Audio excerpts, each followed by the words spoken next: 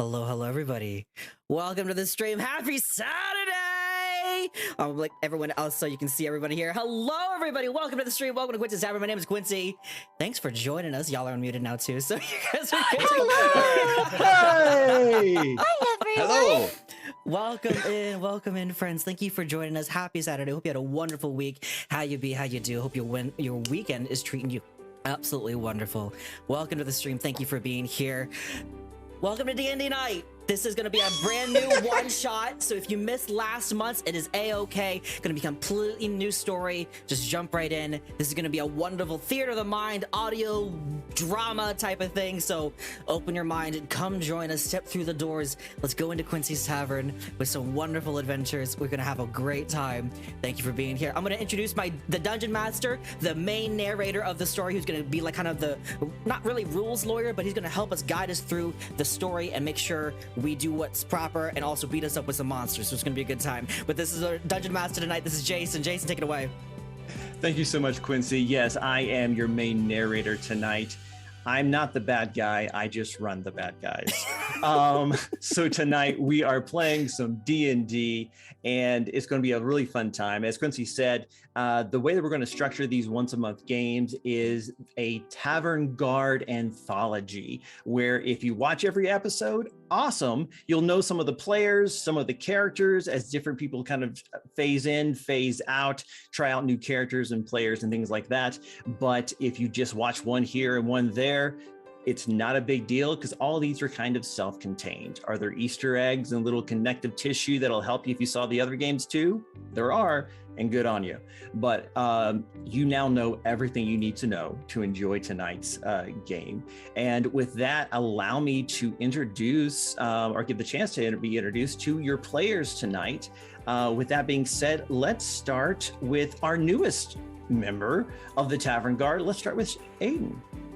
Hello, everybody. My name is Shay Aiden. You can find me on TikTok, Instagram, YouTube, all that other fun stuff. I do comedy stuff online and full-time content creator for well over a year now, actually, and it's been That's awesome. Absolutely fantastic, as well as I've been more heavily involved in D&D as the months continue, and I'm just so happy that I keep getting invited to events like this. And like I said, thank you so much, Quincy, and everybody for allowing me to be a part of this. This is fan-diddly-tastic. I will be playing a Leonin Barbarian today with a little bit of sprinkled in with some wild magic, you know? Nice. Aiden, can we get you to bump up your mic just a little bit?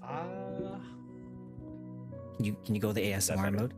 ASMR mode? Oh. Yep, I will Oh. cleaving you in twain with my axe. I like to rage. There we go. I like to rage. Yes, thank you. Thank you. And Aiden, where can people find you on social media? Shane, everywhere. CheZAIDAN. Yes, it's not Chez, it do indeed be Shay. On, everything. I keep it pretty simple. I totally have not been mispronouncing that for 2 years now that I've known you. Definitely not. It's okay. It's okay. I I was on a only know podcast for like 8 months, and like he said it wrong every single time for like 8 months straight. And like one day I was just like, "Hey, by the way, it does happen to be Shay." And he's like, "Oh, Yeah. I'm so sorry." I'm like, "No, it's okay. It happens a lot." Nice. And I only know how to pronounce it because I used to live in Quebec. See? All right, let's move on. Jackie, let's have you go. Hi, everyone. My name is Jackie Ilana Chan. You can find me on TikTok and Twitch. I'm a variety streamer on Twitch, and I do a comedy/cosplay channel on TikTok. My tag name is Jackie_Ilana_Chan. It'd be really amazing to see you guys on my streams every now and then. But yeah, super excited to be here, everyone. Yay. And Cole. Hello. I didn't see you there. I'm Lightbox Gnome everywhere. I'm a variety streamer on Twitch and a weird dude on TikTok. And I say weird dude because I don't know if I can describe my stuff as comedy. I think it's pretty funny, but hey, my TikTok is a mishmash of whatever I find entertaining at that point. So I recommend checking it out if you want to trip down the weirdest lane possible. But otherwise, Lightbox Gnome everywhere. And who are you playing tonight, Cole? I am playing Apollo, a roguish tabaxi swashbuckler. Oh. Nice. And I'm going to have you introduce yourself too, Quincy, just because I want to be consistent. Well, hello there, traveler. My name is Quincy. I am a variety streamer here. Welcome to my channel here on Twitch, where we stream quite a bit. We have Monday night reading streams. We do Friday nights. Sometimes we do Thursday night spooky games, and we'll have the Saturday nights we kind of reserve for D&D nights, and we might have something coming up real soon for kind of add to that. But welcome to my stream. Thank you for being here. Thank you to my friends joining us here. It's gonna be a wonderful night. If it is your first time joining us, welcome to the channel. Welcome to the chat. Please know that we are not ignoring you if we do not see your messages, but I will be watching them. Kind of come into this thinking it is I would say audio drama, because like I used to grow up listening to audio dramas, like all the time, and so imagine it's like this, but you can see us and you can see our faces and stuff. So that's what the world is going to be coming into this. But thank you for joining us here. Yes, it's a improv audio drama with math, and I will be your main storyteller, the captain of this erratic, chaotic ship. My name is Jason Russell. You can find me at Critical Dice on Instagram and Heaven Help Us TikTok. And we actually have a sponsor tonight, which is amazing. The fabulous people at heroforge, which made all of the wonderful tokens you see here at the bottom of our screens. And later on, as we show you our map for our adventure later on. But heroforge, if you don't know, is a free-to-use online character design application.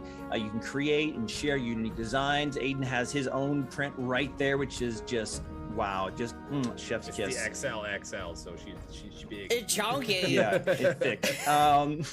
You can create and share unique designs using the in-depth character creator tools. You can order custom design tabletop miniatures that truly represent your character, unleash your creativity, and start designing today. And we have a giveaway we're going to do with our friends at heroforge. At the break in the middle, we have a fun little like game where you could possibly win your own heroforge mini that they'll actually print out. It's in full color and it'll get shipped to your house. And I even have a code where the shipping's free too. Oh my gosh. I feel so official. What the heck? Oh my gosh. Secret bonus code.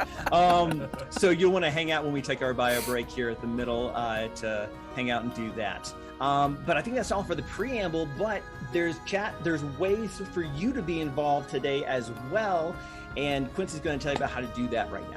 We love for things here to be a little bit different than other D&D streams you've seen. We are super fans of many D&D streams here, but we want you guys to be involved a little bit more. We want you guys to use your channel points, which you get are completely free by just watching, chatting, and just being here. The longer you're here, the more channel points you get. And there are many ones that you can get in the look at the little gold coin at the bottom left of the chat. It'll be like a little gold coin with a little griffin in it. Those are arm coins. That's what we call our currency here at Quincy's Tavern. Basically, what you can do is if you save enough points, you can give us inspiration, give us a D4 inspiration, give us advantage on a check, spawn in a monster if you'd like to, but be aware and be known. Look at the fine print. There are only 3 monster spawns tonight, so don't waste them all in the beginning. Maybe you want to spend them out when something's going to get dicey and then suddenly spawn in a monster. And then also certain redemptions, only 2 per viewer. So you will be able to help us, but you won't be able to use a lot of your points, because I know some of my regulars here have been saving up and have a lot. So this is for Jason. So like our DM doesn't like always have to, we don't have like insane amount of advantage over his characters and monsters. So and I'm looking at the chat right I'm okay now with that. and it looks like I'm the favorite. People are ready for some monsters. Oh so yeah, I'm sure they're so ready for First 3 seconds in, it's just like, oh, I'm in a tavern. Monster.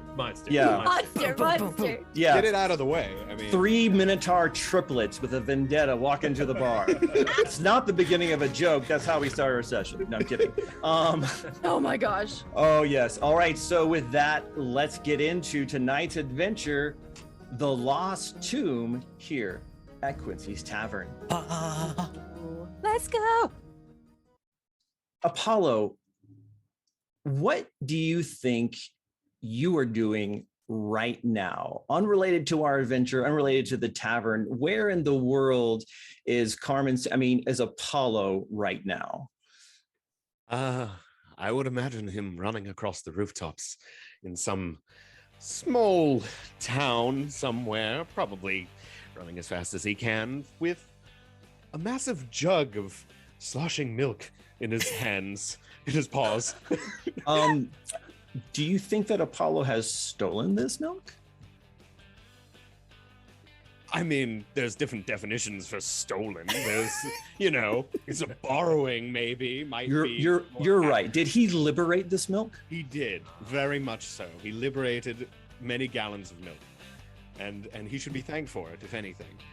I think as you're jumping across these rooftops, you can kind of glance to the street, just maybe a mere story or two below, and can see 6 or 8 dozen townspeople angrily running and strangely keeping pace with you. These farm boys are no joke. They have pitchforks and not a few torches. And they are looking for ways to head you off at the pass, as it were. What would you like to do? Well, I haven't the faintest idea why. Running along the rooftops looking for the perfect opportunity, realizing that this is in fact the last rooftop before there's a sheer drop. Well, cats always land on their feet, right? And jumping off, realizing midair, slow-mo, super thoughts, reaching into the pocket, and very haphazardly flipping a coin in the air, falling backwards with this milk.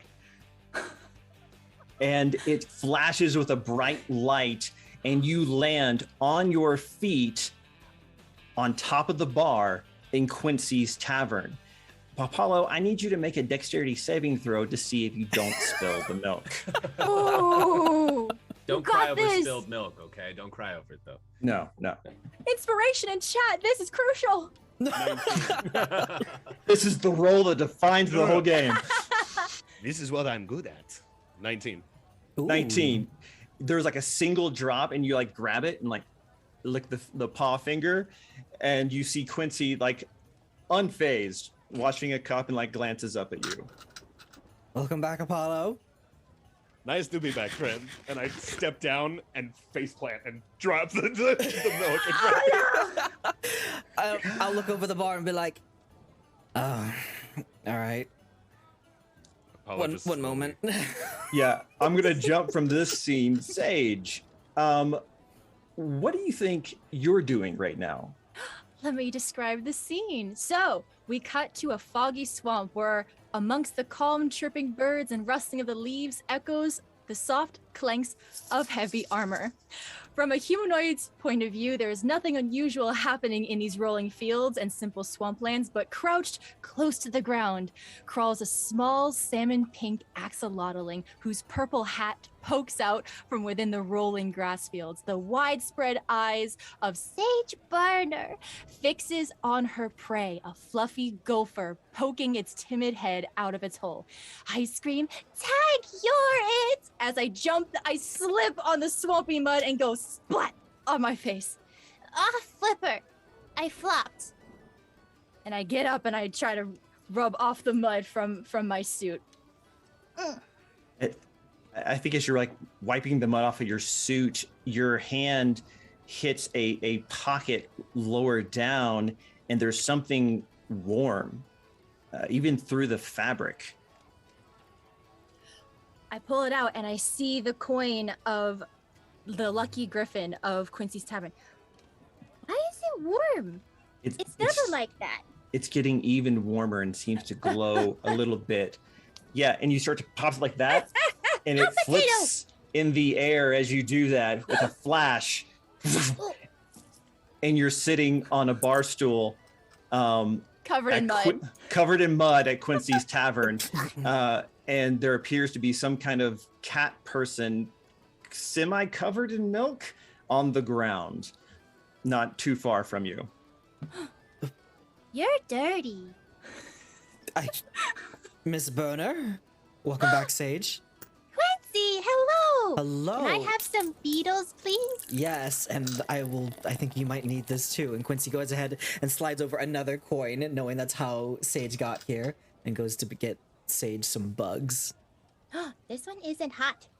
I like it. Arktreon, am I saying this correctly? Yes.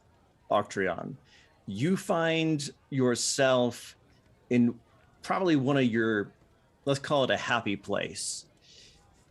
You're on the recently vanquished field of battle. The moaning and bleeding bodies of your defeated foes lay some 60 feet behind you in the dust. You find yourself standing now, watching the sun slowly set over the ocean as you stand or perhaps crouch, letting the rage wash off of you on the edge of a cliff. What are you doing right now? What are you thinking about right now? Well, after all of that, should probably sharpen my axe. And I reach into my bag to grab the stone. And instead of, as I'm pulling out the stone, a small coin falls out of my bag. I reach down and grab it, flip it over. Appears to be glowing and getting warm. I could use a bite to eat. And I flip the coin. It flips in the air in slow-mo, and you reach out to grab it, and there's a flash, and your hand grabs a sandwich out of another bar patron's hand sitting across from the table from you. And with the merest hesitation, you like see it. Are you chomping down? Oh yeah, oh absolutely. Yeah, and just kind of lock eyes with the kind of farm hand sitting across from you. That's like, that's fine. Yeah, Simon, that's fine. Simon, don't worry. I'll get you another one on me. It's all right. Thank you, Quincy. Thank you. Arktreon! Quincy. Hello, How are Vil- you, my old friend? I am well, sir. You... Looking at the scrapes and bruises, I can tell you fared better than the others. Sorry, I've tracked in a little bit of blood again. Oh, you're not the only one to track in things today. I look at Sage and Apollo. Apollo Jade. How are you, my old friend? Well, he looks down at his milk-covered front. I could be doing better. Out liberating things again, I see. You know me so well, friend. And I go in for a hug. Of course I embrace you. How big is Arktreon? 7'9", 410 pounds. Oh my god! Yeah, I'm a big guy. Yeah, he's not a le papite. I am super okay with the specificity of that description. Apollo, how big are you? 5'6", 120 pounds. Great. These two cats are bigger than Quincy is. Yeah. So, chat, we accept all fan art, just letting you know. 7 foot Yes! frame. Yes. Quincy, when you heard Sage say this one isn't warm, you're not exactly sure what she means by that. The behavior that I described, that you, Quincy, the person, heard, doesn't really match with anything you, Quincy, the D&D character, has observed before. Okay. It's a little odd. What, Sage, darling? Huh? What did you mean that your coin was hot? Well, I was running really fast towards this gopher, so maybe it's me. But when I reached into my pocket, the coin you gave me was burning hot. So then I was playing hot potato with myself, and then I accidentally flipped it, and now I'm here. Oh. Well, Yeah. Well, I'm glad you're here, and maybe it's better for Thanks. the gopher here too. But Ah. I've never heard of my coins doing that. Apollo, Arktreon, were your coins acting strange before you arrived so suddenly? It was a bit shiny, yeah. Kind of warm to the eye. I didn't really notice. It was kind of midair at What the time. were you doing? Do you have milk here? Is there can I get a glass of... You seem to have enough in the front of you to last all night. Very, very smart of you. That's I funny. got Yes. you, my friend. Don't you worry, and I'll snap my fingers and send an automaton to go get Apollo some milk. Thank you. It's at that point where all of you can hear a voice that says, I'm sorry, that's probably my fault. My name's Mott, and I think I'm in mortal peril. I don't know if you can help, but that would be really great. I look around to the person who had that voice. What do I see? What you see, and my players, you can see this in your Discord as well. You see a probably 3 foot tall figure wearing like almost like wizard robes, a blue wizard hat, all shadow where the face should be, and just 2 eyes poking out, and they're floating. No feet, no legs, no arms visible. It's this just creature that's just kind of floating there. And the other thing that you notice is when he spoke to you, it was in your head. Do I see him? Oh, you all can see him. Oh, Another wizard! Hi! just come forward, friend. Okay. My name's Mott, and Mott. I'm sorry. So, sometimes people find like the whole talking in your head thing a little disturbing. It's a but- bit invasive, a little bit, yeah. Right. That's why I try to start with sorry. Sometimes I'll start with ring ring, and that kind of helps. But Do you get good reception when you do ring ring? yeah, sometimes when people put their hands to their heads, that also helps. But it's more about like like preemptively apologize. Anyway, so when I get really really scared, sometimes like psychic waves will like come off of me, and some people who are like really like sensitive like to the psychic plane can like hear it. And so if people like came here not knowing why, that might be my fault a little bit because of the aforementioned mortal peril. Yeah. So, what can we do for you then, Mott? Mott, yeah, Mott. 2 How'd you- T's, 1 E. Wait, Met? Met? Mott. How do you say- It's M-O-T-T-E. Yeah, Mott. Almost like moat, but okay, Mott, okay. Mott. Yeah, I think it might be French or something. What can we do for you, Mott? Why are you in mortal peril? Well, so I work at a fort with a bunch of soldiers. I'm kind of like their arcane advisor because they're not really into that kind of stuff. It's at Fort Erebus. I don't know if you've heard of it, but I was there just a minute ago, and we were attacked.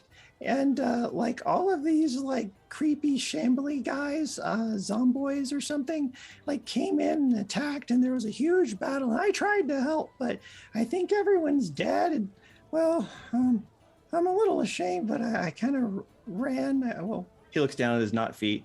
Fled, and as soon as I got out of the gates, I saw this tavern. I don't remember this being here before, but I figured maybe you guys could help. I mean, I realized heroic rescue is probably on the menu. We have exactly what you need, Mott. What plane did you say you were from? That's a great question, actually. So I'm from Toril. That's the planet, but the continent is Faerun. Okay. So familiar to a point. It's interesting that you would even know to ask that question. Like most people don't really, get the whole astral sea and crystal sphere thing. Well, you're in a very special place. Yeah, I'm starting to realize that. Well, you must be a very special person too if you can psychically summon several of my friends here. Yeah, again, sorry about that. That was kind of like an accident, like fear, fight or flight response thing. I think. I'm sorry. I looked at Apollo, Sage, and Arktreon. I know you just arrived, but would you be interested in another adventure? Apollo, who's on the ground waving his hand underneath Moat, trying to figure out with the levitation thing. He just hovers slightly away from you, just like trying to like politely not notice. I have to still zone into the sandwich. I'm still getting through this sandwich here. Yes, I was wondering where that milk was actually. But an adventure after the milk would be good. I would be fine with that. I owe you a little bit. I'll slide a milk stein over to Apollo. Sage is desperately trying to respond telepathically, so she has her little webbed hands pressed against her cheeks right now, and her face is turning red as she's trying to be like, yes, I want to go on another adventure, but she's not saying that out loud. She's really trying. Yeah. Mott kind of like glides over to you, and like his two eyes from the shadows like look at you and goes, Oh, I really appreciate that, but you don't have to shout. Like, I think you're gonna break something or something. Sage? You heard me? Yeah, Yeah. it worked. Oh. Yeah, I also think that maybe that gopher deserved it. Oh, you saw that? He has been terrorizing the lake that we live in. yeah. People, no, Yeah, they can be the worst. but I flopped before I could get him. I'll get him next Oh. time. Yeah, I have a problem flopping too. I can get like stuck like a turtle on its back. It's bad. That happens to me. I think it might just be the armor I wear. Do you wear armor underneath your cloak? No, just social armor. Oh, Social. I look at Apollo and I'm like, I Why are you overheard that looking at you me? Tipped over, so I just like gently like give you like a light shove to try to knock you back on your back. So Wait, who Sage, are you? Sage is nudging? like, Mott. Oh, Because okay, I'm yeah. hard time trouble. Like if I fall on my back, I look at turtle. I'm like, Sage is waving away his hand. no, don't do that. That can be dangerous Yeah. for turtles. oh, So, like, Arktreon, you feel something solid, but kind of like squishy, not like sage squishy, but like a loaf of bread squishy. okay. all right, that's a Beneath, give. and he kind of like shifts over. It's like, Yeah, thanks. Like, in the event of an actual flopping, that would be actually really good. This concludes our test of the emergency flipping system. All right, fine. Arktreon, please do not push over my patrons. Hey, I just mean, trying. Just that was- see if you flop. you did good, buddy. That was good scientific research. Okay. Mott, the typical scenario of mission, quest, adventures, heroes requires some sort of payment. Now, I know my friends are very altruistic at times, some more than others. I look at Apollo and Arktreon. So, do you happen to have any sort of payment for my friends here, or is this something that we can discuss privately and I could put it on the tab of the tavern? Well, I don't really have pockets, but I think my captain is still alive, Captain Bailey. And if we can rescue her, I saw her like doing a fighting retreat into the barracks next to the old church, and if she's still alive, I'm pretty sure she could like loose the funds to the treasury. Or, alternatively, if everyone's dead, then there's not really use for a treasury. So I guess you guys could have that. Are you a pirate? No, I'm an adjunct magical advisor to the garrison. Wow, Moat? so you're smart. I try, thanks. Moat. Yes, How- small cat. I'm gonna let that go. What How am I tall supposed is to call this? you? You can call me Apollo. You can call me Oh, okay. the Slayer of Evil. You can call me whatever. How His real tall name's is this Jade. Captain Bailey? Don't. She what? Just ballpark it. Ballpark it. he looks at Arktreon. A little shorter than him. How? Little bit? Like a little bit? Well, shorter? like between you and him, I guess. Like what, 6? Yeah, like 6'4", I think. Yeah, she's an impressive woman. for Quincy, sure. Quincy, my friend, turning to Quincy. Yes. I will do this pro bono. Let's You do this. nothing pro bono. What is it? I will do this pro bono. I I think just learned he what that has word a meant. crush. wait a sec. Hello? Wait, I'm No. now clicking back into the situation. Mott, Yeah, you're Captain Bailey. yeah. Does she have a cat? No, Does she like cats? she's never really said anything one way or the other vis-a-vis. Is she felines or single? canines. Oh no. She's kind of married to the job. She's kind of intimidating. I just try to help where I can. I don't really do long fireside chats with her, but she's fair. She's good. If I have to save you from another Amazonian women village again, I Wait, it's- swear to God. Oh, so you have experience? This is great. He's got a. I'm very a experienced, type, my friend. so to speak. Hey, His type is very consistent Yeah, consistently tall. and what buff. is this verbal assault I'm facing? It's not verbal assault if it's the truth. Facts. Facts. It's facts. It's all right. It's Spits okay. back with his It's milk. okay. It's okay. And I pat him on the head and like, it's okay. He like descends a little bit, and you take your paw off, and he comes back up. All right, well, I'm in. Okay. Well, All right. Why not? Okay, let's go back into the terrifying maw of murder and death. Huzzah! Okay. Quincy's gonna grab his bag and strap on waffles and motion to Jasper to take over while he's gone, and then kind of wave back to Misty and Jamie and everyone who's working behind the bar and everything. And I'll be back. All right. All right, so you guys follow Mott outside, and I mean, literally, like, as you look to your left, outside the front doors of the Lucky Griffin, in the distance, maybe 100 feet, there is a impressive-looking fort with kind of high berm stone and earthen walls. You can see some tallish buildings inside. They appear to be on fire. And then a small rise where there's a proper inner kind of fort that appears to be what looks like it used to be a church or something. And then a couple of buildings of different colored stone that have been like built onto it, as though this had been a progressive construction project over the decades.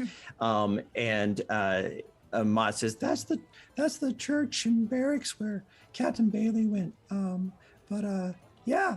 So here we go. and like the front doors are like knocked in. One's just inside, the other one's like half on one hinge, and the space here is pretty large. There's about 5 buildings here, and then there's a very small moat, not moat, but moat inside, and a bridge that's been kind of ruined, possibly by the soldiers in their fighting retreat on their way to the inner fort.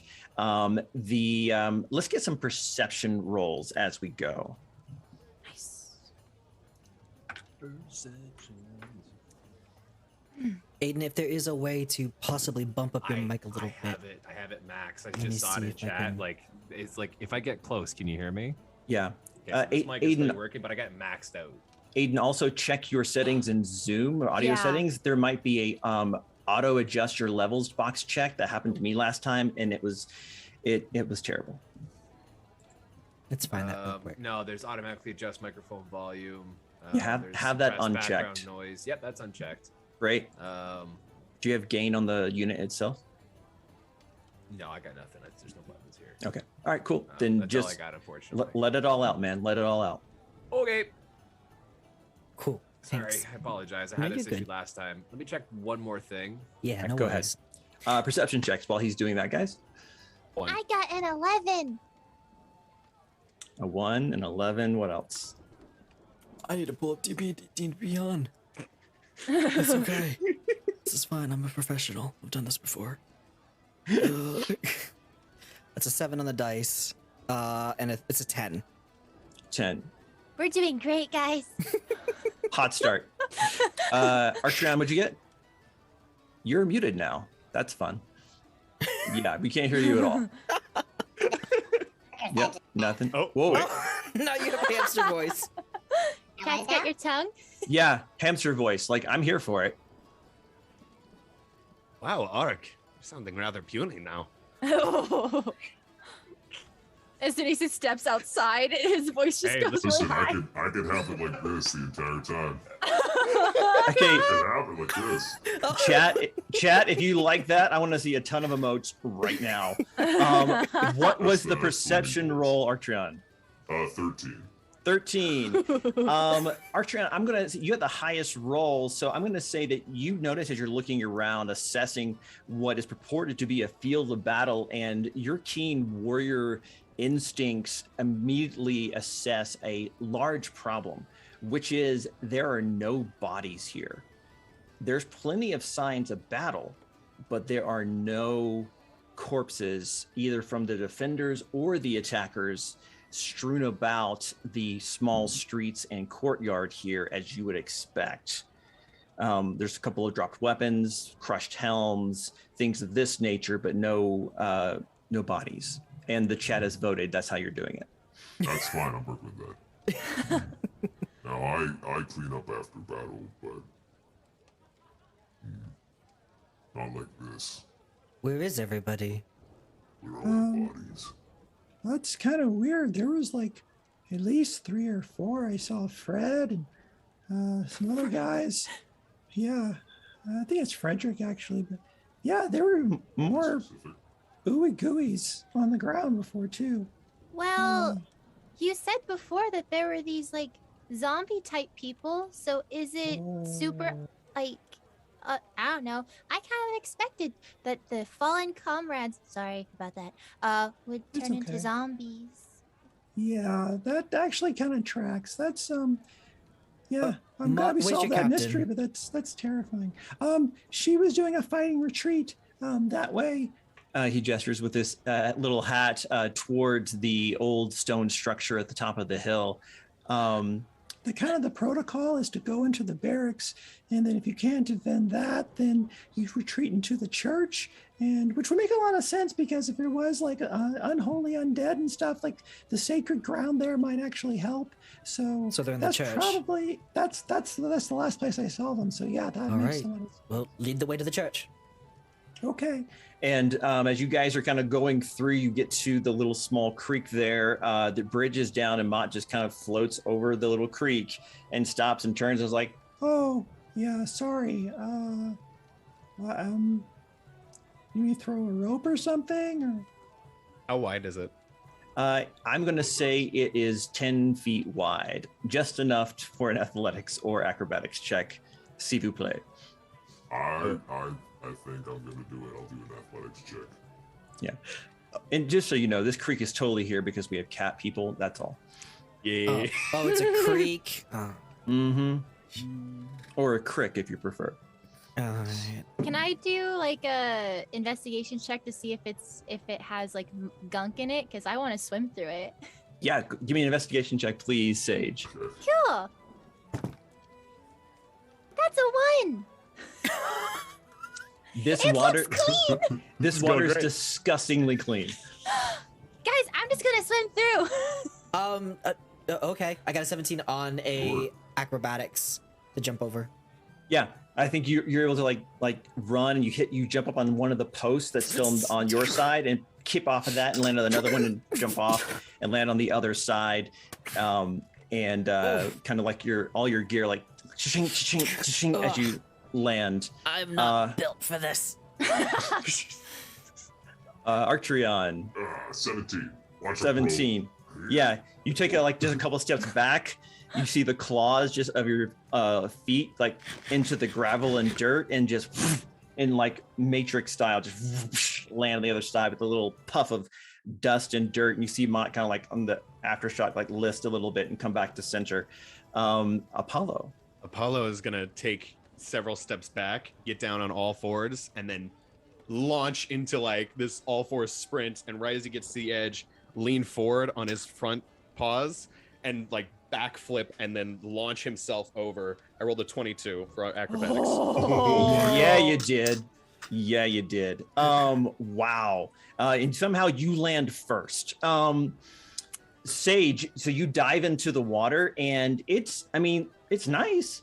It's just really clear. Like there's no lily pads, no moss, no down trees, but this creek only seems to be about 8-10 feet deep, but there is in the kind of bed of like smooth pebbles something that you can see that does break this kind of pristine riverbed, and you see 2 of the missing bodies are kind of like floating, like shoulders up, elbows almost parallel, looking down.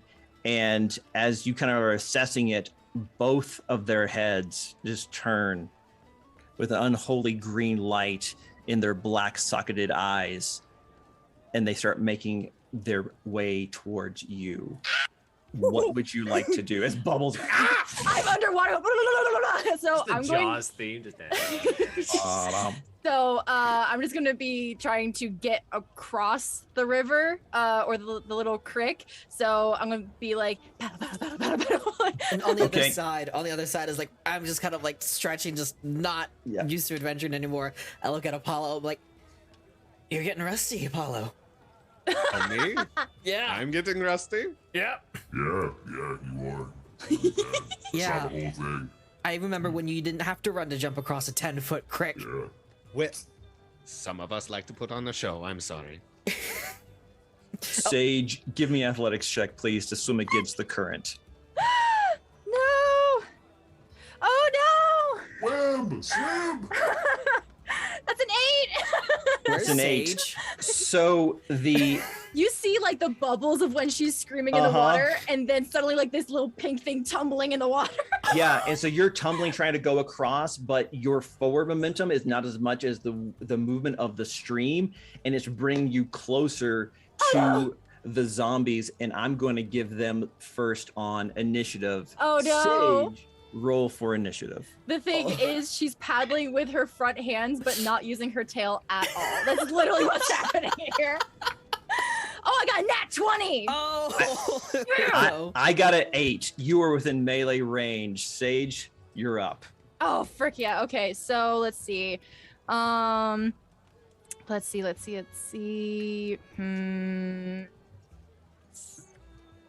Okay, let's do.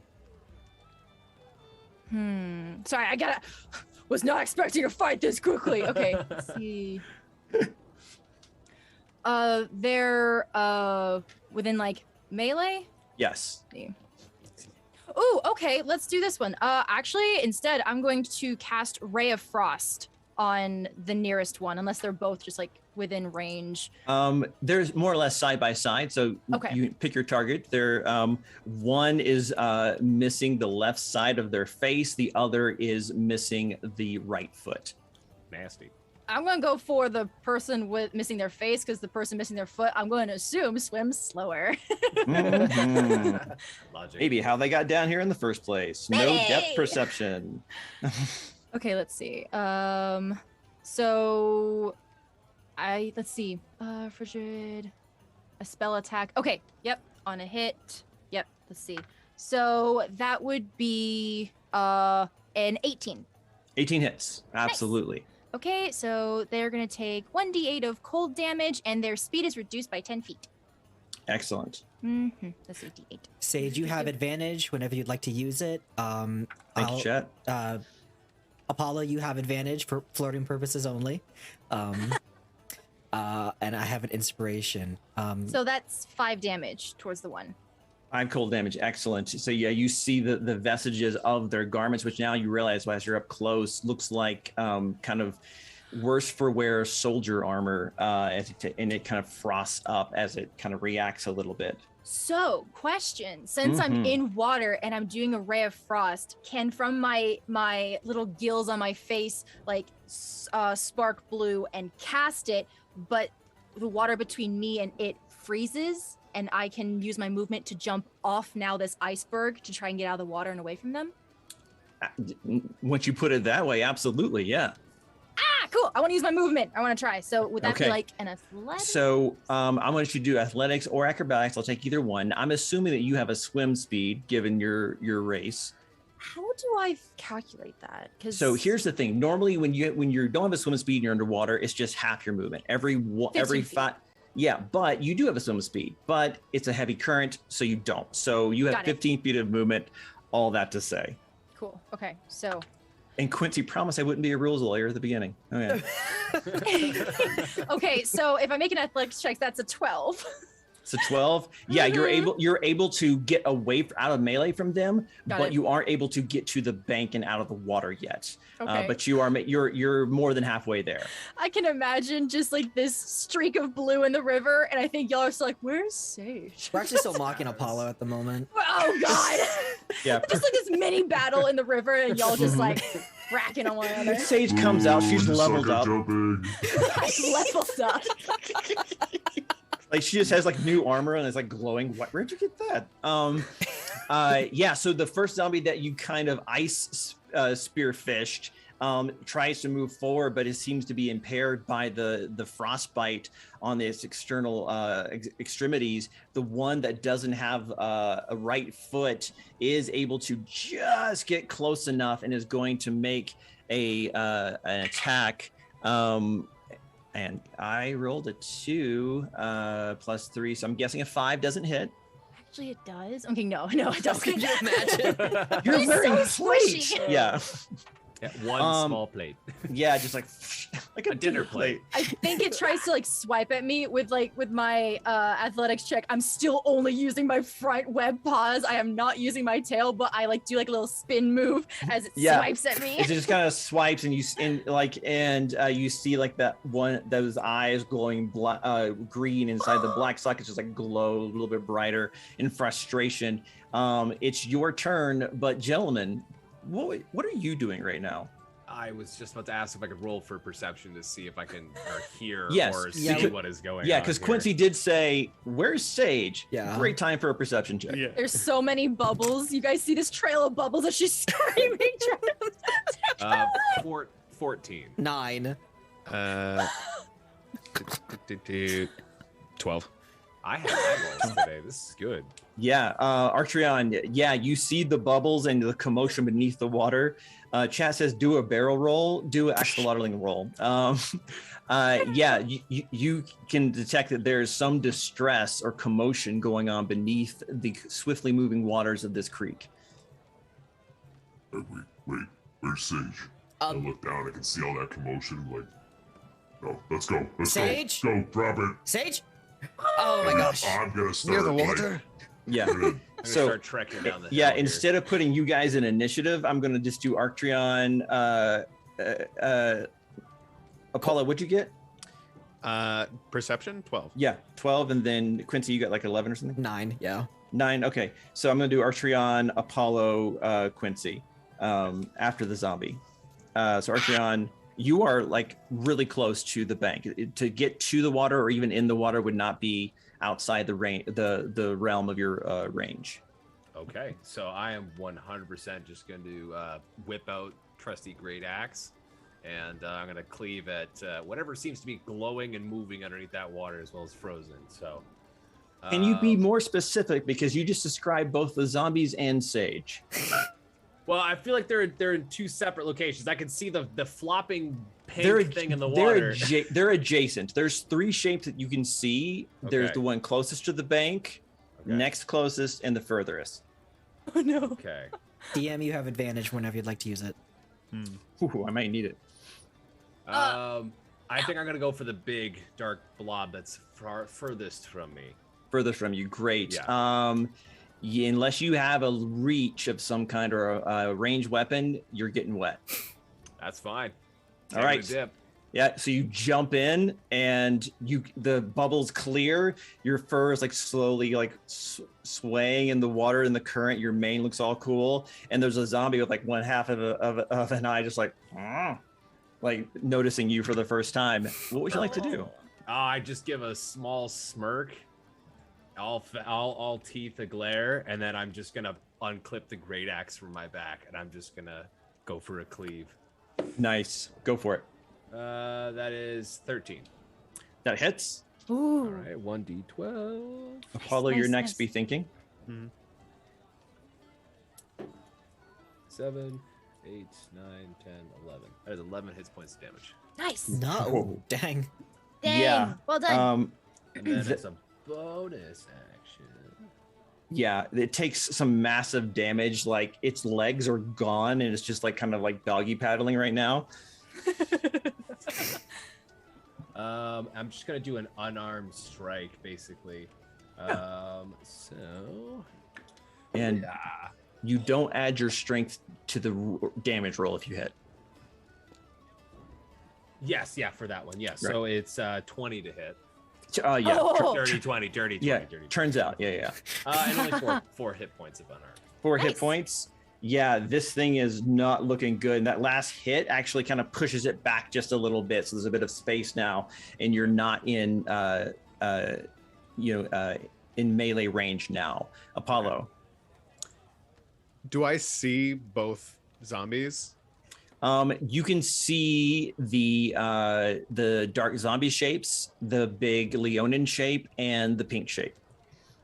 I'm going to take a shot. I'm going to take the short bow off my back and just not even getting any closer to the water. and just okay, and taking out an arrow, notching it, and right at the one that Ark is not engaged with, I'm just gonna Nice, the one next to Sage. Arrow. Great. Yes, Roll it. That's a 16 to hit. That hits. Nice. Accidentally smokes me right in the back of the head. Oh! No, it's fine. It's fine. Yeah. When he gets another nat 1, we'll talk. Oh! 9 damage. 9 damage. Excellently done. Very good. Sage, you can see just emerging from the heavens an arrow that goes straight through like the bottom jaw and lands into the shoulder of this zombie. That kind of like slowly like. You can't tell because she's underwater, but she's crying of joy. Yes, thank you. I needed help. The salt concentration of the stream gets a little higher. Anything else for you, Apollo? No, I don't think. I think that's about it. I'll ready another arrow for the next time. Excellent. Quincy? How far away is Sage from the shore? 10 feet. Can I go in and get her and then come back? Absolutely. So I just need, unless there's something special going on, give me an athletics check. Okay. And Sage, you're up next. Wait, I have inspiration. I'm gonna use my inspo. Yeah. Oh, Last month we had like tons of like inspiration and bonuses, and they didn't need to use them. Tonight is different. my D20 is not listening to me. That's a total of a 9. A 9. So, Quincy, I'm going to give you a choice. You can either hold on to the edge or hold on to Sage. Which one would you like to do? I'll hold on to Sage and try to swim back. Okay, so you grab Sage, and she's so wiggly, like so wiggly. Oh my gosh. Like the word undulating comes to mind. Stop. And you like lose your grip on the side of the thing. You're like, no! And like you're going under, trying to save this being that can't drown. Oh, I can breathe. Sage, what would you like to do?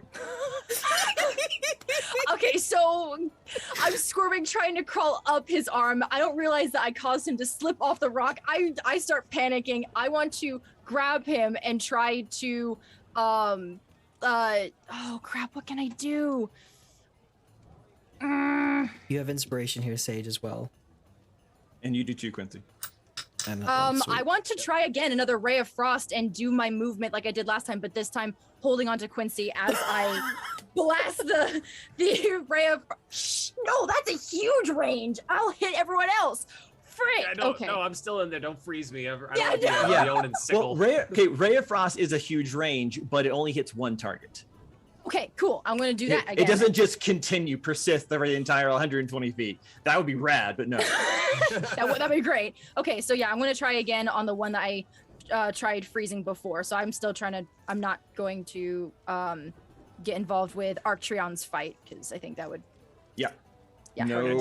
Just let So me do are my you- thing. I'm good. Yeah, so you're hitting the one that's closest to you that just got shot with an arrow. Got it. Yes. Roll that attacker. Come on. Okay. 12 to 12 hit. hits. These Oh guys my are God. not tough, thank God. not quick. They Okay. do have some more hit points though. So yeah, it's a hit. Okay. D8, another 5 damage. Another 5 damage. Excellent.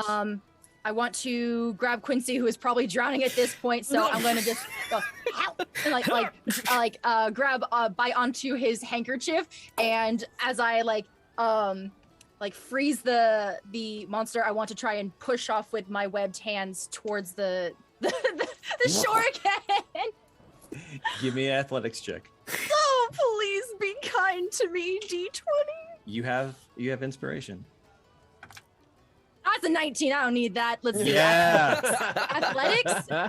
Yeah. Athletics, right? Yeah, That's a 24. That's a It's a 24. So, correct me if I'm wrong, but what I heard was 2 hands on the shore, Quincy's like neckerchief in your teeth, and just like that little tail is just like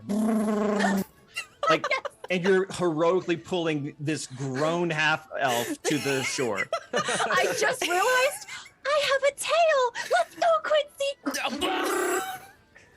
That's like straight up mom energy, like just like lifting the bus to save their loved ones.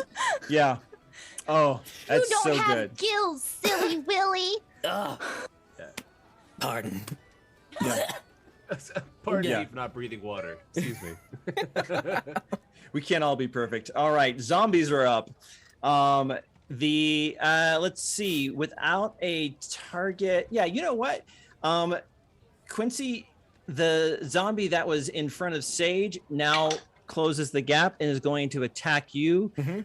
That dice is retired. I'm using my advantage. I got a 1 on that one. You're retired too. Who makes these dice? Wait. And misses completely because of all the foam kicked up by Sage's tail. The other, where are my good dice? Ah, here they are. The other one in front of you, Ark, is going to attack, and that's going to be a 13 to hit. Misses. Sorry, Yeah. yeah. Yeah, kind of like an aggressive doggy paddle and just like bounces off the chest plate, doing no damage. Ark, you're up. All right. I'm gonna. What do I want to do here? Yeah, I'm just gonna go ahead with the great axe again because I do love my great axe. The one that just hit me, no. Because the one, how far is the one from distance from me? Like 10 feet? Yes. So the one in front of you with no legs now is in melee range. The other one is only 10 feet away. You could easily get to him if you wanted, but you're not being threatened by both currently. Okay. I'm gonna try to cleave this one, and then I might move to the second one to finish the other one off. All right. Sounds good. 9. 9. Turns out that hits. Oh my goodness. Okay. Wow. Okay. I all told right. you they do not have great AC. They're shambling muscle sacks. 7, 8, 9, 10. Sorry. 11 to hit again. To the other 11 one? hit points of damage. Oh yeah. It just like you cut it in twain and the two pieces like float off separately with the current. You catch like just the hint of like a raised eyebrow from the right side, like, and they're gone. Okay. Anything Like, else? It's got like a bubble, like. I am gonna There's bubbles coming from you. Oh yeah, like I'm laughing underneath the water, but I'm like. Okay, like Sage thinks you're in trouble now. Bubbles! So I am going to swim. I'm sorry, one second. You screamed bubbles, but in my mind I was like, oh, what a cute nickname for Ark. Oh wait, that's not what she means. No. My apologies. Please continue. That's okay. I'm gonna swim over to the other remaining zombo, and I am going to gonna cleave him with that axe. All right, let's do it. My math Is this an unarmed strike, or do you have 2 attacks? Oh yeah, sorry about that. My bad. I will do. You knew the unarmed strike for sure. Yeah, I'll do an unarmed strike because I think he's got like next to no AC or hit points left. Yes, Yeah. I shall. Both things are true. Yeah. 2 to 7. That does not hit, sir. Okay, I thought so. Yeah, that's okay. No, that's okay. We're testing The it. mud is still in the water. It's okay. It's somewhere between 7 and 9, based on experience. I may not be a smart Leonin, but But I did watch Sesame Street. All right. Apollo, you can see one of the dark shapes has like been whisked away into a couple of component pieces, and the Leonin shape gets closer to the other dark figure in the water. Finishing off absolutely cackling and watching it soaking Quincy. Just anyway. All right, I guess. And he's right next to Ark, isn't he? The zombie, yeah, absolutely. Yeah. Oh, this will be fine. Launch another arrow. That will be 17 to hit. Hits. Ooh, 10 damage. nice. You see the arrow go through, catch on a bone, and the entire undead husk is shot to the bottom of the stream and pinned to the ground as it flails for a moment, and you see the green glow in its eye socket. dim and extinguish. You are out of combat, but a couple of you are still in the water. At least our Ark is. Man, Ark, that unarmed strike, that was insane, man. I just like swim to the top. I'm just like, "Ugh. You do better. You come in here. No. I'm getting up out of the bank and just like just getting all the water off of me and kind of wringing my hair and ears and I'm like, well, glad I could help. I'm guessing that Arktreon is so much stronger than Sage, so he's actually keeping up with the current question mark. Yes. Not only Okay. is he like taller, he's also much stronger, and I don't think this current would be a much of a problem for him. Okay.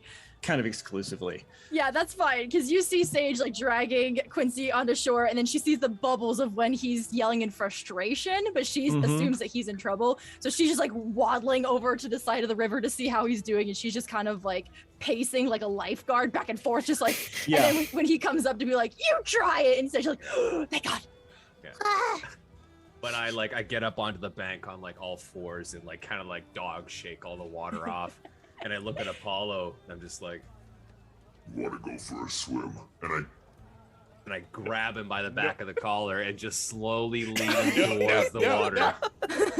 come on, no, you try. It's fine. I'm Why, it's gonna not even that stab you. cold. It's I'm not gonna even that stab cold. you. I It's pull out a fine. dagger. It's fine. You stink. Stinky kitty. Stinky kitty. No. Goes in the bath. Goes in the bath. Kitty.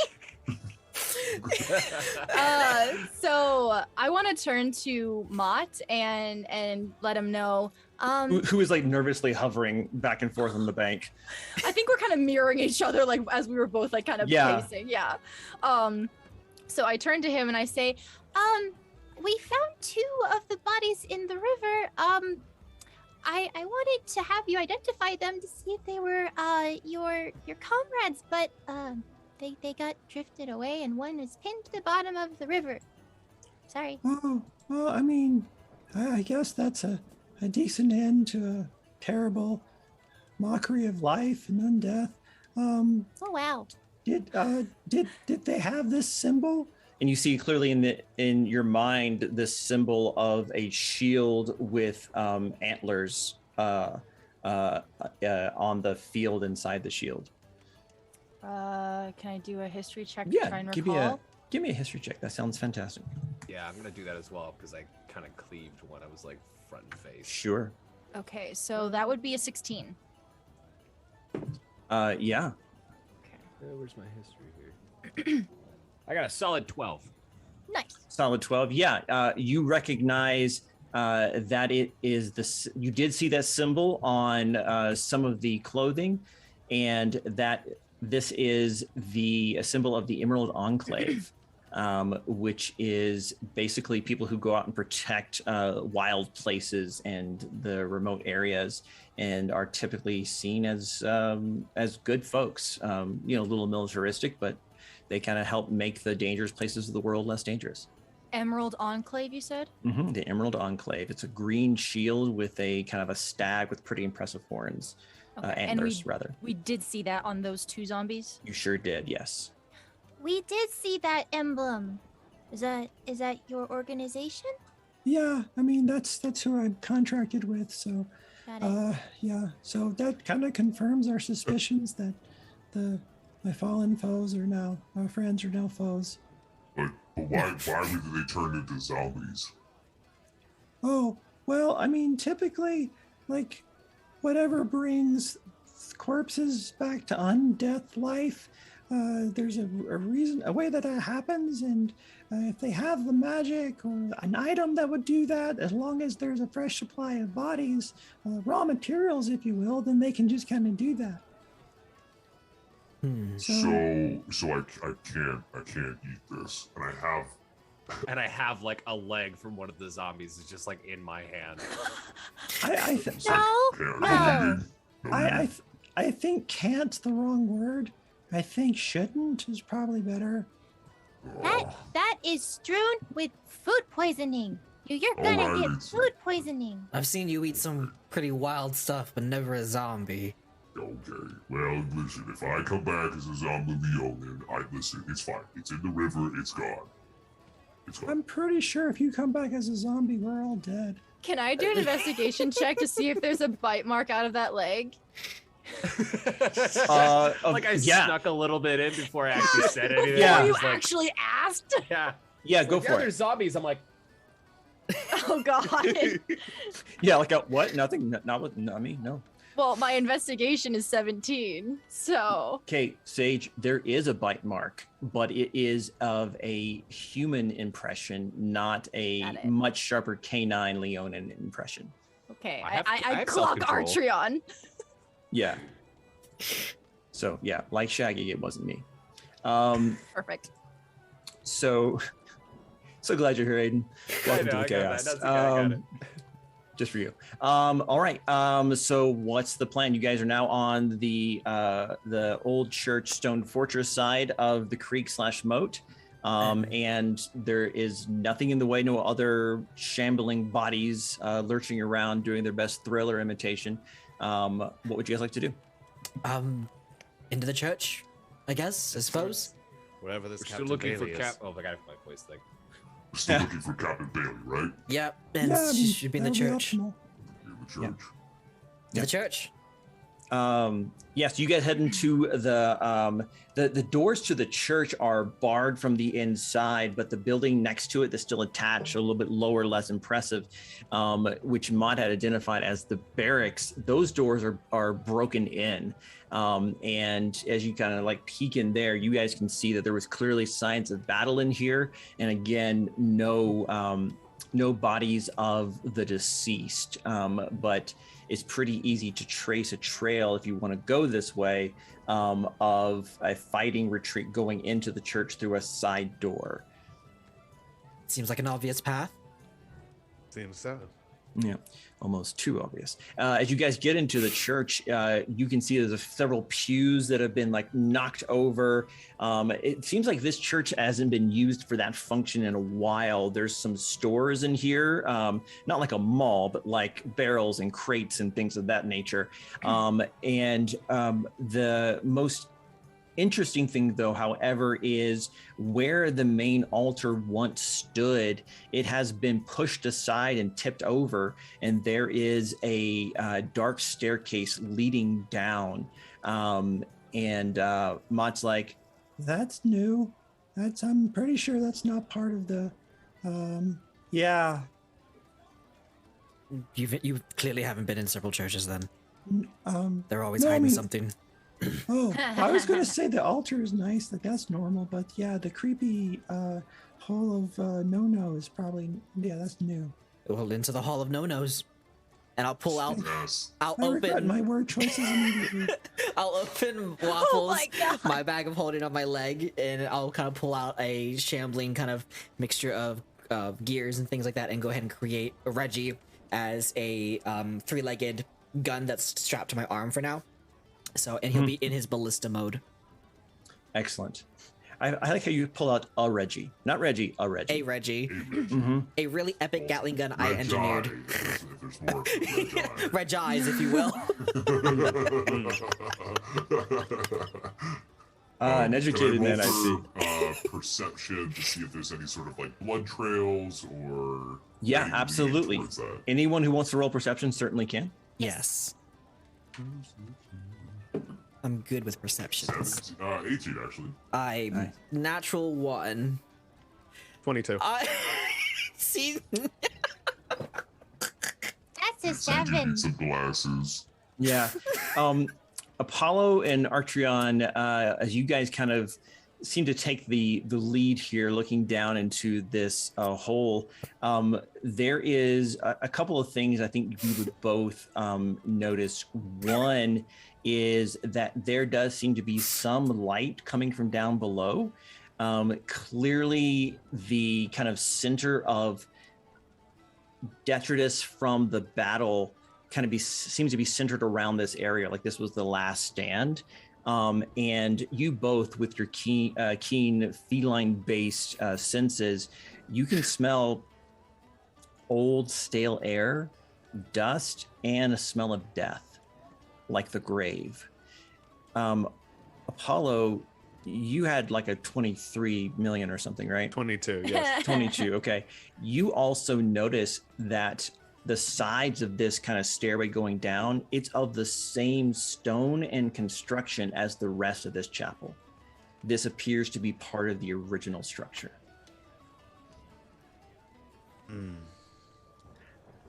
Mott, Yeah.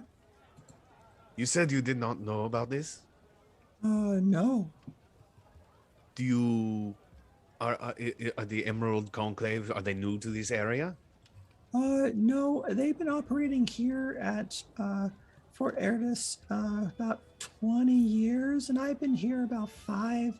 I was assigned to Captain Bailey. She's been here about 7, but we didn't build, I mean, they didn't build this. This was here for a long time. It's been a bunch of things. A settlement, a church, there's a really old graveyard nearby, I think, but yeah, this has been here a lot longer than us. I see. Do you know anything about, did you see any ringleader in the attack before? Is there anyone that's not undead that was attacking? Yeah, there was one person. They kind of stayed in the back though. Like I never could get close enough to see, but they were kind of big, and there was a lot of yelling, like, you know, like eat their entrails, rah, you know, that kind of thing. My typical Wednesday, it's fine. Seems like someone from Ark's family. I say we go straight in. I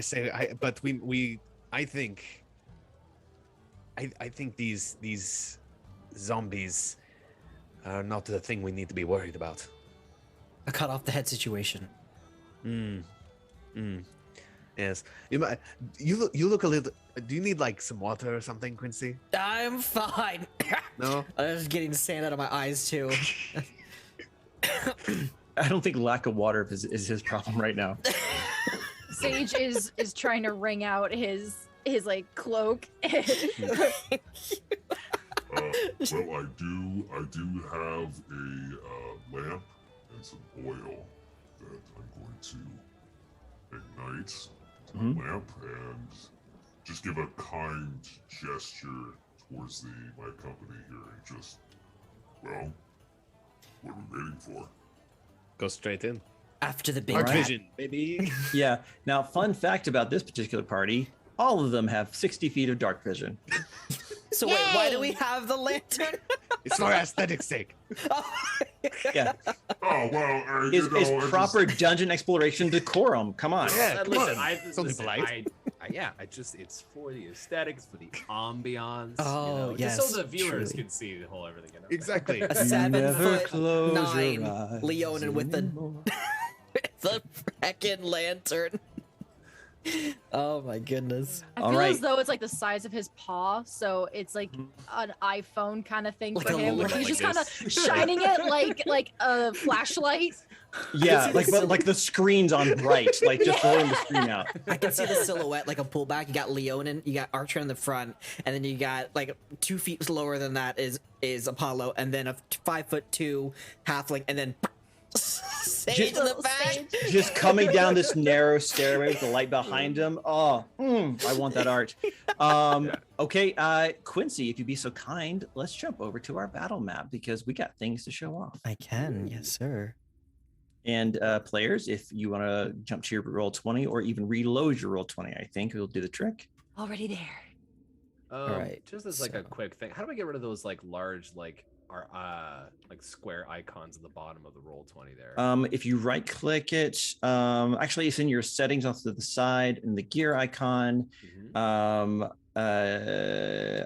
and video, somewhere, where is it? Video display. Names only.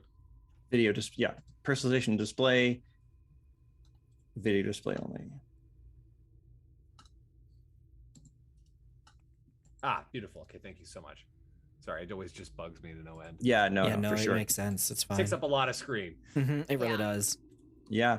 So as you guys reach the bottom of the stairs, you guys find yourself in this kind of still chamber. There are points of illumination down here, which is a little surprising. But it's this kind of round chamber that seems to have been the entrance to perhaps this church's catacombs at one point, or crypt or something. But before you see some stairs going down about 10 feet and beyond, you can barely see the edges of a further chamber. There seems to be no evidence of struggle here, but the path lay before you. We are not in initiative, but thank you, chat. But the floor is yours. This is. I say we go onward. What else? Sure. Felines first. Oh, Yes. wait. Yes. Cats first, because you're all landed. I question your motives behind saying that, but sure. Yep. Onward and to the right. I know many things, and that is you always go right until you can only go left, and then you go right again. It works out. You just yes. All right, so I brought all you guys down to the kind of junction here, the T, and with kind of a sweeping arc, the chamber does go off to your left and your right there, and you're welcome to move about the cabin. I accept rolls. Anything else? Just try not to like run off too far from everybody else. Is my only request. Goodbye. Let's go this way. Starts walking immediately. Does my perception from before carry over? Or do I need to roll a new perception? I would say that this is a new environment, and so I would love to have a new perception check, please, and thank you. I'll do a perception. Try to do Sage, better. when she was on like the much better. beach of the creek, took 2 sticks and is now trying to like feel the magnetisms of which way to go. Like just pure luck. She has no way. She has no idea where she's going. Trying to like douse, basically. Yeah. Oh, I love it. Give me that roll. That's a Should I go this perception way? check. Should I go this way? Yeah. Or are you casting divination of some kind? No, I'm not. I could do that, but that's 60 feet. I think I want to wait till we get deeper into the. Okay. I heard some rolls from I think Apollo and Arktreon. 30, 20. 30, 20. 22. Are these perceptions? If you wish, yeah. Okay. Well, I got 9.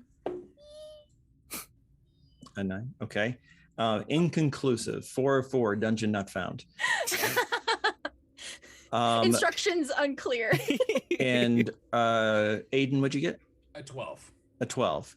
Cole, you are here in the front, and you're able to kind of get over here just a little bit to the corner and kind of peek around that corner just ever so slightly to see that there is some kind of large structure down below coming up from the floor, almost like imagine a layer of hot tar, like the La Brea tar pits, and there's a gas bubble coming up and cresting that plane, but it's made of some kind of large gem, maybe 10 feet by 10 feet, with large facets along the ground here at this intersection. It's dark. It's not like glowing with an arcade light or anything like that. But you see that, you turn back to the party to talk, and you hear like just a noise, almost like it makes you think that's more zombies, and you turn and look, and right in the middle of the corridor, almost transparent, there's a floating man with robes of tattered cloth floating and flipping back and forth as though underwater, these inky tendrils of ribbons coming off into the distance, their face in a bronze mask of a skull, and you hear it whisper your name, Apollo, and like you jump back and you blink as you do, and no one's there. Apollo, what did you see? This place is haunted. It's under a church. That makes sense. Yeah. Okay. That hair standing on end. Fluffy kitty. Scatty kitty. Terrified Big ball of ball of fur. fur. We got there, gang. We got there. I'm gonna start walking forward away from them. Wait. Apollo, wait. No. Apollo, wait. Hello! I'm gonna go after him. Mott, come with me. Is there like any loose like rocks or anything on the ground or broken pavement or anything I can pick up? Yeah, so around this kind of large now I want to say like it reminds you almost like a crystalline scrying pool or something, but it kind of is convexed out of the ground, but some of the flagstones around it have been disturbed and cracked with age and little vines and moss and things. So there's a couple of little pieces of rubble there you could grab. Absolutely. I don't want to get too close to it, but I'd like to grab just a pebble or something and do what I do with everything magic and throw something at it and see what happens. Yeah. So you like give it a toss and it like clink, clink, clink, clink, clink, clink. And you realize it was rather loudly against the gym, but no adverse effects at all. Nothing visual happened either. No, nothing visual, nothing magical that you can see. From everything you can kind of tell, it seems inert, if it is indeed magical at all. I'm gonna turn around. Arktreon, can you go poke these for me? Maybe try and punch it or something. Just see if anything happens. And point at the gem thing. Okay. You owe me, though. And I just casually walk over. And is it? Let me see if I can move my guy here. So you're talking, it's somewhere here, right? Yeah, it's the thing in the middle. Okay. I'm not physically going to touch it with my hand, but I will pull out my warhammer and just kind of. You said it was like a pool, right? Yeah, almost like a pool, except it's crystalline. It's made of something like onyx or something of that nature. I'm just gonna give a little bit of like a tink tink tink with the hammer. Nothing anything crazy, but just like a what are you kind of nudge. Yeah, this it appears to be just a massive gemstone. I mean, if you could figure a way to get something out of here, you'd be set for life, but it doesn't seem like that's going to be real possible, just given its size. Sage, you hear Mott go, Sage? Yeah. What is it, Mutt? So you know how I can like talk in your head and stuff? Yes. So a fun thing about that is I can detect when like there's other telepathic things nearby, and yeah, there is, and it's not good. How many are there? Is he just talking to just Sage? You can hear it too. It's like a psychic echo, like the equivalent of a whisper. Where he's kind of hovered down low to her, and it's just like almost like sorry to bother you. Please help kind of vibe. Yes, Aiden. I do have magic awareness. Ooh, excellent. How does that work? So as an action, you can open your awareness to present. At the end of your hold on 1 second. Until the end of your next turn, you know the location of any spell or magic item within 60 feet of you that isn't behind total cover. When you set the spell, you can learn this from a school. Okay, magic it belongs to. Okay. Excellent. Yeah. Aiden, you can see. I apologize. Ark, you can see further down the hallway. There is another one of these things, more egg-shaped, more oval, and it is glowing now to your senses to be kind of a reddish hue. And to identify the school of magic, if any, evocation. This is the magic used to summon gouts of fire, ice, and other nasty combat magic. Sage, you kind of like turn to look at him, and behind Mott, about 10 feet, there is this floating ball with about 5 feet wide, with stalks and eyes at the end of the stalks, one large eye right in the middle, a gaping maw of teeth and a long tongue lashing forward and back. It's the monster drop. roll for initiative. Oh, everyone? Maud, behind you. Sure, why not? Yeah. Yeah, Matt's like, It's behind me, isn't it?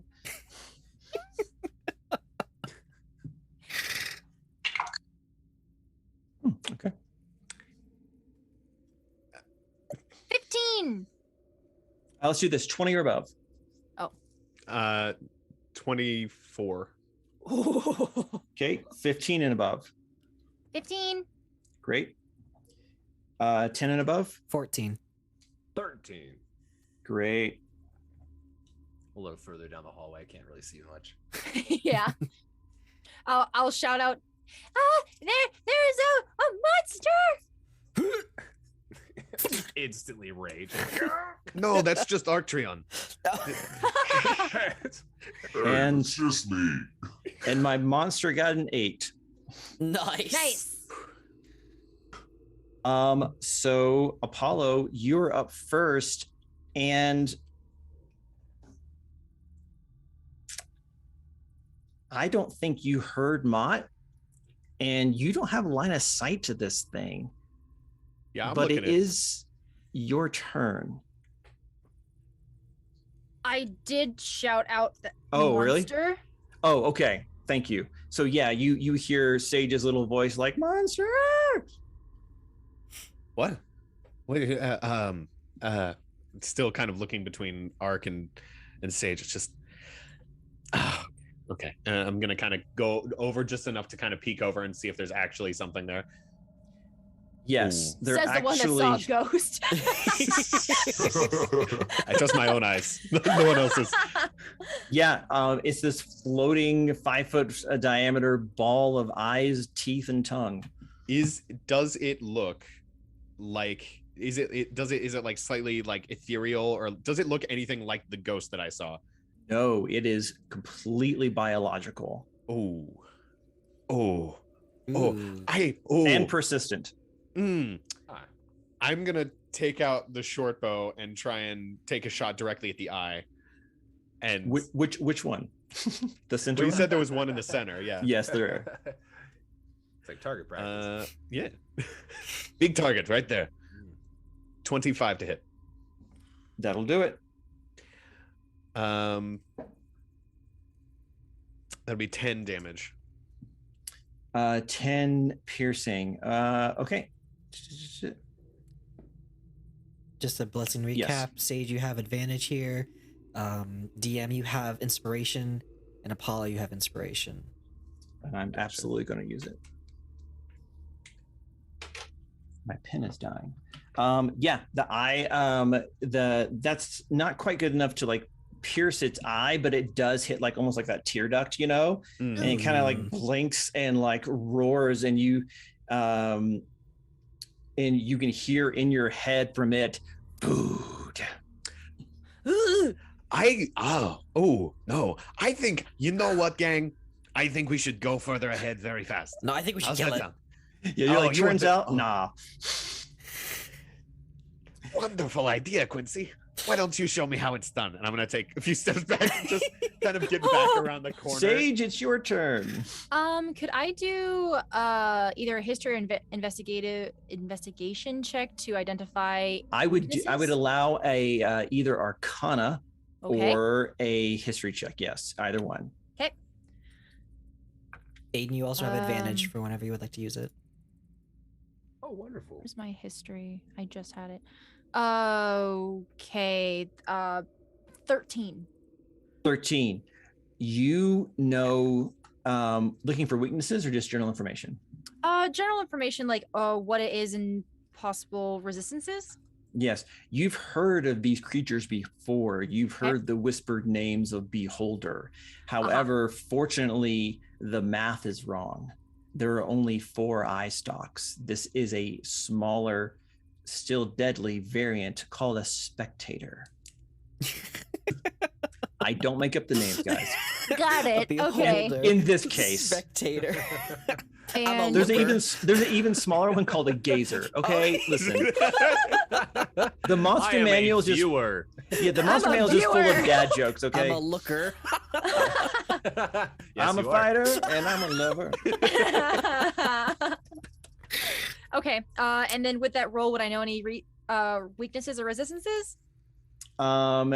No weaknesses other than the eyes are magical and very bad news. Okay. So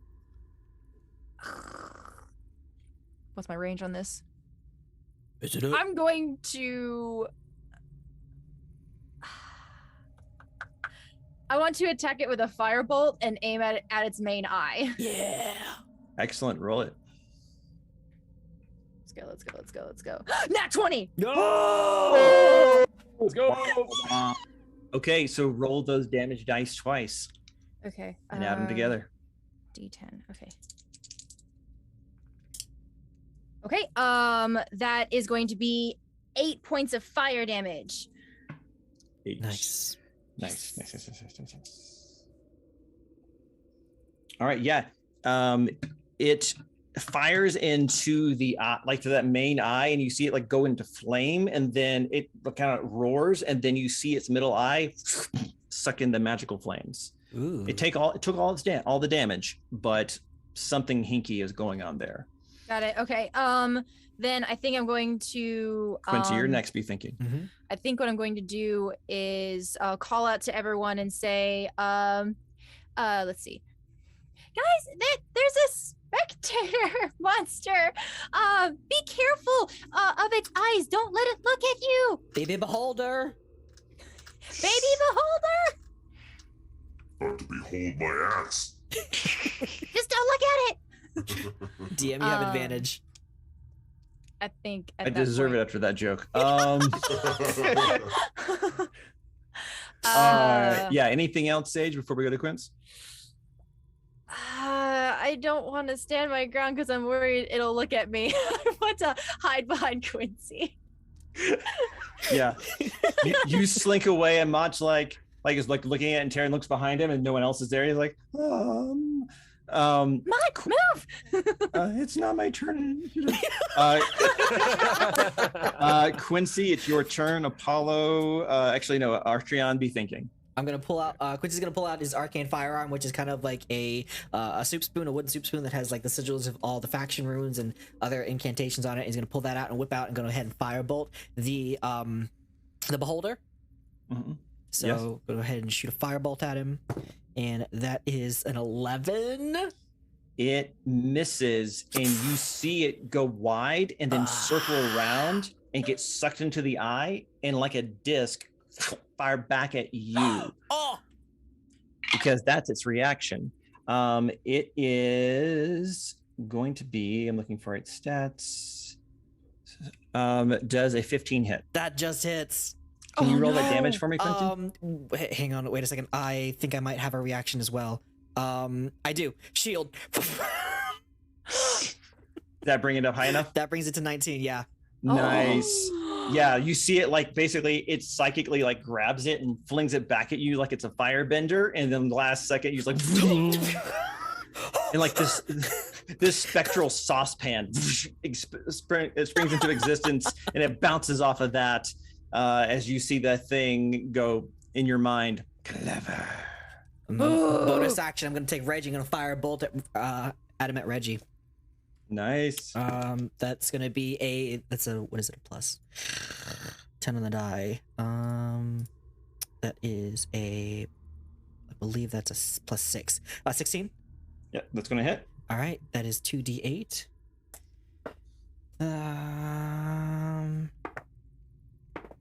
That's 10 force damage, pushed back 5 feet.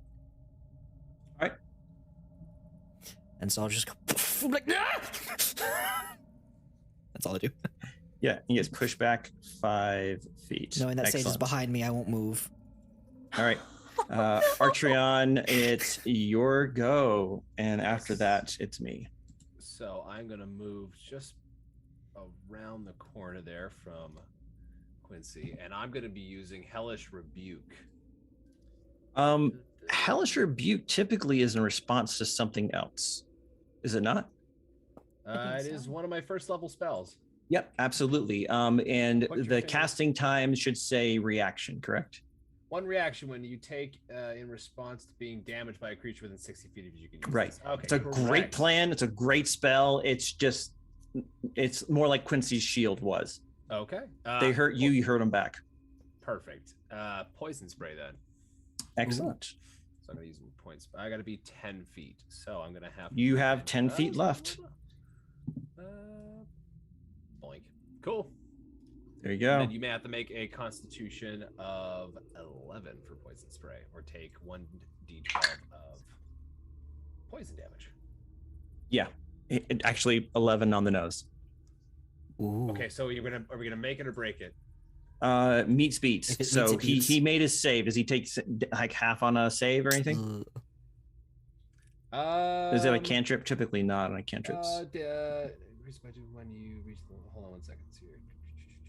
Creature must succeed a Constitution saving throw or take 1d12. It doesn't say that it takes half damage. Yeah, typically if it doesn't say, nothing else happens, and cantrips typically are like that. It's either yes or no. Okay. It is going to do a couple of things. It is going to aim a eye stalk right at you, Arktreon, and let's think here. Yeah. And this like strobing pink and purple light strikes you. I need you to make a wisdom saving throw, please. Oh no. Wisdom saving. Where are you here?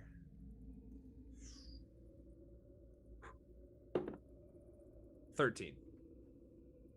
Just enough. Oh. You feel like those flashing colors render your brain almost like in a rage state where you're losing higher brain function, and then you shake it off, and that kind of like syrupy pink and purple light breaks off of your dome, and you hear it curse in some language you don't understand, and then it turns one of the rays on itself, and you see a red light hit it, and some of its wounds close. Oh.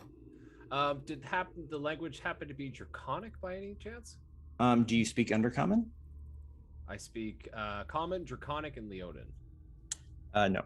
Okay. You did not understand that, but you're pretty Just good. checking. You're pretty sure you get the gist. Okay. If you're picking up what I'm laying down. Yeah. Yeah. Yeah, and it's going to actually make a tactful kind of retreat here, just so it can't be seen by as many of you. It likes thinking about picking you off slowly, I think. Which gives us Mott's turn, and Mott floats back further, and actually is going to go back here to where Apollo is, and he stops only because he's out of movement, not because he intends to stay there. And as he goes by Apollo, you can hear like, "Oh carp, oh carp, oh carp, oh carp." I shut him out with my ring, so I just can't hear him anymore. Yeah, absolutely. Disconnect call. Spam, do not answer. Yeah. Back to the top. Apollo, it's you. All right. And I'm going to pop feline agility to bump up my movement here. And how far is he? He's some distance away. Let's try to figure that out. From where you were, he's about 40 feet with the corners. I can do. I'm up to 60. Yeah, you can totally get there. Get right up here, right next to him. I don't even know if he can understand me, but fear me if you dare. And I'm going to take out my rapier and just shove it right into his side. Excellent. Make that attack roll.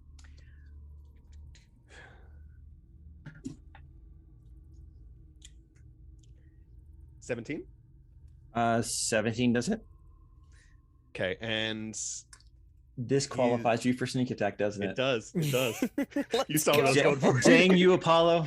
So that is going to be You total of turn the 11. screws. 11 points of 11. damage total. Yes. Yeah, we'll stick with that. That's your final answer. Excellent. I could- Anything else?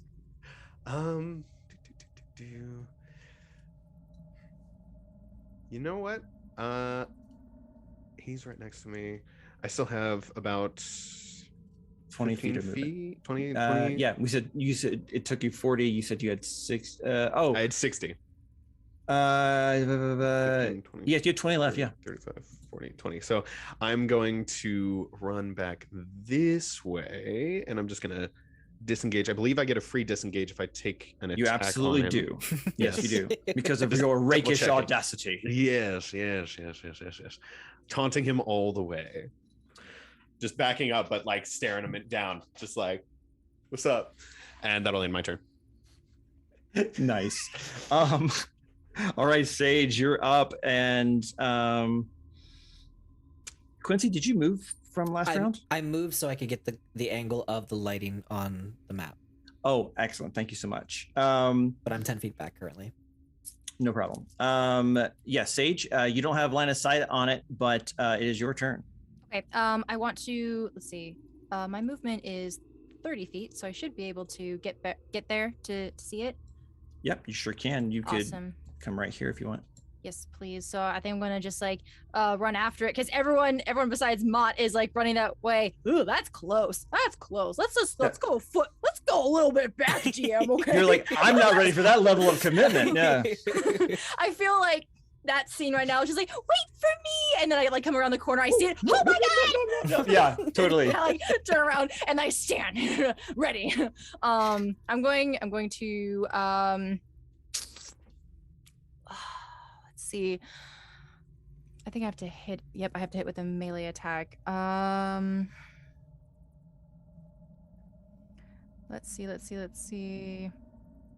I think I'm going to instead.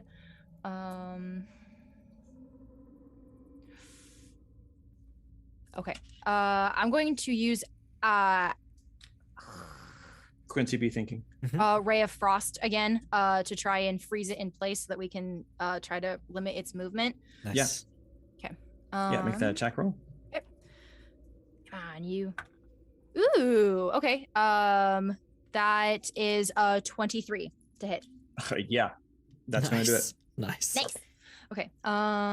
So then it will take. That was out of the tray. Roll higher. No, I rolled lower. That's only 2 points of damage. Achoo.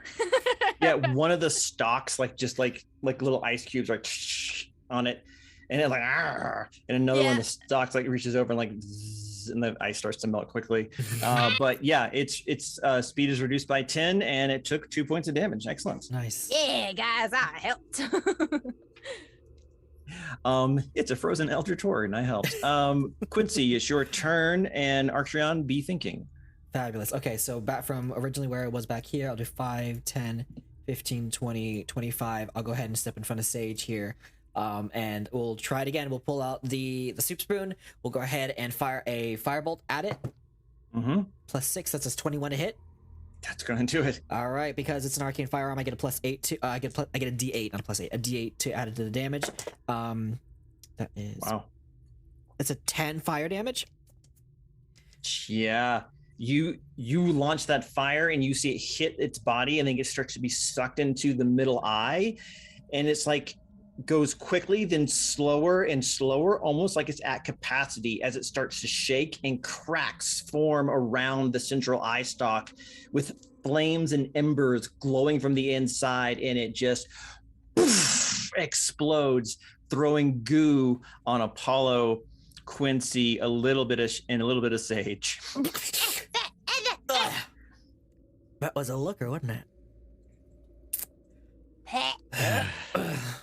I just got that joke. All right. Well, it didn't want us to go that way, so I guess we go that way. Makes sense to me. All right. Back down that. Which direction are you thinking about? This way. You can. Excellent. Okay. As you guys turn around, you don't see Mott anywhere. I'll call out whisperly and go, hot, Mort! Who's there? Are you around here? Floating ghost friend, where are you? Oh.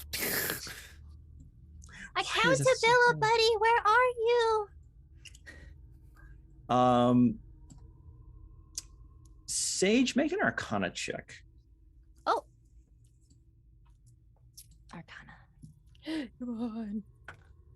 Ooh, dirty 20. Ooh, nice. You think that he might be out of telepathic range. So yelling for him might not work. But if you get closer, you might be able to hear him. He might be able to hear you. Okay, so I think at that point when I yell out, "Where's my wizard accountability?" I then like squish my cheeks like together again, trying to telepathically communicate with him, and I'm like, I must be out of range. so I'm gonna start going down the pathway again. Boldly by yourself. Awesome. Everybody else? I'll be like, wait, Sage, wait, nope. He might be in trouble. All right, well, let's go then. Sage seems to know what she's doing. All right, fine. Hardly. Sage, what if you rode on top of Apollo? Because Apollo's super fast. What? I'm fast because I'm light. Sage is literally like...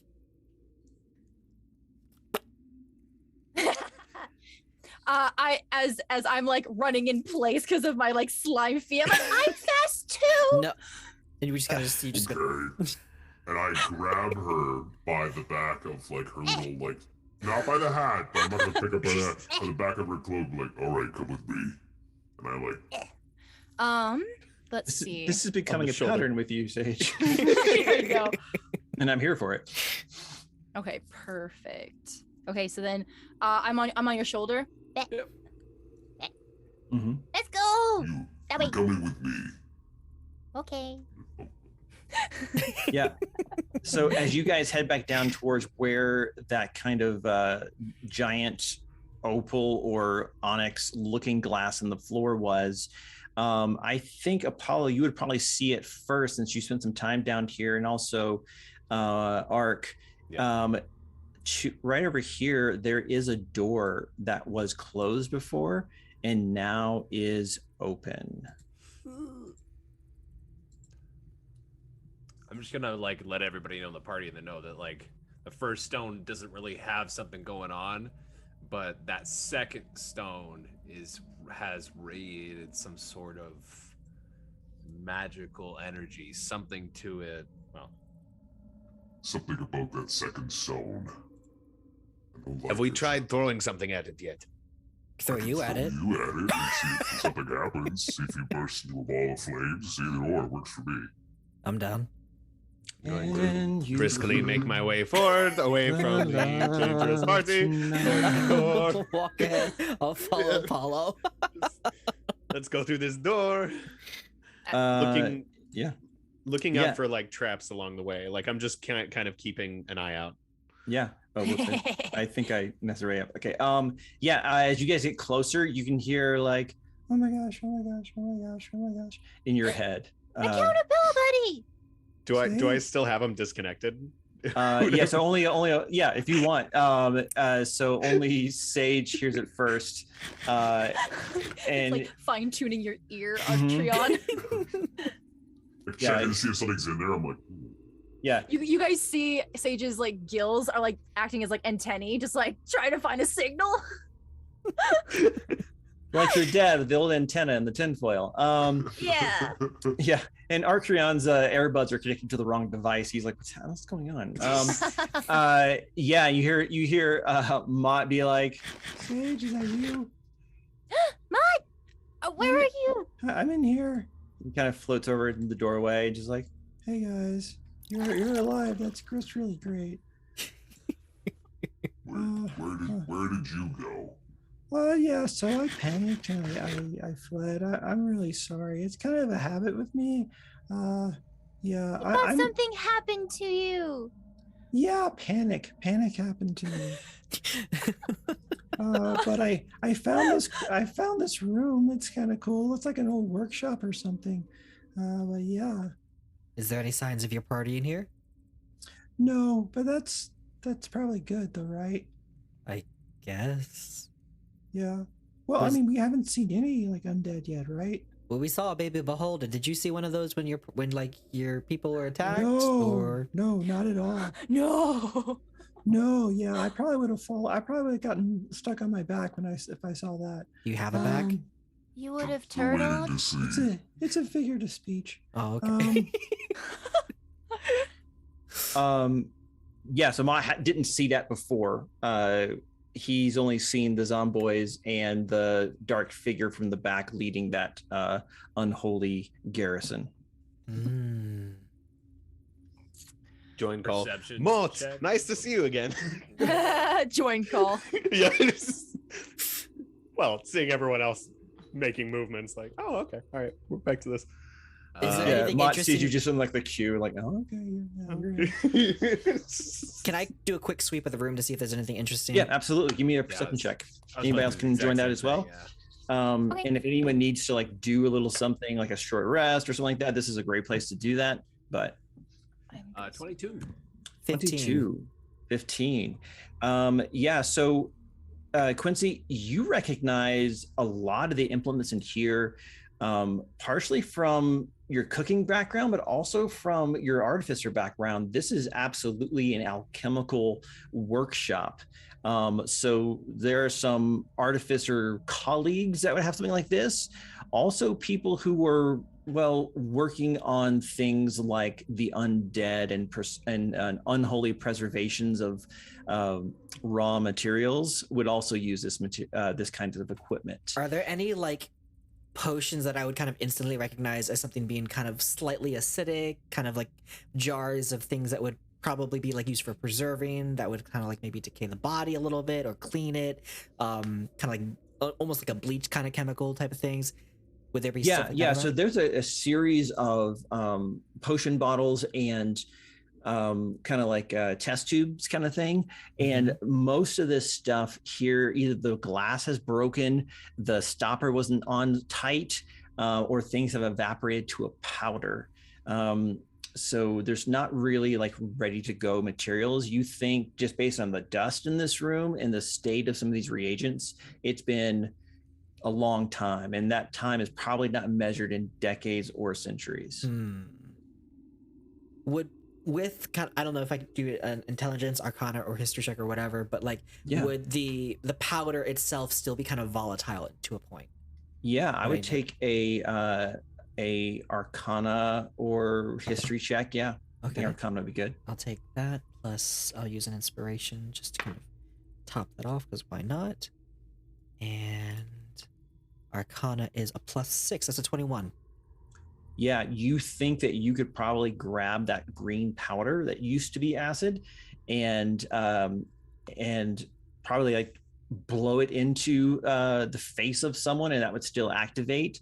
But it would basically be a very short range, Sure. one person kind of effect. But yes, absolutely. I will grab. Pocket sand. I Yeah, will grab. it's acid sand or the next spice for your next chili. Either way, I'll grab some of that acid sand and I'll pocket that and be like, I could use this for something.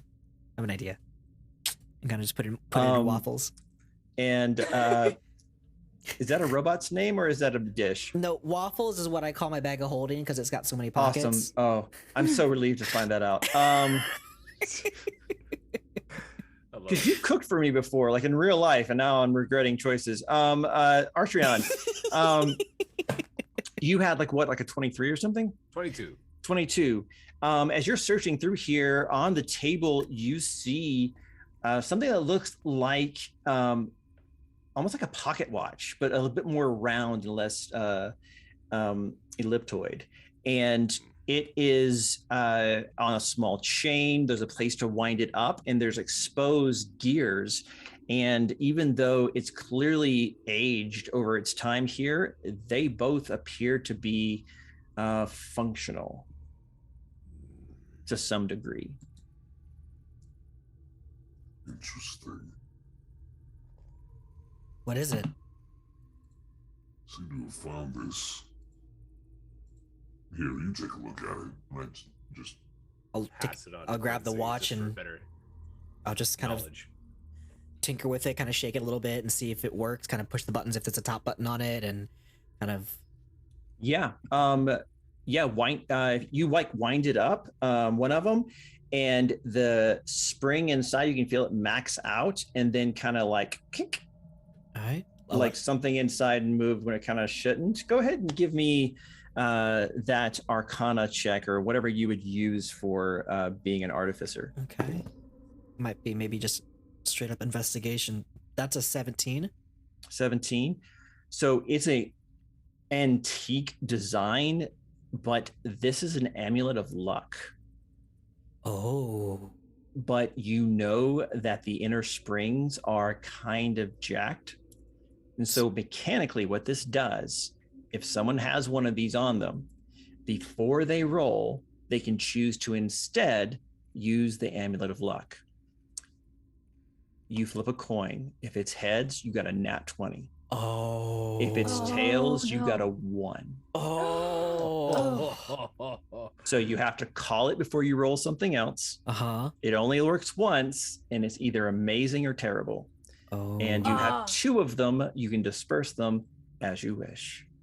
I'll tell the party what they are, what they do, kind of give that brief overview, and be like, so who wants one?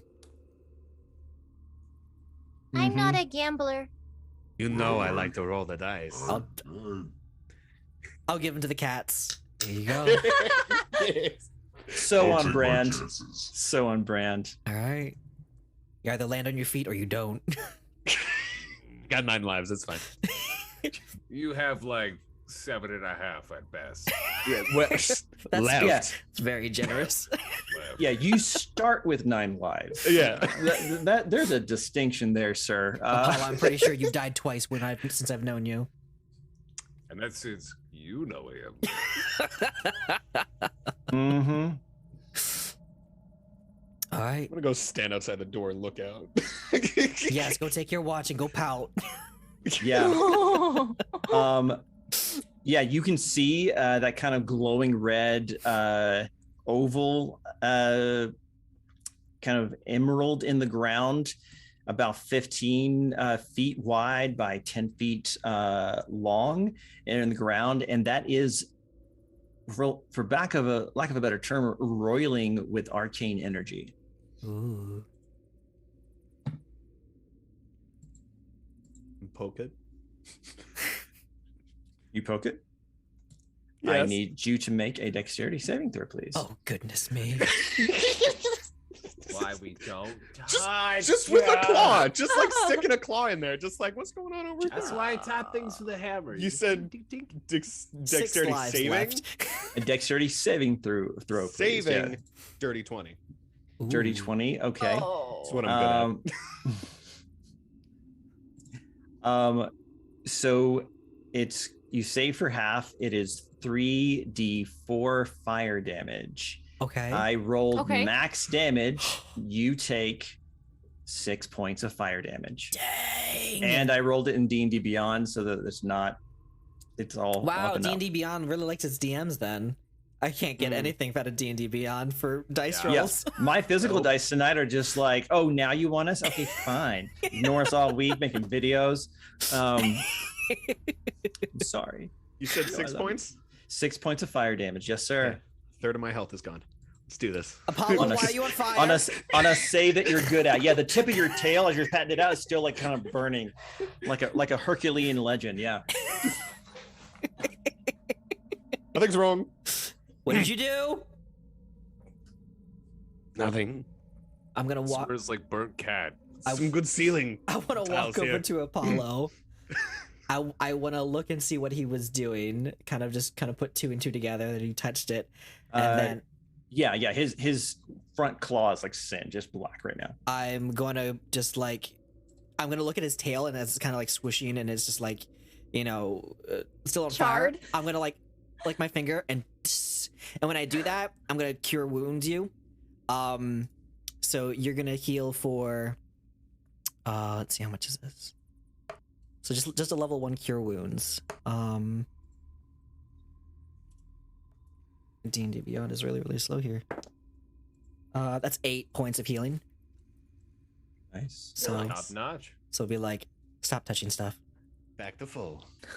If I don't touch it, how am I gonna find out what it does? I'm gonna take that watch. Okay. Yeah, that's what I thought. Okay.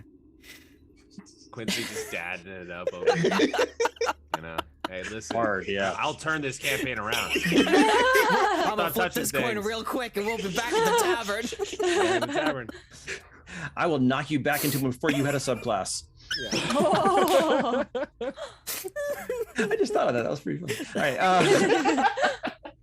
Please, let's take a pause while I'm proud of myself for a moment. Yeah. Okay, yay, self-love. All right, cool. So yeah, what do you guys want to do? Not touch this. What if we put something in strong it? place. Mom, do you know what what- these are? Yeah, let me roll an Arcana check. Hold on. Yeah. Okay. So, just kind of judging by the arcane, like residual energy signature from your friend's really clever investigation, I think anyone who tries to touch it or even walk past it is going to probably trigger the fire trap. Oh, walk past it. Yeah, I mean, he didn't really like cross the plane, but like, yeah, like some dungeons, like they'll have like, spikes that come from the side when you get on a thing. And whoever made this one, it seems like they really like the magical, like Sinji fire ouch. So does that mean like we can't touch the floor? Like we can't walk? I don't know how to answer this because I Like feel you- like someone might encourage me to try to float by as a test, and I don't really want to do that. I'm gonna click Yeah, my well, heels my together. idea's out. Click my heels. I have wing boots. So Okay. So, all right. That changes the equation. So, yeah, just going past it, I think. I don't think it's like a floor trap. I think just trying to pass it in some way, unless someone has a way of like deactivating it or something. I don't really know. So- yeah. Okay, so if I smash it, does it stop working? Theoretically, If I run really fast by it, will it hit me? Am I faster than this? I Apollo, think you touched it with a paw and you're down a third of Yeah. your life. That it could only That go was- up from here. A long time ago. It was forever ago. I could outrun it. Yeah, I mean, here's the thing. I'll give you this, Apollo. If you do some kind of crazy like urban freestyle running stuff through here, and you give me an acrobatics check that's high enough, I'll give you advantage on the dexterity saving throw. Ooh. Parkour. Yeah, if you But could I parkour the crap out of this. avoid- I mean, yeah, you know what? Yeah, if I will give you a secondary DC, which isn't save for half, it's negate, but it's higher than the regular DC. I like those odds. Ooh. Okay. Now, the other thing is, Arktreon, you think that might work. However, you're not sure how that raw arcane energy might interact with your barbarian wild magic. Oh. You've had rare, very infrequent times where you specifically interacted poorly with raw, undirected magical energy. Does that track for you? Does that make sense? Yeah, that Okay. would. That definitely would. All right. I've just had a realization. We could like go down the other corridor instead. Apollo, that is actually a first smart thing you've actually said since I've met you. Thank you. Why don't you guys do that? I'm gonna run past this, Wait. and I'll meet you on the other side. Wait, no, hold on. No. What? Apollo, roll it. He's like, too late, backflip. No, I want to try and like wall If run. I think I read that situation correctly, that's exactly what he wanted me to say. Oh. I want to point to them, and the moment they all look down that corridor, I'm gonna turn around and try and run along the wall and like go around the corner. Oh, Love it. Parkour. All right. Can I get advantage on the acrobatics? No, actually, let's just do this. Let's go ahead and do a dexterity saving throw. If you make the normal DC, it's safe for half. If you get past that one to this other one I have in my head, I'll let you just negate all the damage because of you being awesome. Can I use my inspiration for this? You absolutely can. Thank you, chat. Okay. And it's saving throw? Yep, dexterity saving throw. So that's a 4 plus 16 plus my dex saving throw, which is 7. So that's Ooh. 27. Oh, Yeah, you almost dance through this. There's a mixture of ballroom and cha-cha, a little bit of the Charleston at one point, and Oh my you gosh. land on the other side. As you look behind you, you see the entire chamber kind of almost following your dance steps as you bound off various horizontal and vertical objects, swirling around where you used to be as you stay one tempo beat ahead and take no damage. I finish at the end, hands in the air, fire behind me. Mm-hmm. And I think slow clap from Ark, just a slow clap. Now, Apollo, from your new vantage point on the map, what do you see? Problems. You land and are just like, yeah, you do your end zone celebration for just a moment, as now you can see around this corner, and there are 3 zombie-looking figures standing there waiting with a stillness only can come from unlife.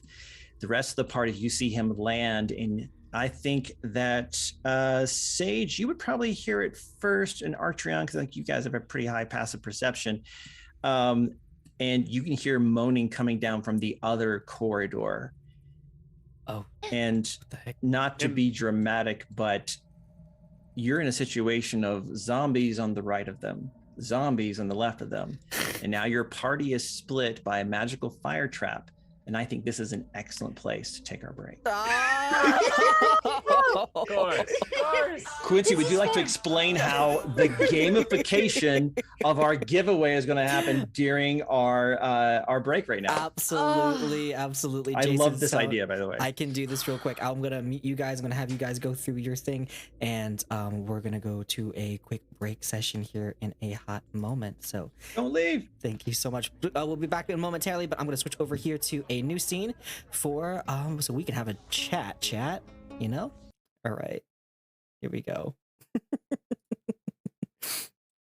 Yes. Yep. You guys are good. Awesome. All right. Wait, where's my face? All right. So you guys can hear me here though, but this is what we're going to do here. So I'm talking to chat now, and we're going to tell them how it's going to go. So let's see here. Let's get you guys some music here though, because that's always fun. Here we go. There we go. We got some music. Awesome. All right. So this is the TLDR of what is going to happen, guys. We are going to do a little game. We're going to play some marbles. If you guys know what marbles is, we're going to play some marbles to do a little fun giveaway, and it's going to be really heckin' fun here. So I'm going to go ahead and pull up marbles here.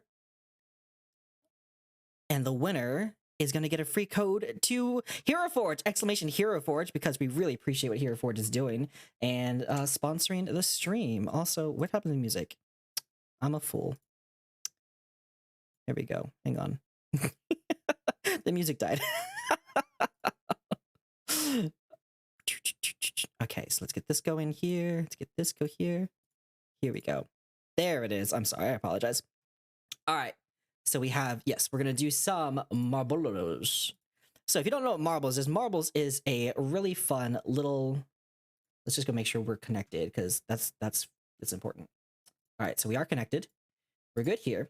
So what we're going to do here is all you have to do is !play, as Flying and Mistress is doing right there.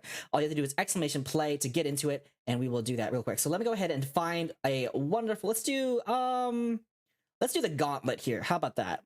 So we'll play this race. So wait, just not yet. Hang on. Not yet. All right, here we go. !play. Make sure you have your ! plays in here. !play. Bring it in here. It's open to everybody. !play. You just have to do it once, and we'll make sure you guys are all lined up. You guys see your names here, and when I hit start, we're gonna go ahead and go on a little bit of a race here. And the winner will receive a wonderful code to HeroForge. Thank you, HeroForge. So we'll go ahead and give you a couple more seconds to do that. Make sure you guaranteed you are in there, because I don't want anyone to miss out on this.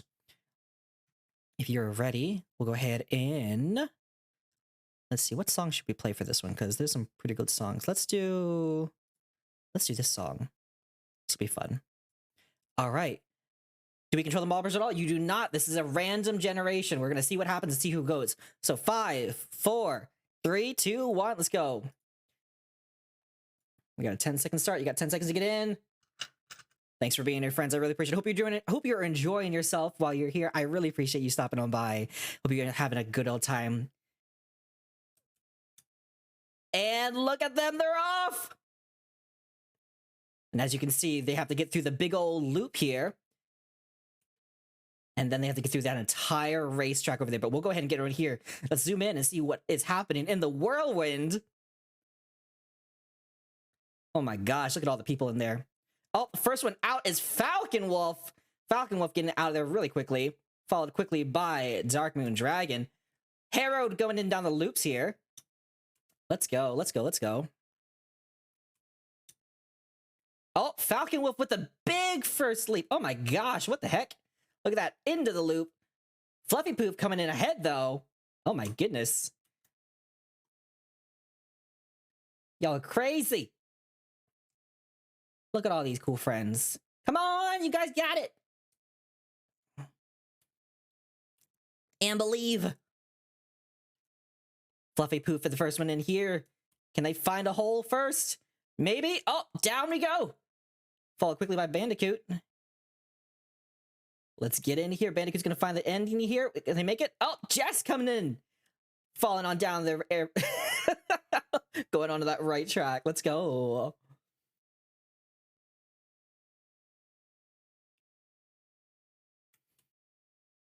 Oh, you're so welcome, T-Berry.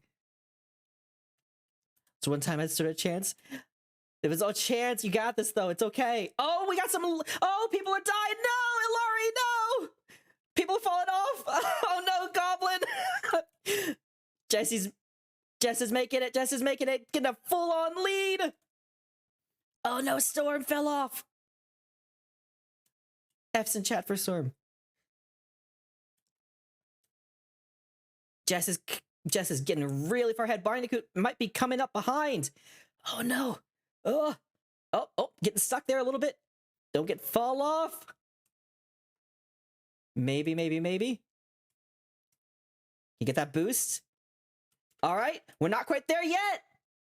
Oh, just made it. Nice. And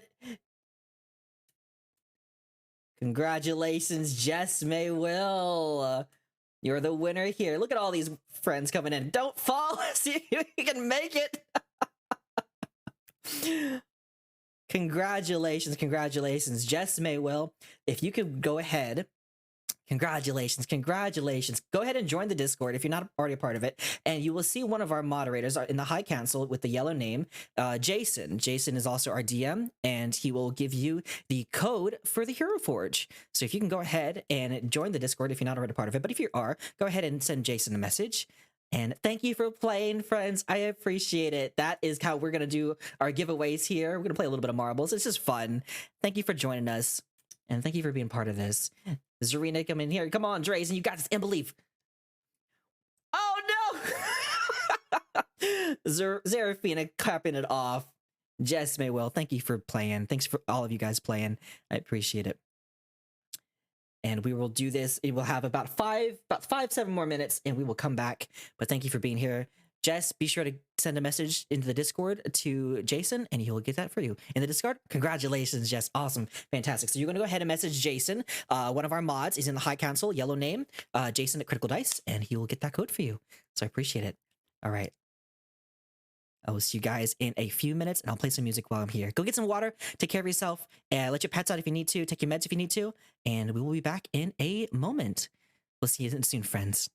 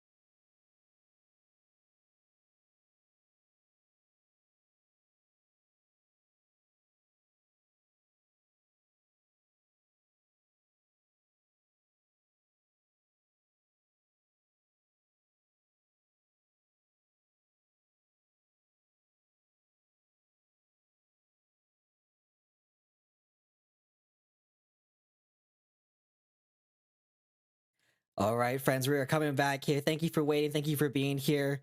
And let me unmute all of them. All right, you guys are good to go. We're back. Welcome back, everybody. Good to see you. Oh, and we moved around. Let me switch you guys around a little bit. Oh no! I am now Jason. You're in control now. I am the I don't know DM how now. things moved around, but okay, hang on. We're just here we go. Amazing. All right, we're good to go. No, I am super okay with handing over the DM chair for the second half. Yeah. Let's go. Yeah, I've got that's the a character twist. sheet. Let's do this. Yeah, you're now Ark. Yeah, the Swing- map swing might be away. a little weird. Yeah, swing away, my tiny dancer. All right, welcome back. Before our break, our players got into a bit of a classic conundrum of splitting the party, and we have, if you want to zoom for all of this a little bit, Quincy, we've got Apollo by himself facing off with 3 undead creatures of some sort below. A magical fire trap between him and the rest of the party, and 3 more undead creatures coming in that top hallway for the rest of the party. And my fellow nerds, it's time to roll initiative. Oh, again, I feel like we're fighting everything. Oh, yeah. Shoot. Chock-a-block. Oh, that's a 3 for Sage. That was Okay. a natural 1 for me. So, Good. so Quincy, this is the time to let them know that there is resurrection options in the. Let the me thing. real quickly unlock that because I I don't was think gonna they... say, Yeah. is that an option? All right. All Do right. the So, zombies know I'm here? oh yeah, because remember you hit things and yelled a bunch, if you'll recall. Yeah, you sure did. I made a note. Okay. Did anyone get a 20 or over for their initiative? 22. 22. Got a nat 20 with that one, so I just kind of Oh. wasted a nat 20, but that's fine. A nat 20 is never a waste, sir. 15 or above. A 10 or above. You guys are killing me. Oh, you're killing us, technically. Sage, what did you get? I got a 3. A 3. That's awesome. Quincy, what'd you get? I got an 8. Okay, Quincy got an 8. And Apollo? It was technically a natural 1, but it's a 9. Great. Yeah. I No have a high critical failure. initiative. No critical failures on initiative. Yeah, Yeah, Apollo is we're good. ridiculous.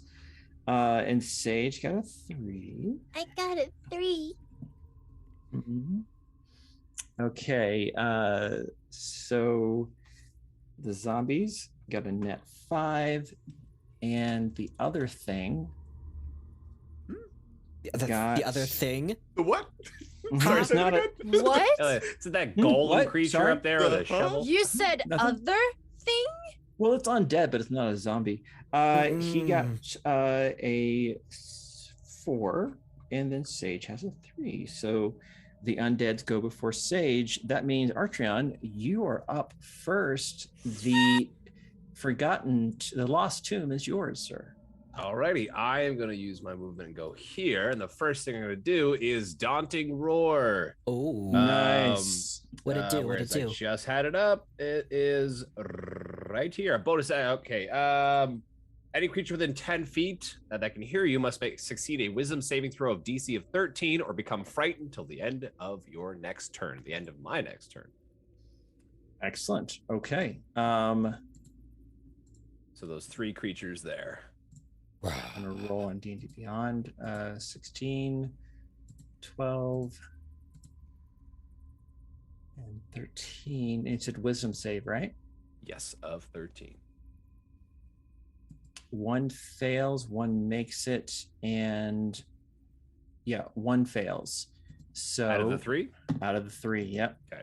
They have bonuses. So the one closest to you, I'm going to say, they're scared now, right? Frightened, yes. Yeah. Okay. Let's just put a little icon on them. They are frightened. They have disadvantage as long as their object of fear is in the line of sight, and he's right next to you, so that absolutely counts. I'm just like booga booga, pull out an axe.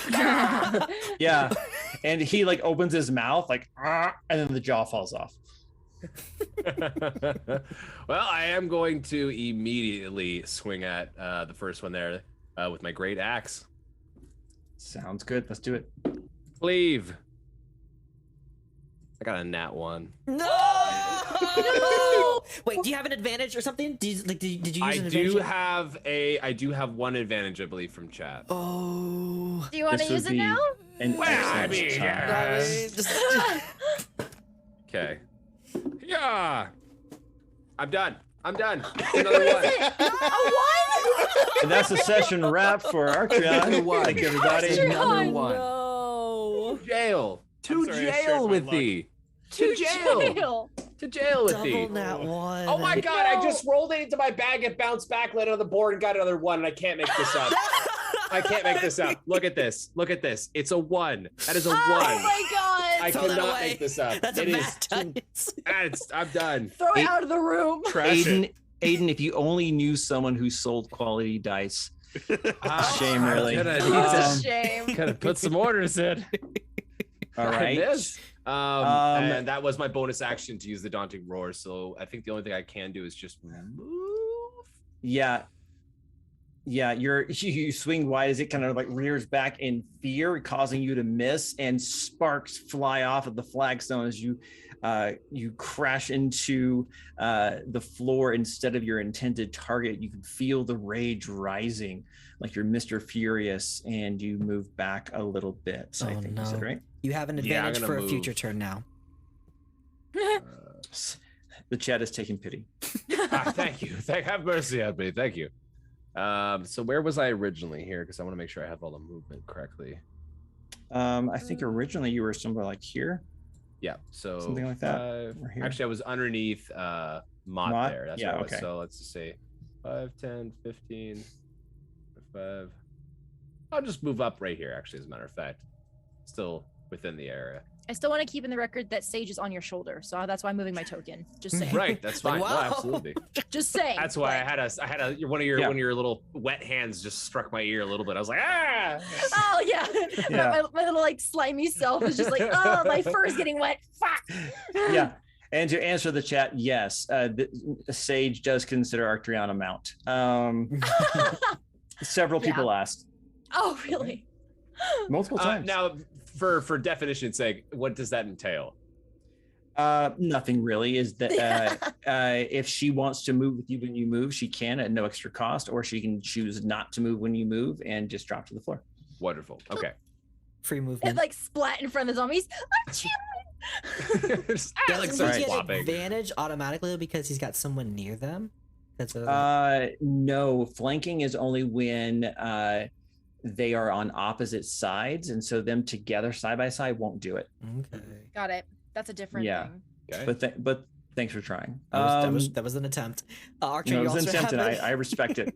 You have I another, respect you it. have a D6 elemental damage to add whenever you get a hit. Ooh. Okay, Quincy, you want to move momentarily your token down to Apollo, who is next in the initiative, I can. so we can sir. see his terrible situation. I stand by it. As well, you should. It was an amazing play. Cool guys don't look at explosions, but they do look at zombies in front of them. Absolutely. So it's my turn. It is your turn, and after that, it's Quincy. It's your turn to be thinking. Absolutely. That looks like an open door in front of me, down Yes. at the bottom. Yeah. Does it look? Is that like a heavy door? Is it a wooden door? What's like? They are double metal banded wooden doors, and one of them is open. Yes, you could run right through it. That Much like sounds love is an open door, perfect. so is this. You know, and my heart is open. I'm going to use my 30 feet to get right down there and try and I guess use my action to shut the door. And if there's like a bolt or a lock or some kind of Yeah, thing, absolutely. Yeah, you can bolt that door, no problem. Yeah, that would be your action to close it. It is closed. The way is shut. is there a second to like? Do I see any? Are there any other dangers in this room? No other dangers. You see it much like it is there. And it seems like a supply storeroom with some barrels, and your trained thief eye does see a treasure chest. But I'm You- out of movement have a- and an action, so You have a bonus action remaining. Cunning action might let you move again, but certainly not open the but chest. not open it. And I don't know if I trust the chest. I'm gonna stand here and lean against. I'm the door. sorry. Are you accusing me of using mimics in a D&D no. game? I'm just gonna take one problem at a time. That's smart. Logic. Here's to you. I'm just gonna lean against the door. You said there was a bolt on it, so just bolt, and I'm leaning against the door, make sure nothing's getting in there. Yes. And that'll be my turn. Yeah. So for your action, you've chosen no thank you. Yes. All right, Quincy, it's your turn. You're going to jump back up to the All top. right, I can absolutely do that. All right, where I'm at here, I'm gonna go ahead and let's. Can we make it interesting though? Can I do something Please fun? do.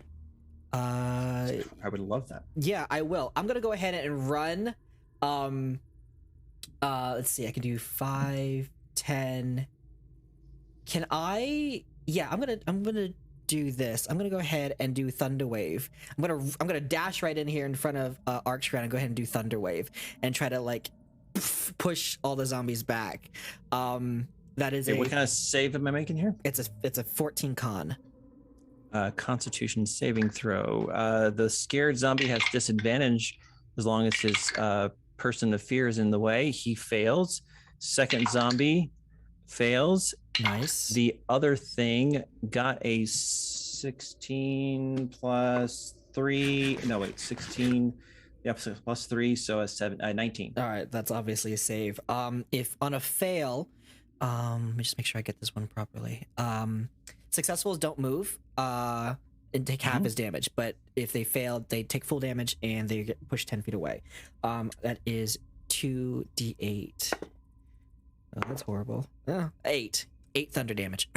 8 thunder damage, excellent. And half of that for the other guy. Yep. So that's 4. Excellent. And so, yeah, you run in there, do your signature move. This guy gets shunted this way against the angle. This one gets pushed against the wall, slams into it. You hear bones crack as they groan, not in pain, but in frustration. And the electricity washes over this white-skinned zombie-looking thing wearing a studded leather armor and brandishing a evil-looking scimitar. All right. And glares at you like with an expression that seems to say, "Is that it?" Oh, I'll raise Reggie up to his face, point blank shot Reggie to the face. That is a 24 to hit. Yes. Yeah, Smile I'm for going the to do camera. this. So Reggie is a ranged attack, right? He is. A ranged attack within melee range is a disadvantage, sir. I will do disadvantage. That's fine. That is a 21 to hit. Yeah, they're getting 24 or 21 to hit. He looks genuinely surprised. What is the damage, good sir? That'll be 2d10. Good lord. That's 12 force. Oh, force. Okay, great. And you just push back 5 feet. Move. Move, Lich. Get out the way. Wow. Okay. Zombies' turns. Great round, Quincy. The zombies are, let's see here. They have a movement speed that will, I think, sufficiently get them back into position, though damaged. Yeah, he's going to do that. This zombie is going to attack you, Quincy, with a slam attack. That is a, where is it? A 15 to hit. Shield. 19 AC. Ooh. Nice. Gonna run out of those soon. I know. And then the zombie down below attacks Mott, but at disadvantage because he's scared. I mean, he has the frightened condition. It was an 18 or a 6. 6 plus 3, so 9. Mott has an AC of 12. It misses Mott, and Mott's like, "Oh my gosh, oh my gosh, oh my gosh," and like as a reaction, like just like zooms away. The white pale skin one, actually no, you don't have to go down here, Quincy, but all the zombies get to move at once. So they're gonna come, and Apollo, you can hear meaty fleshy hands beating at the door, relentlessly, unpausingly. FBI, open up. Yeah. Let me in. Vegan police, open up. Oh, God. The white skinned one is going to attack you, Quincy. Okay. Yep, go ahead. I'm still up It there. makes 2 scimitar attacks. The first one was garbage. The second one was slightly better. And that is going to be, where is it? Yes, a 15 to hit. I still have my AC until the start of my next turn. Oh, nicely done, sir. Very good. It like hit one, misses as you kind of like jump up. It goes high with the second slash, and like these little like pink sparks flare off of this arcane skillet pan that acts as your shield.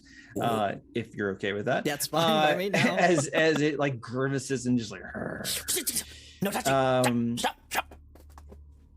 And it looks at you with gritted teeth and says, the new lord will have you flayed. No, thank you. Oh, in that case, I'm very sorry. Yes, thank you. I appreciate the understanding. We're Judge of England, I'm sorry. Sorry, that's a cake or death reference. And yeah, he is going to stay where he is. He likes his chances. And let's look here. Yeah. The other one is going to use... You guys see, let's see here. Yeah, I think Sage, you would see it first. The other identical looking white-skinned undead comes walking through the fire chamber, and it does not activate as it walks into the back of this battle, knowing his zombies have the scared kitten well under control. And that concludes its turn because it used its movement and its action to move. Sage, it's your turn. Sage, just real quick, Sage, you have an inspiration. DM, you have a advantage, and Sage, you're also just been given a D6 elemental. Also, DM, the final monster spawn. So for the elemental one, is it for a melee attack only? It can be with anything you want, any kind of attack. I'm going to limit it to an attack roll as opposed to a saving throw kind of thing. Great. And so if you shoot an ice bolt or fire bolt and you want to add ice damage to it, Bob's your uncle. Go for it. Live your life. So accomplish your dreams. Okay, this new White Walker, right? I love that. Yes. Essentially. Okay. That came so actually, through. technically, it's called a white in the book. I was just being obtuse, but it's called a white. Yeah, so you're not wrong. It does walk though. It does crawl. So this new one that entered the scene is not frightened because it wasn't there. It wasn't there for Arktreon. Okay, but the language of frightened, all of them have disadvantage on our party besides the one, and until they succeeded a saving throw, or like so the one that's the one below the one the south of the white has the frightened condition, and so he has disadvantage on attacks and saving throws as long as the object of his fear, in this case Arktreon, is still in line of sight, which is still the case. So that disadvantage also applies to me and Quincy, right? Yes, if you make him do if he tries to attack you, disadvantage. If he tries to make a saving throw for anything you do, disadvantage. Okay.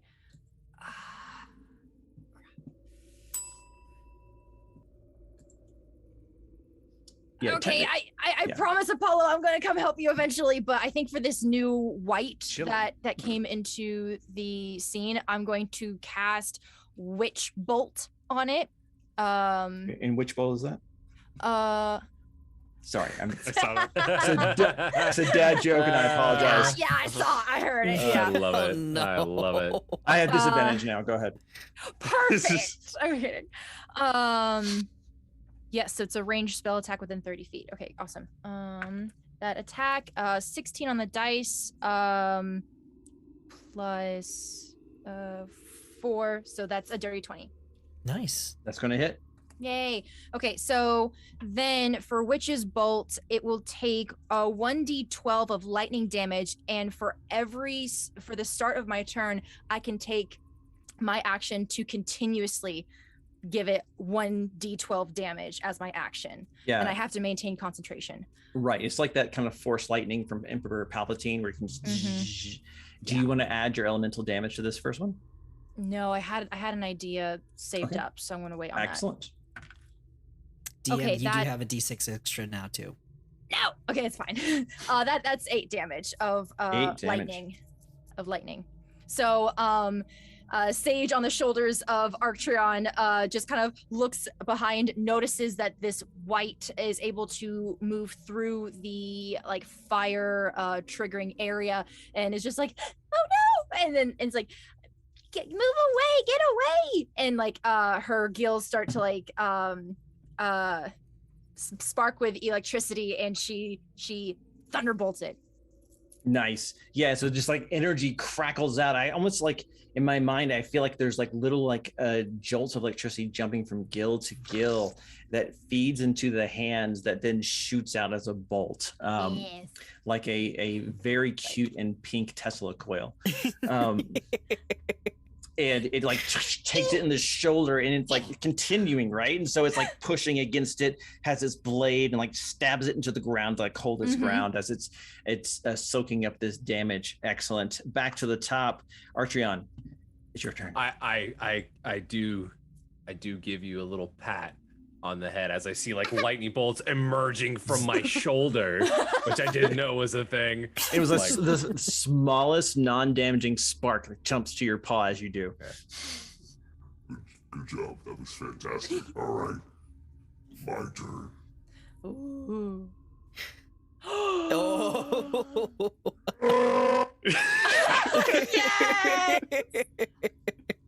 Let's go. I will use one of my rages right now, which with Wild Surge allows me to roll a D8 to see what I get. Nice. What is it? I got number 7. Number 7 just happens to be flowers. That's like I got a favor for this one, Yeah, apparently. yeah. Flowers and vines temporarily grow around you until your rage ends. The ground within 15 feet of you is difficult terrain for your enemies. Right, so half speed for them. Excellent job. Yes, sir. Wonderful. And I gotta make sure I expel one of those rage boxes. There we go. All right, and that one that just emerged from the wall is going to hopefully meet my great axe right in his forehead. Pachunk. With Yes. the 17. 17 hits. What's your damage? Nice. Let's roll the damage. What's your damage? 1d12. 1d12. 4, Apollo be thinking. 8, 9, 10. 10. Is this a magical axe? This is my +1. Excellent. It takes 10 full damage. Oh. Interesting. The DM said, not telegraphing at all. Yeah. Yeah, it slashes right across. It almost loses its balance as the lightning is still arcing from Sage. And it suffices to say, you have its attention. Okay. Well, as an unarmed strike, I am going to like headbutt him as well. Nice. So, Well, is Rage a bonus action? I think so. Rage is a bonus action. As an action. I'll treat it as a bonus action, but that means Okay. you get no unarmed No strike. unarmed strike. That's Yeah. fine. That is totally Yeah, okay. 'cause I was counting the actions like, wait, something's not right. And then I think I'm out of things to do currently. Yes. Trash talk is a free action. Vicious mockery. I know. I should have my vicious mockery with you. Actually, I really can't think of anything clever off the top of my head, but I will just end my turn like that. Awesome. I absolutely love it. Apollo, you're up. They're They're banging at the door. You're in this room by yourself. The way is shut. What would you like to do? Are they making any progress? Are there like hands coming through? Like, are they actually doing damage? to the No, door? actually, so far it seems like the weak point of this door is most likely going to be the bar you put, as opposed to the door itself, since this is a iron reinforced wooden door. So if anything's going to fail, it's probably going to be the bar itself, because that's just really old wood. I see. But they're not through yet. You may have a round or two, you estimate. Oh, great. Apollo, you have advantage for something? Ooh, ahead. nice. Looking around, I have 3 advantages now, and one of them is for flirting only. I've written that down. Okay, hear me Looking- out. Have you tried to flirt with the zombies? I'm just asking. Not yet, but they I think I saw 6-foot one's women? brain falling out of its head. So I don't know if it would work well. He hasn't asked. You know, it could be done. Looking around the room, there's just like open barrels or just barrels and a chest. Yeah, like barrels of various sizes and levels of decay. Some are open and empty, some are still intact, and that treasure chest there. Yeah, No labels or anything. There's a couple of read really quickly, like 2 labels that you can still make legibly from this distance. One says cod, and the other one says flour. This will help me greatly. Fish and I'm gonna chips? try. I'm gonna do whatever I can. Let's see what's in this chest, and just try and. Is it locked or? No, yes, but it's irrelevant because of its age. You can just pop it right open. I would like to do that then. Just flip it open. Inside, you can see that there are a number of still relatively okay garments, almost like silk robes. And one item as you're kind of digging through, like, no, that's not going to help. That's not going to help. There is a perfectly still intact, like the day it was made, fan, like a like a geisha or like a lady of the court would use, I guess. I can't think of a better way to say that. But Charisma +3. Bridgerton. yeah, kind of. And I will tell you this, just because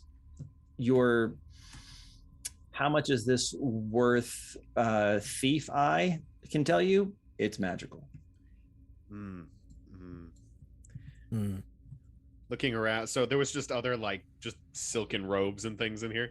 Yeah, if you want to try like drag to like get yourself out of this, this is the chest for you. I'm gonna pull like one of those robes and just kind of over my equipment, and then like I have the fan and I can go back over to the door.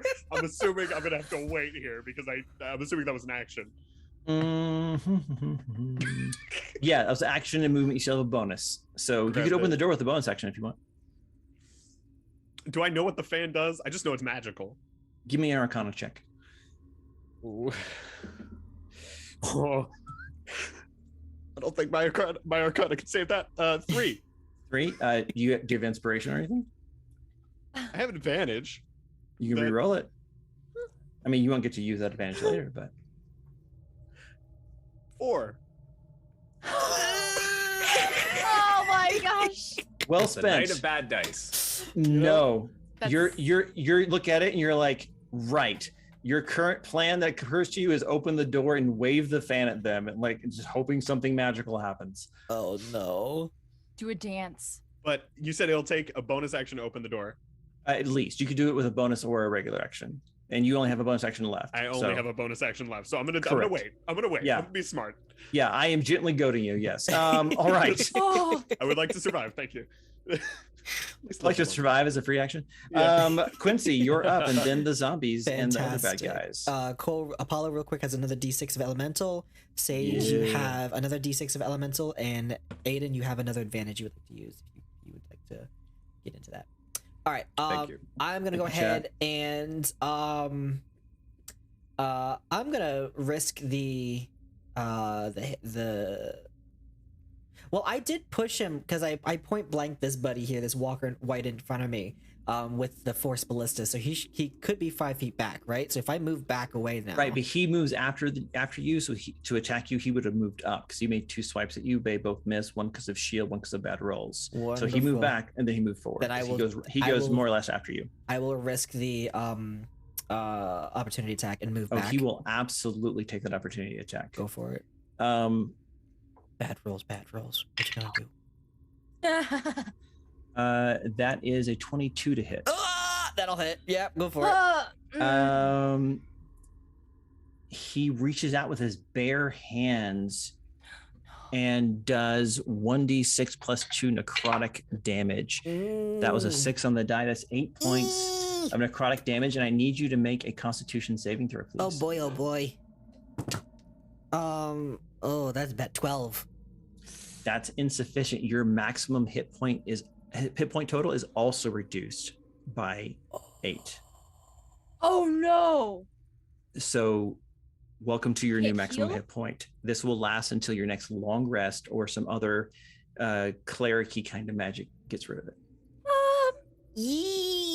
and you can feel your energy force course from your arm to his hand and then inside of him, and he just snarls like. All right, Maybe so I'm I'll gonna stay in this 5, 10, 15, 20. That's 5, 10, 15, 20, 30. He's 30 feet away. I'm gonna go ahead and pull out the my arcane firearm spoon and go ahead and firebolt him again. And just shoot a firebolt at his way for main action. 13 to hit. To the white. Yes, to the white. He has armor class 14. Ooh, all right. Bonus action. Shoot him with Reggie. Nice. Do it. That's a 20 to hit. Dirty 20. That's gonna do it. All right. I'm gonna go ahead. Can I use an elemental dice? Absolutely. For that, I will use an elemental dice for that. So take this one. 9 force points? damage. Yep. Great. Yeah. What was the you just added more force damage basically? Yeah. Nice. Yeah. So it hits him, and he tries to like block it with his hand and his shield and his sword, and you see it like buckle a little bit, just like as that force damage washes over him. Quincy, for the sake of camera, I've given you control over Mott if you want to use him for your vision to show That would be perfect. Thank you. the people's since he is more or less a non-combatant. Sweet. And a bit of a hindrance, to be perfectly honest. But he's my boy. Father, help.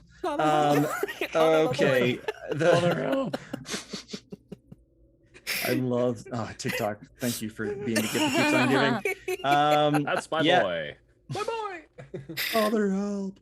Father, help. I never knew my father. The zombie goes forward and is going to attack you, Ark. What was that roll? Are these at disadvantage still? This is the one from the side. He doesn't have the frightened condition. However, it's only a 9, which is not going to do it. The one who is frightened will come forward, and he'll make his disadvantage attack roll. Either a 3 or a 12. That's a 3, so that also misses. He seems legitimately timid, like I've been frightened. Can I go home?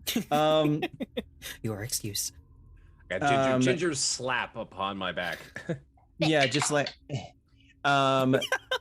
Apollo, you can see visible cracks in the wooden bar holding the door closed, and then the whites get to go. Still being shot with electrical energy, this white makes slow, deliberate steps closer and is going to attack you, Sage, because he actually is not mindless and knows to kill the spellcasters first. He's going to reach out with his bare hand, much like he did with Quincy, and rolled a 12 to hit. Question. Yes. Oh, okay. At maybe disadvantage because of she's on my shoulder, and I would hope that I am significantly taller than this. Yeah, it was a failure, so be okay. I like that idea. I would be open to a pitch of you using your reaction for some kind of like little circumstantial bonus to help her AC or to miss an attack. So keep that idea in mind. Okay, all right. Because he has multi-attack, and so now he strikes with his scimitar. That's going to be a 19. That just hits.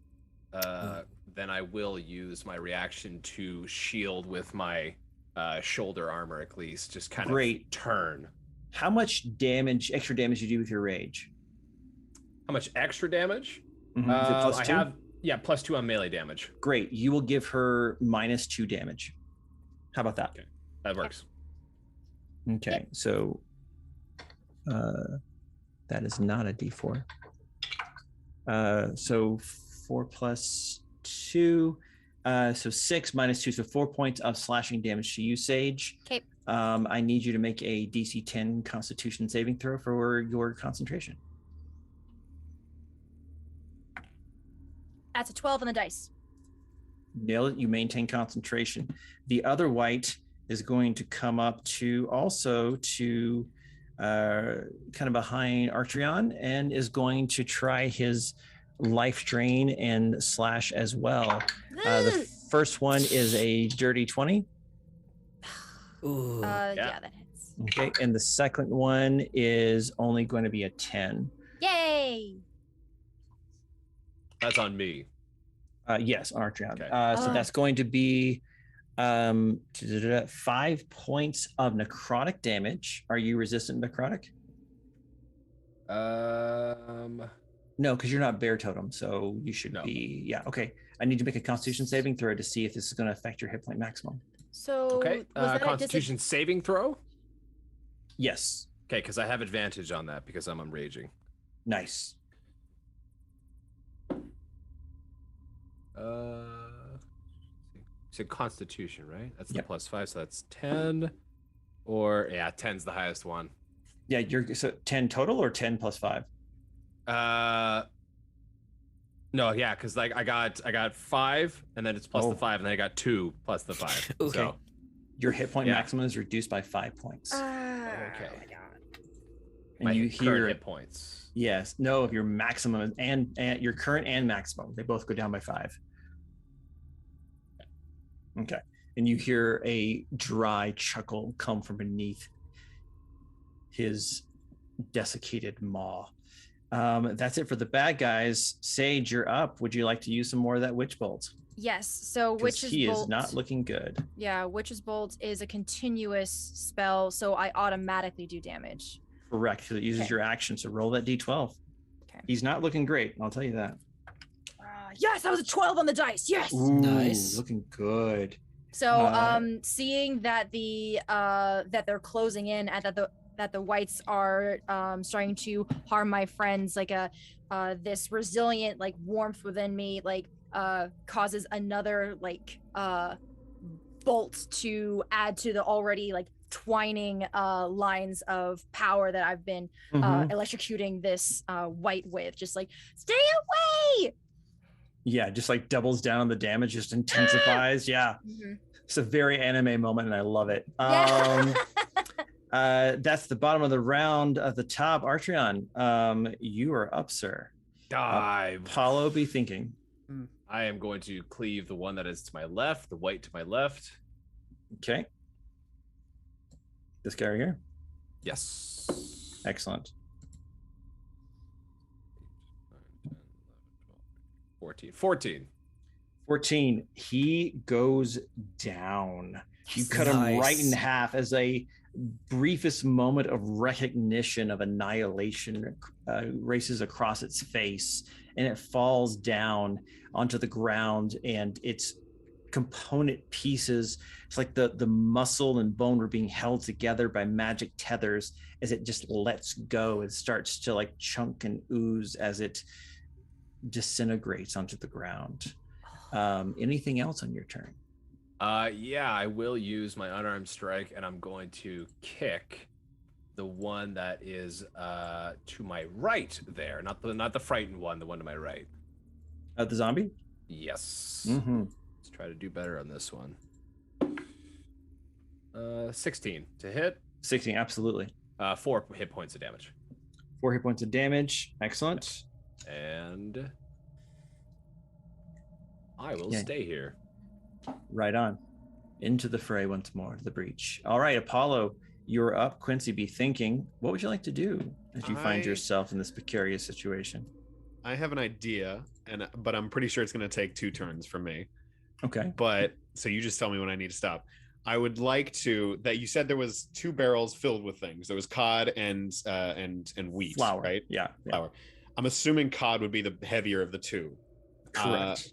I'm gonna try and turn that barrel on its side, and like line it up, pretty much with the door in front of the treasure chest. So I would like to have it kind of on its side and towards the back a little bit, but right about as far back as the treasure chest is. Okay, facing the door. And I would like to, obviously I'm going to put the fan away, and I'm going to attempt to throw open the latch on the door, and then run behind the barrel. And then my plan is the moment I see that door swing open, I'm going to try and kick the barrel towards the door so it starts rolling towards the door. And if I can, I don't know if this how much that'll take me, I would like to knock an arrow as well and kind of be ducking down a little bit so I'm like prepared. So barrel, and then whatever gets hit with that barrel is immediately getting followed up with an arrow. So when you say notch an arrow, do you mean with the intent to shoot or the intent to like just be ready? Yes, and I'm willing to trade you an advantage and even an elemental damage to do love this. that you know how I work. I'll take that you may have the things you've listed. In exchange, I will absolutely steal from you one of the advantages granted you by chat. Now, I didn't say take, I said steal. It's mine now. I realize that, yes. Ooh. So I still have the elemental damage, though. You do. Okay. Because I'm not unkind. You just took an advantage. It's a trade. It's a trade. He offered because he's played with me before. He knows I love making deals. It's a good deal. I know I'm asking a lot, so I have to throw something up. Just call me Wayne Brady. Let's do it. Yes. All right, yeah. So you you move the barrel into position. You unlock the bolt and like dive over the barrel, land in a roll, and turn and come up ready to go. So when they open the door, as they invariably will, they come through. As your reaction, you can make a single attack, and when they're in view. And by the way, that also might count for sneak attack if you let them get close enough. Ooh. So yeah. Yes. I have many things going on. Oh, I'm sure you do, and remember, I'm on your side. All right, Quincy. Remember as I kill you. Remember as I stab you repeatedly in the side. I care about you. Quincy, you're up, and the zombies are after you. All right. I have a few spell slots left, but I don't want to waste them right now, so I'm just gonna go ahead and go back to the basic combo that I have going in here. Twirl the wooden spoon around. It's lighting on fire. Firebolt the white in front of me again. Still, I'm gonna go after him. That's a natural 20. Yeah, let's go. All right, so and because I'm using my my arcane firearm, I get to add another a D8 to the dice attacks. So I'm gonna go ahead. You cry out, "Taste my spoon! Taste my soup!" So that's 2d10 plus the D8. Too much spice for you? I would like to add my last elemental damage to that. Oh, absolutely. Let's so go. That's 2d10, 1d6, and 1d8. It's a 5. That's a 1. 6. You could knock him out here. That's a 14. 14 fire. He is not looking good. Everything on him, his leathers, his skin, what's left of his hair is ablaze. Quick follow up with Reggie. Stay down! That's a 21 to hit. Yes. Oh my gosh. Okay, 2d8. You're just like, the power of Christ compels you! That's a 9 force damage. He goes down in his own self-contained effigy, his own pyre, as he crumbles, and the zombies seem to react for the first time, and they seem hesitant. But it's their turn, and they begin to run. Yeah, you better one. Arktreon, if you have a reaction for an opportunity attack, and Sage as well. I do. You have 2 that are fleeing from you. Both of you could pick either one. What would you like to do? Arktreon, which one are you going to get? I'm going to do the one that's scared of me because that's just going to be fun. Then I'll get the other one. I don't know which one that is. So that's So Sage, you've got this one right here. Great. And you've got this one here, Ark. Mm-hmm. Make those rolls. DM, you have It inspiration. has to be a melee attack. Okay, that's fine. 16, 17, 18, 19, 20. That's a hit. 22. That's a hit. When you counted past 8, you were good. Yeah. I was like 16. You're like, all right, that's it. I was like, all right, keep going. all right, I'm just easy.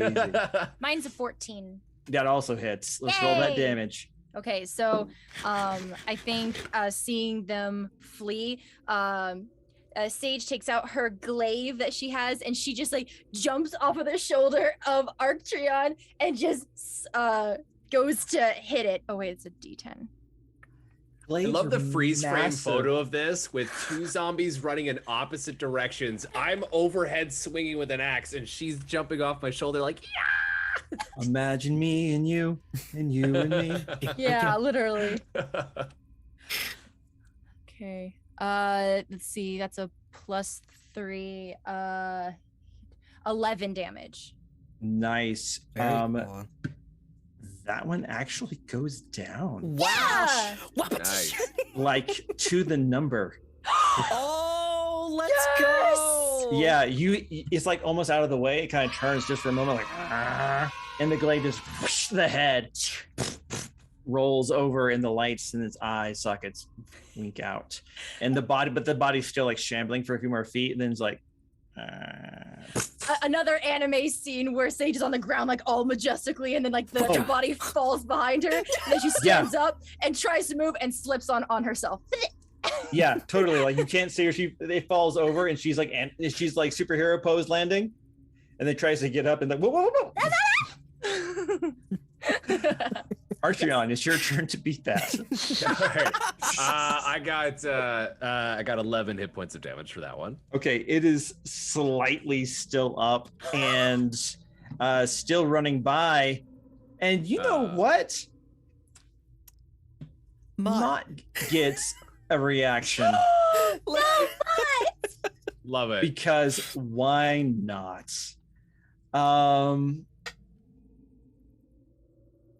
I did have another. It was opportunity attacks.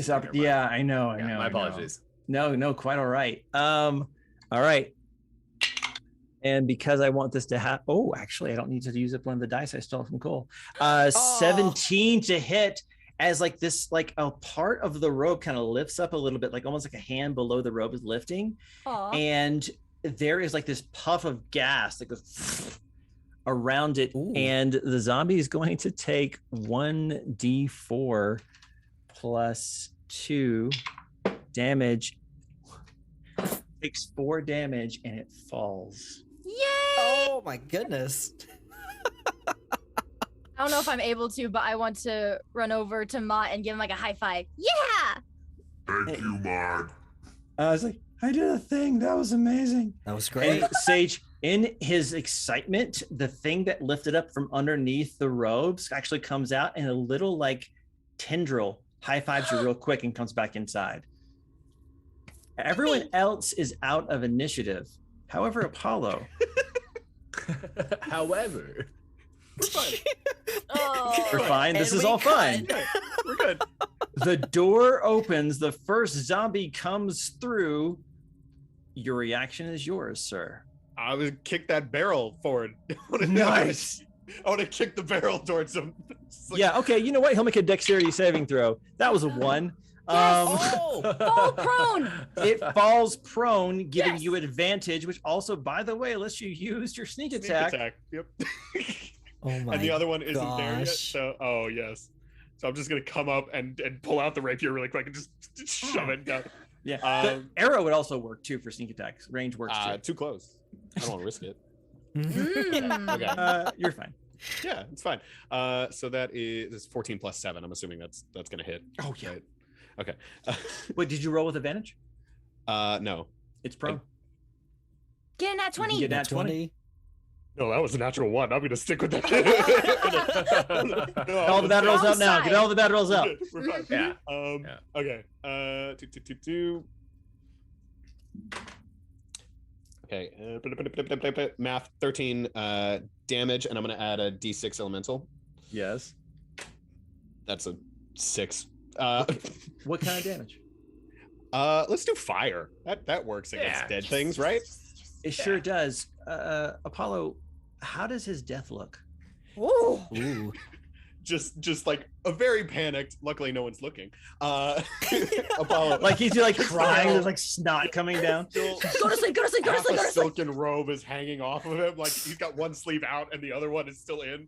And he's like, he runs over, grabs his rapier, and just right pinning the rapier, pinning it into the zombie's head, twisting and then erupting in flames, and just like sending flames throughout the entire inside of his body. And when the flames subside, only the skeleton from the neck down remains. And there's just a small blast radius where the skull and cranium used to be. You hear the other zombie shuffling away somewhere down the corridor, and we are out of initiative. I'm magical. I'm gonna call out. Let's see. Wait. You're a lizard, Perry. Sorry. You're a lizard, Perry. Oh, let's see. Okay, nope, that's out of range. So I can't see. I think he's dead. Apollo, are you okay? You could probably hear that from here. I'm gonna slowly just open the other door, so I can leave. I am fine as always. Nice. He throws up at the corner. he's like leaning against a wall a little bit, like trying to like, make it "Ah, look man, cool. I'm good." The smell of the cod in that barrel was leaking out. It was just it was a trapped corridor. And yeah. I took psychic damage on that. Go ahead. Oh, that's still a trap. Though. Sure is. I was about to say I walk over, but no. I'm gonna stay here. No, go on. I'm gonna crawl Why don't up. you all come over here? How about no? We'll How go the about long you? way. Yeah, let's go. We're gonna go this way, Apollo. We'll maybe meet you. Hopefully. It'll be fine. Yeah. It can't be that big. Sure. It's not like a maze or anything, you know? Constantly last changing month. rooms. Wow, That was that'd be last month. crazy. Yeah. Right? That would be crazy. Who has that? It doesn't Yeah. exist. Right? Quincy gets the anime sweat icons on his face, like. Oh, shut up! Shut up! Yeah. So so is the team top taking planned dashboard confessional and taking the long way home? Yeah. Yeah. At this point, Sage has crawled up onto Arktreon's shoulder again. Okay. And Apollo, are you kind of like heading down the hallway to kind of meet them? Is that the idea? Very stealthily hugging the wall and heading down the hallway. Excellent. When you get about here, and thank you very much, you can see that this room doesn't have a door, but rather bars.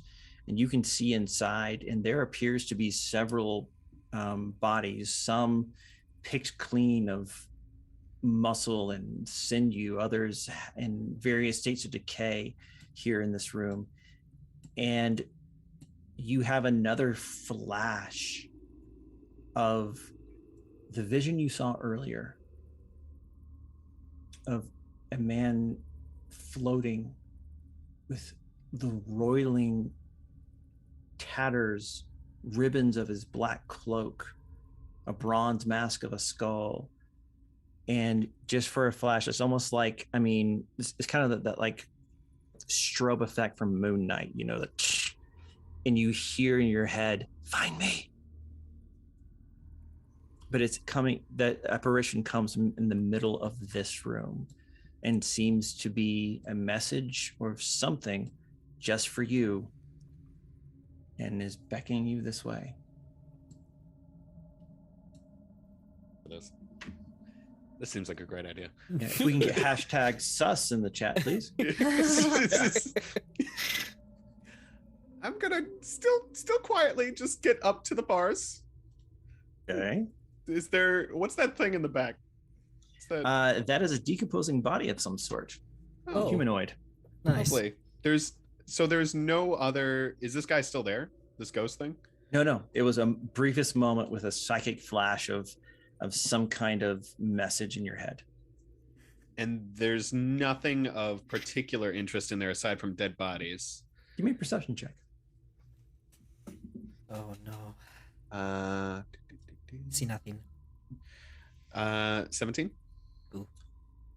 Something is glittering. Something sparkly, shiny, fungible, valuable. Coming from beneath one of the blankets from this rotting corpse here at the back of the room. Ooh. Can I have rope. I'm sure you can. Thank you. Can I tie some rope around the back of an arrow and shoot the arrow into the decaying corpse and then try and drag it towards the bars without touching the bars myself? Yeah. Roll a ranged attack. This is going to be a pretty high AC, as it were. You don't happen to have an advantage, do you? Oh, wait. I do. I do. I actually do. Thank you very much. All right. You know what? I wasn't going to use it, but I'm going to use it now. What'd you get, though? What'd you get? Natural 20. I wasn't going to use it, but here you are, Jason. Taunted me. I'm the only one I have left is for flirting. You didn't come to play, but you also came to play. I love you. Please understand I hold you in the highest regard. Thank you. Yeah, in an impossible shot, you actually hit over the dead body into a piece of mortar between two bricks. You pull it back just right, a brick falls, and the arrow falls right behind it, catching one of the serrated edges behind the brick, and the brick pulls with you, catching like a dump truck with a plow, a snow plow, pulling along scraps, and this black gem the size of an apple as you slowly pull it to the bars, and you can grab it. Oh. I'm gonna reach through the bars and try and grab it with my claws. Only not touching my fingers to it, but my claws. Okay. Quincy, stay on Mott. All right. Uh-oh. Oh, You no. teleport to the center Oh. Oh. of a magic circle. Oh no. Oh. There's no doors in this room. Oh no. The light is only coming from the magic runes carved into the floor a millennia ago. And this figure you keep seeing in your visions appears to you in a persistent way, and you can see him clearly. And he says, I am Salazar. I am the necromancer that created this place. You will help me. This is a nice place you have here. It's very nice. It's very clean. You had some cod over there. I'm sorry, I didn't spill it. Don't worry about that. Is this a persuasion check? Or is this just like flop sweat? Hang on. I'm still going. Oh no. What? Sorry, 1 second. I was just, baffled by your beauty. Yeah, he's like coming close and like swooping around to the other side and coming close as you're kind of turning to watch him. It's like he wants to keep your attention, but he's also like taking your measure. Not for a coffin, like character. Well, maybe a coffin. Possibly. You never know. I am sure you're very good at what you do. Could I get a little more information? I do mercenary work all the time. A little more information beforehand, maybe like rewards, possible, dangers, anything like that. Just a little more information. What's my hourly rate? An usurper has come to my domain. Wrest control my creations, and seeks to steal the heart of Salazar from this dungeon, this crypt. I sought immortality, lichdom. Unfortunately, a failed bid. The usurper thinks he has found my heart. Instead, you have. And you look down, you're still holding the black onyx. Though the forces he assumes to know, to understand, is folly. He will destroy my life's work, my unlife's work, and many around him. I care nothing for them, but I will not see my great deeds sullied. I will give you the means to destroy his ritual. In return, you will destroy him. This is my terms. Is there like a 401k benefit package? Is there? His skull lights on fire and like gets really close. You know, this sounds very reasonable. I will, you said you'd give, you know what? I'm good with that. Let's do that. Let's go with what you said. He touches you on the forehead and you go rigid.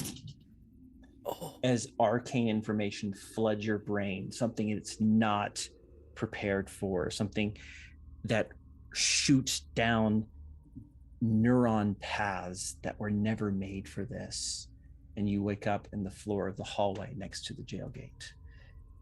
Team, you've come around the corner and you see Apollo passed out on the ground.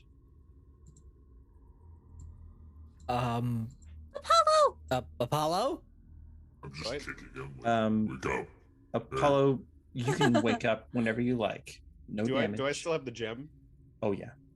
Gonna poke him with the stick. Just immediately, just Yeah. like sit straight up. What did you do? I had a nap. No. What? I was tired. What did you find? I see the bars. What did you find? The bars are still intact. I found the bars, and there's a thing over there. And you decided to lie down. I'm sorry. Do you see a bed anywhere around here? I was tired. You're not a good liar, Apollo. You sure about that? Insight check. Opposing deception check. Go. Does I my think ring of mind shielding work with this? Because it does specify something about lying. If they use magic to discern your lying, right? Is that what it says? Immune to, yes, magic that discerns your lying. Okay, yeah. Since he's using common sense, I'll tell you what that I'm is using my later. knowledge of Apollo. I'll explain and what knowing common Apollo. sense is to No, Apollo that works. later. Stop touching things. Natural 20. No! I'm gonna take a photo of this. Hang on. Oh my Please do. gosh. Oh my. Oh, the dice are telling a story. Take All right. The dice giveth and the dice taketh away. Oh. Take that. I finally So what was win your an total insight. though? It's insight, right? No, yours is deception. Oh, so 25. What'd Whoa. you get, Quincy? Only 11. Do you have advantage? I do, but I don't know if I can get a nat 20. I'm not wasting it here. In this game, stranger things have happened. Sorry. Oh, I just like to poke you guys to use up your resources. No, I feel like there's something coming, so I'm honestly. gonna keep them. I don't want to. Okay. All Oh, right. something is happening. Yeah. Keep your secrets. In the Discord. You just put it in the Discord. That's a beautiful 22. That's Oh that's my It's on the that's good so dice. good. Gosh. It's on the holy Yeah. one. It's that dice with the good hair. That's really Yeah. good. Oh All right. my word. Yeah, Quincy, you can't prove it, but He's too smooth. yeah, it's like you can detect no deception in him, which is typically in your experience means that he's up to something, but the best way to find out is just wait. Just standing up, brushing myself. I still have the silk robe on. Mhm. Slightly kind of pocketing the rock and then kind Yeah. of pulling up the silken robe over it. I'm gonna keep this on. Yeah. The robe is very nice. It's like got phoenix motifs with like cliffs and little gazebos in the background. It's really nice. Yeah. It's very nice. I'm gonna pull out the fan and just would any of you know anything about this? I found this while I was, busy fighting off a horde of zombies. By the way, it's very, very difficult. There was like at least 20 of them. I mean, Yeah, I can probably identify it. Thank you, thank you, Mot.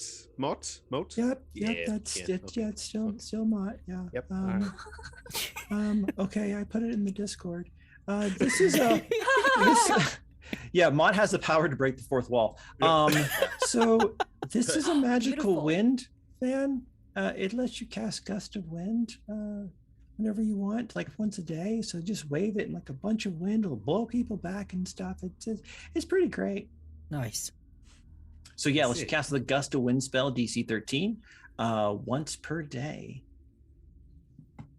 Actually, each time it's used, so you can use it more than once. Because here's what it says. The text is beautiful. Once used, the fan shouldn't be used again until the next dawn. So we can ignore that sentence. Of course. Each time it's used before then, there's a cumulative 20% chance of it not working and tearing into useless, non-magical tatters.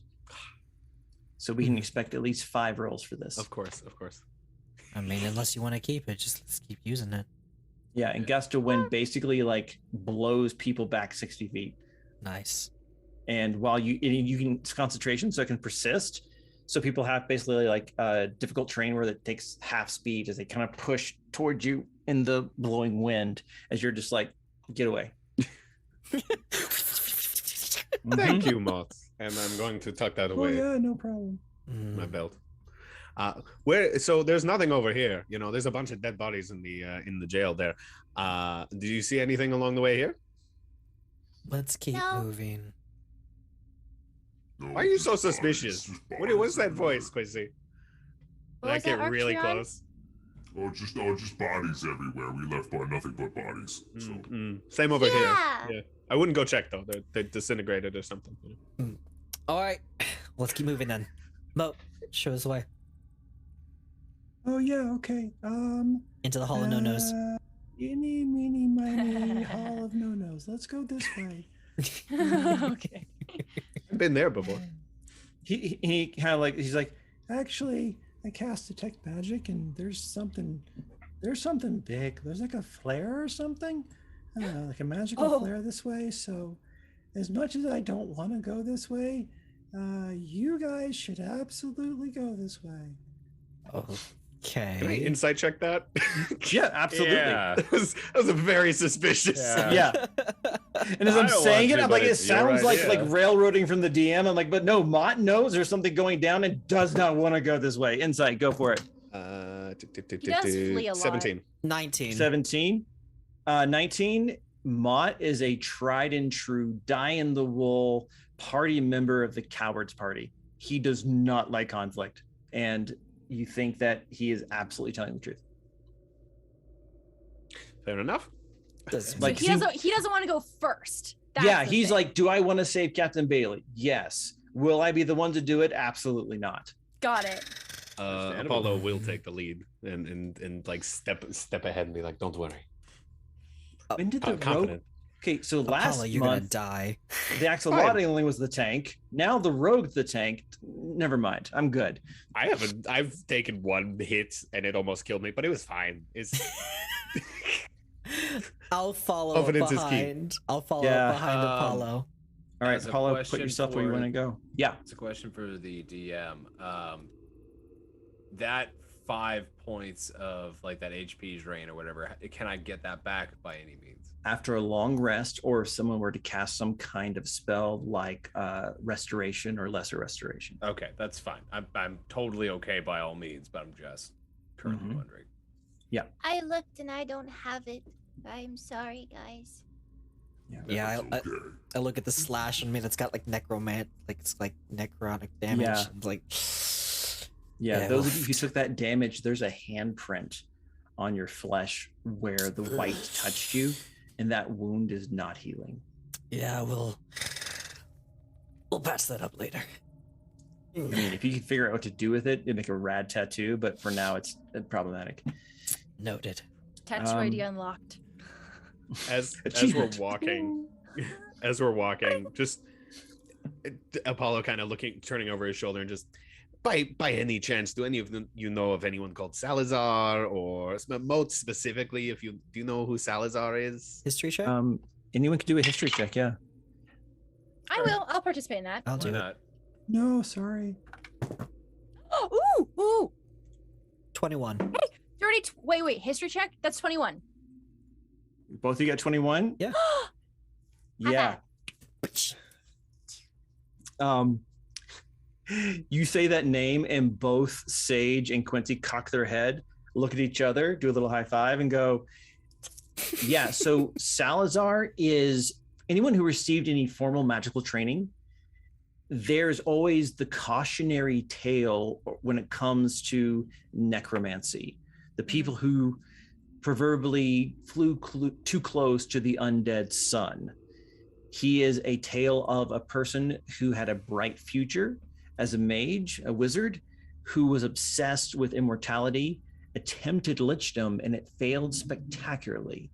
But this was maybe 1,000 years ago.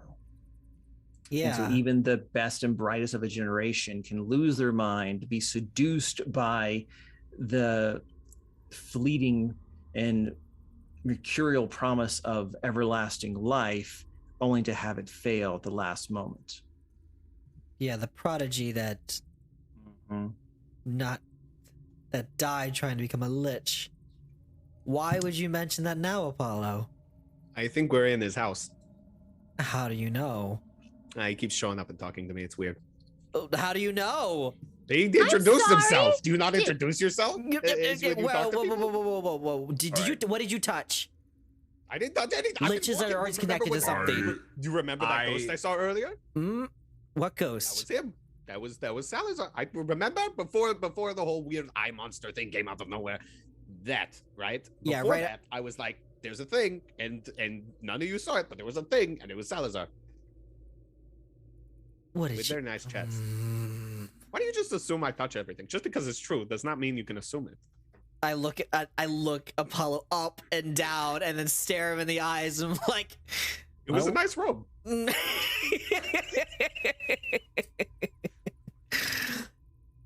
And you want to go first?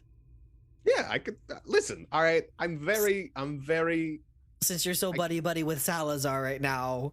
I can see a lot. I'm sorry. Do you want to go first? Do you want to take the first hit? I could probably dodge it. I don't know about you, Mr. Soaking Wet Still. All right. I'll go first. It's fine. No, it's fine, Ark. It's such a schoolyard diss, but it's such a good one. It's fine. I'll go first. All right, Have you been talking to Salazar? place yourself where you want to be, Arktreon. Apollo, same for you. I'll just walk alongside him, like a little kid looking up, just like. I'll have Reggie at the ready, kind of like in between like his giant steps, just kind of like in between his legs. So I'm going to follow Arktreon. Oh shit. Okay, we're fine. Oh, I would like to test the veracity of that assertion. You want to scroll it over just a little bit so people can see what they're yeah, there we go. A little more. Yeah, there we go. Okay. So So as you guys get down here, you can see that there is this massive like wizard's orb with a spectral skull in the middle, thrumming with eldritch power. As of yet, you haven't seen anyone else. okay, so I would like, since I'm on the shoulders of Arktreon, I'd like to cast Protection from Evil and Good. That is So- a phenomenal idea. That means that the person I choose, a willing creature,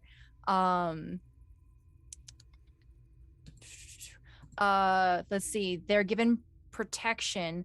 The creature of my choice,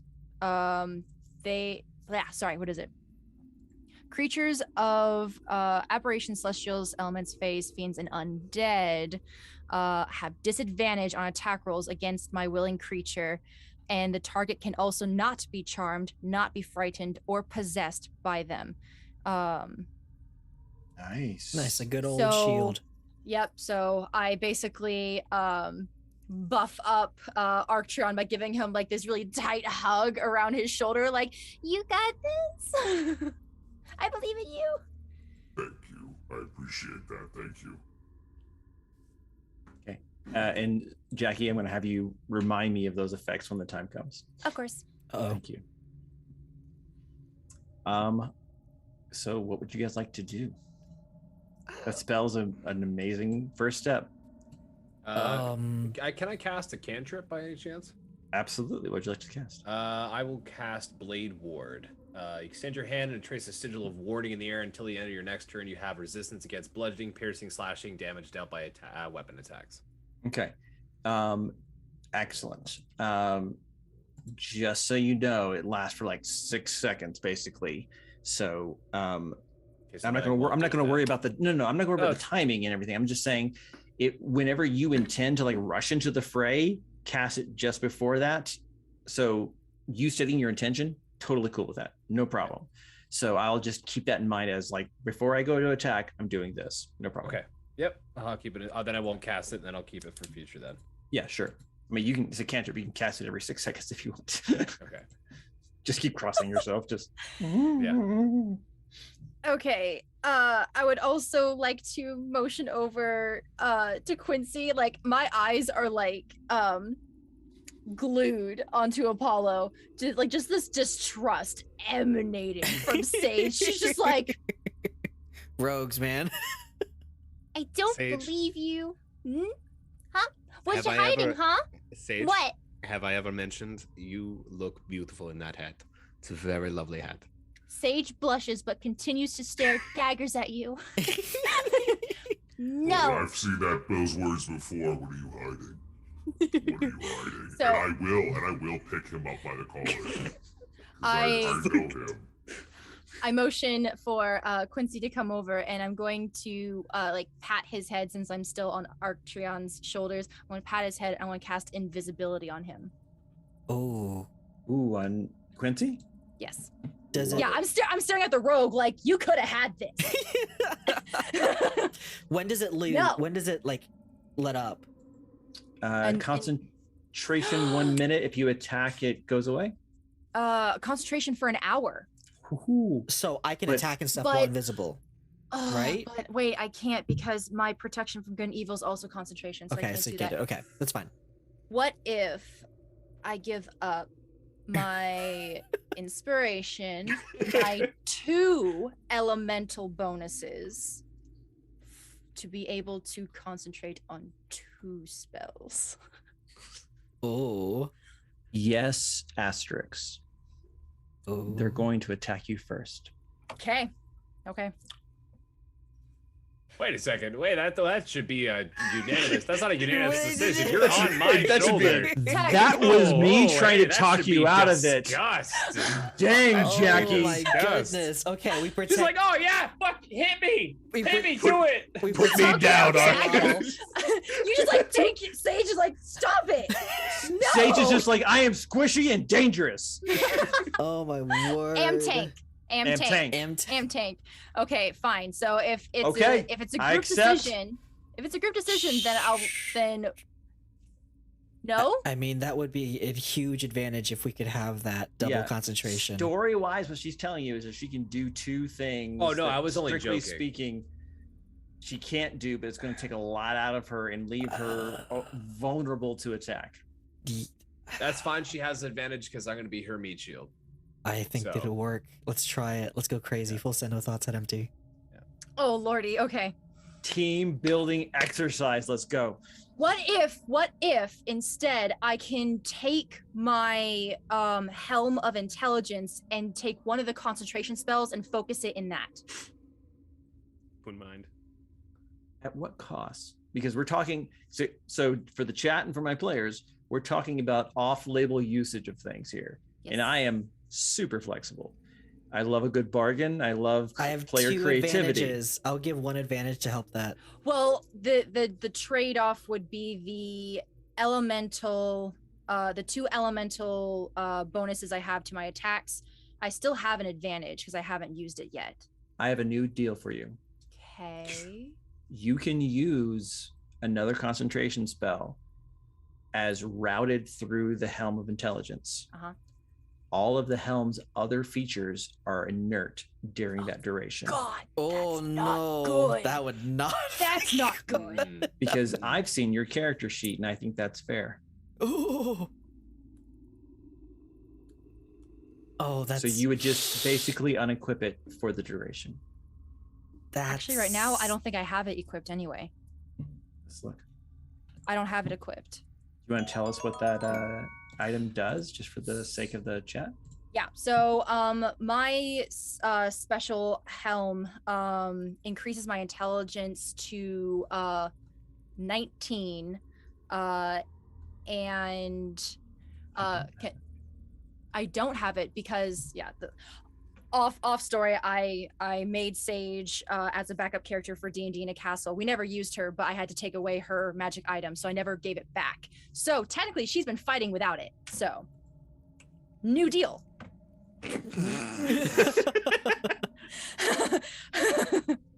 What was, because you're right, you did change some of your stats. What was your original intelligence without My the helm? original intelligence was, I think, a 9. Okay, and that's what your intelligence will be while you're concentrating the second spell, using up all of the arcane energy stored in the helm for that duration. It'll affect your attacks, your save, your spell attacks, rather. Could only go well. Yeah, we've got a ton of eating popcorn emojis in the chat right now, just so you know. Sage, you've been gifted another advantage too, as well. She's gonna need it. Oh crap, guys! Sage is gonna die today. Okay, so Not if I can help it. I accept these Aiden, terms. you're the best. I accept I these will do terms. everything in my power. Okay, A so I'm flaming going. piece of paper appears in front of you with a quill made of fire. Kidding. Go ahead. Okay, let me change. I can change my stats so that it reflects that. Yeah, I can also do it if you want to keep working on your plan. Sure. Yes, my intelligence was, I think, like a 9, so it was like a. That's what I -2. recall as well. I think it so. was. Yeah, these rolls were low. Everyone. All right, Sage, you have another inspiration as well. Thanks, chat. She's gonna need it. Little bean might die. DM question: if I'm invisible, do I get advantage on attacks because I'm sneaky? You sure do. Okay. Okay, so I'm gonna cast that, and I'm gonna cast protection. Okay, guys. All right, Sage does not get touched at all. This is a keep away game with Sage. You, the ball. you let me know when. Do not give me to Apollo. No, you will no. I promise. I promise. No. Wasn't offering. Well, We're I don't want to being, be around you anyway. Sage doesn't like rogues, and you're not helping Apollo. I'm hurt. Rogues have feelings too. You're hiding something. I'm always hiding something. And yeah. Oh my god. Are we ready? Sage, you get another advantage. Oh god. The chat is here for you. Okay. Yes. Okay. I'm ready. Yeah, we love you. You're the best. I'm ready. I refreshed. I have my new stats. We're all good, guys. Yeah, refresh one more time. The helm's in your inventory, but unequipped. Unequipped. So. Yep. There we go. There we go. Oh yeah, there it is again. Thank you very much. You're welcome. So your attack modifier for wizard spells is +0, and is +2, and your save is DC 10. Oh no. Paladin spells is +3 and save 11. Okay. Quincy, you're invisible. Okay. And For an hour. For protection of good and evil Is on Arktreon. is going. I'm looking at one more thing real quick. So I think just like for cinematic effect, Sage gives a tight hug on the shoulder of Arktreon, and you see this shimmering green light that looks almost like lily pad, like shoulder pads, take shape on Arktreon's shoulders, and little blossoming lotus flowers around him as it protects him from good and evil. And then as I pat Quincy's head, you see like this lotus crown blossom and the petals like fade around him, and as they do, he disappears. Okay, now real quick, Sage. Yes. The invisibility spell, as written, says when the target is attacked or attacks, the invisibility ends. Yes. I will let you have the option to either it be when Quincy is attacked or attacks, or when you are attacked or attacks. Which one do you want it to be the condition? I'll let you choose, because you made a big sacrifice here. And I don't want to be, fiddling with the terms of the deal in the post. Does that make sense? Yes. So I think to try and follow as much as possible to the written language, I think since I touch someone else who's invisible, when they get attacked, correct. It will end. Right. So when I attack, I'm gonna lose invisibility. Oh, or get got attacked. Yeah. Okay. So So then Now, if we want to switch it to that, if Sage is attacked or attacks, it'll go away. That might give you longer, but she basically is just using everything she's got and more just to maintain these two spells. Okay, so yeah, I'll have it be me. Okay. All right. That's fair. Okay, Just so sacrifice play. Yep, you see, just Sage, just like really tense, just like maintaining concentration for both people. Baby, all right, darling. Okay. Little baby. Oh, okay. Also, real quick, inspiration to the DM, D6, another one to Sage, and another. There was another one real quick. Yeah, another inspiration to Arktreon. Oh, inspiration. Okay. So it's a D4. Chat, we love you. Okay, let's try it. All right, so I need to write this down. we've got some spells going on, and here's what I see: dice in one hand, bad ideas in the other. What would you guys like to do? If I'm invisible, can I run out there and see what's up?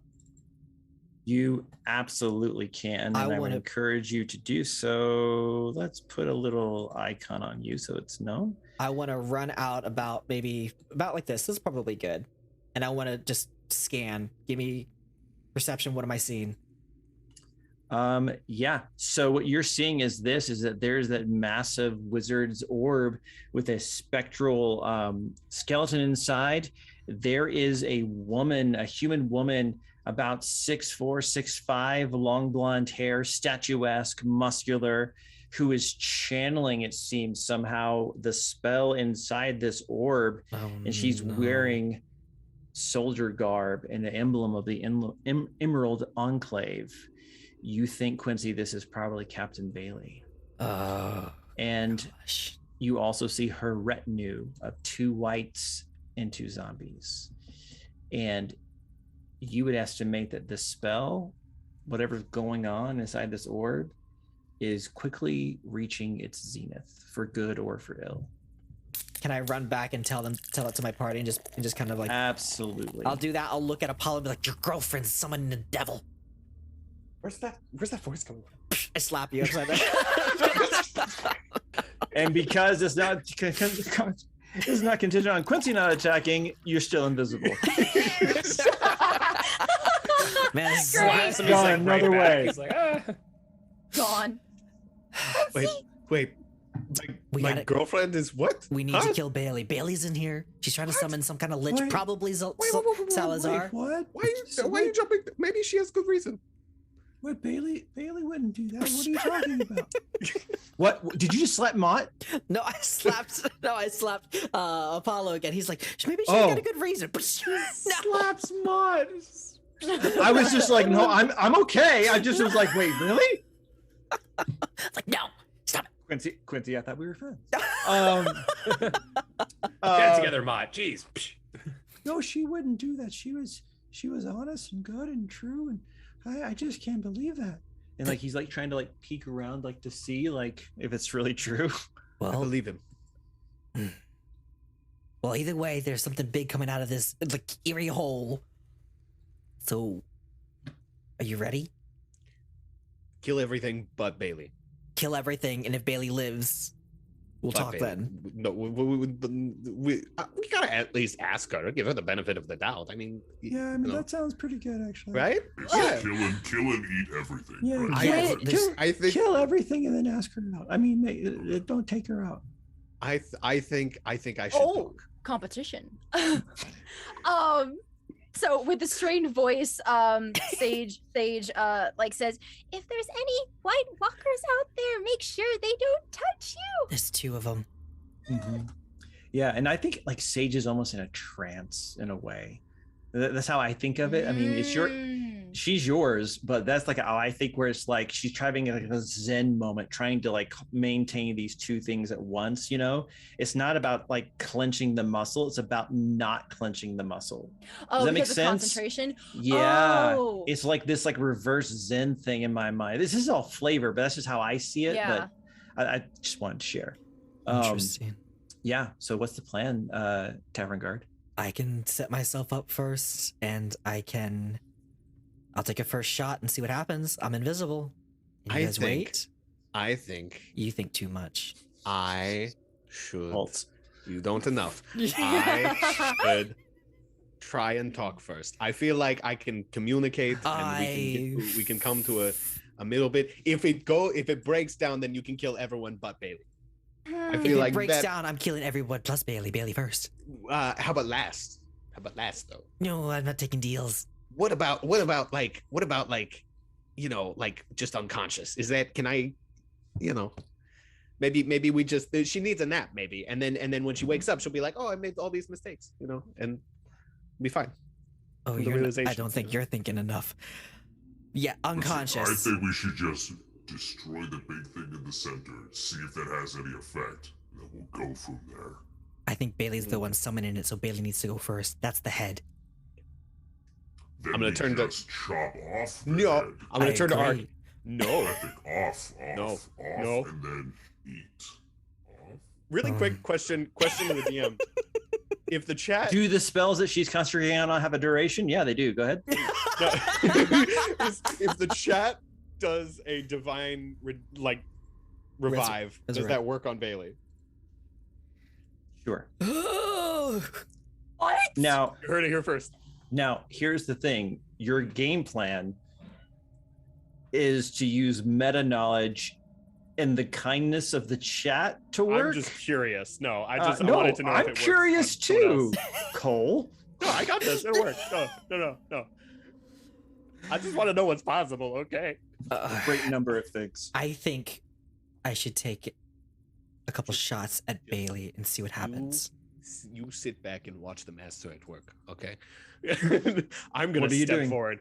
I'm gonna step He's forward. gonna step forward. I'm gonna Where- run across and just kind of like have myself positioned Yeah. where I can And see no one Bailey. can see you at all, Quincy. Just you know where you are, just so you know. I Okay. pull out the fan and I have the fan in front of my face, so my eyes are just peeking over. Oh, have being Red- mysterious, I see. Yes, and I Reggie have is the silk pointed. robe covering invisible Uh, weapons.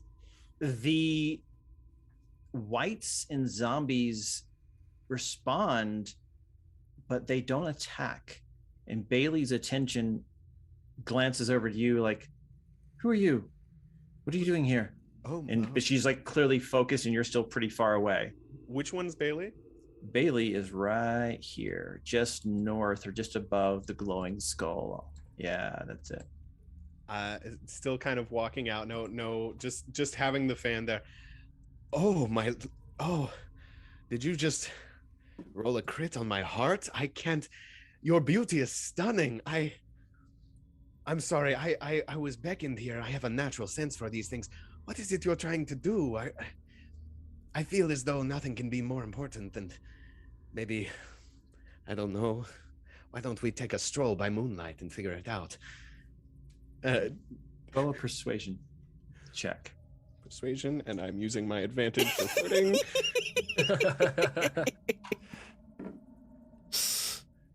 I don't have any more inspirations. It says persuasion. Mm-hmm. That's an 18 plus 7. Oh. We call that a 25. We okay. do. Oh. And I'm searching really quickly to try and find anything else that bumps that up. Oh. I don't have anything else. Yeah, She smirks and says, I'm a little bit busy here, but why don't you come sit by me? Oh. no. I'm like mouthing, screaming at Apollo as he's like walking up. Just gonna go. I'm not gonna sit down, but I'm just gonna stand next to her and be like, So, out of curiosity, what are you doing here? Is this what's going on? What are you summoning? Because this, I feel like your time could be better spent. I don't know. I could maybe cook for you. We could. You come here often? You come here often? Is there?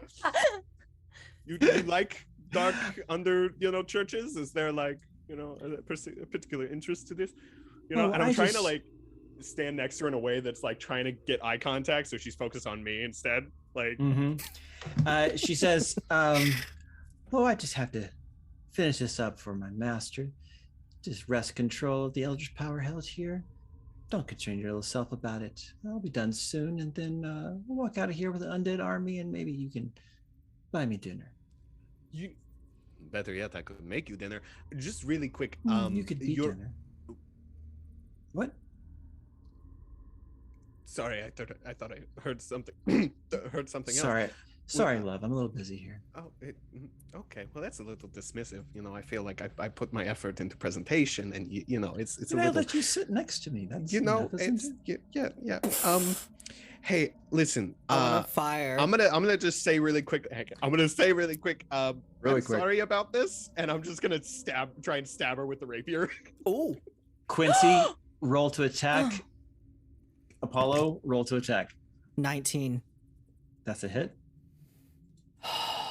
With the rapier. 18. That's a hit. Is this sneak attack? Because I'm the only one within 5 feet. You're the one within right? 5 feet. It's a sneak attack. Oh, I'm so sorry about this. Oh, I feel bad.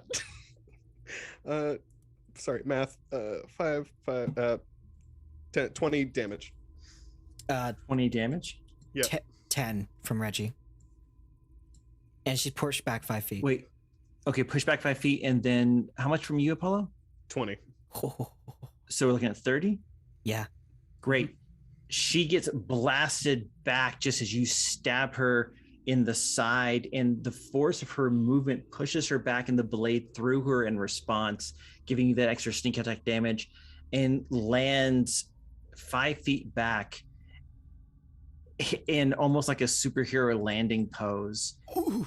And her helmet falls off, and her visage shimmers as the illusion fades. As a 6'4" half-orc with green skin and a scar, gauntlets, his whole left arm made of stone, says, "You've destroyed everything. I feel like there was some trickery on both sides here. To take you down. No one stops Jadukal. Roll for initiative. It's time for the boss battle." Oh my goodness. So because I'm concentrating, do I lose my turn, basically? Roll your turn. You may make choices in the future. I'm gonna use one of my advantages here for this. Oh, okay, sure. Okay, I'm gonna ask as usual, 20 and above. 24. Is that you, Cole? Yep. Okay, I'm looking for my paper, sorry. 24, Apollo, 15 above. 18. All right, 18. 10 and above. Not great, guys. What'd you get, Quincy? I got a 6. Sage? A 9. A 9. Sage is busy being one with the universe. Got it. Glowing eyes and just like. Oh, faux show. Yeah, mounted on. Glowing entity on my shoulder. I'm just like. Inspiration. Yeah, for just Apollo. like. Pink energy like coming off of her and just like golden glowing eyes, just like mounted. I'm in Zen. Yeah, I like how Arktreon's like, "I've never been a religious man, but now I don't know." Yeah. Okay, so Jadukal, using my inspiration. Oh, good. That was 3 times as good. It went from a 1 to a 3. Ooh, felt that. Yay. Not a fan. So a 4 goes after Quincy. It's Quincy's still invisible though, right? I am. Yes. That isn't shit. Ooh. All right.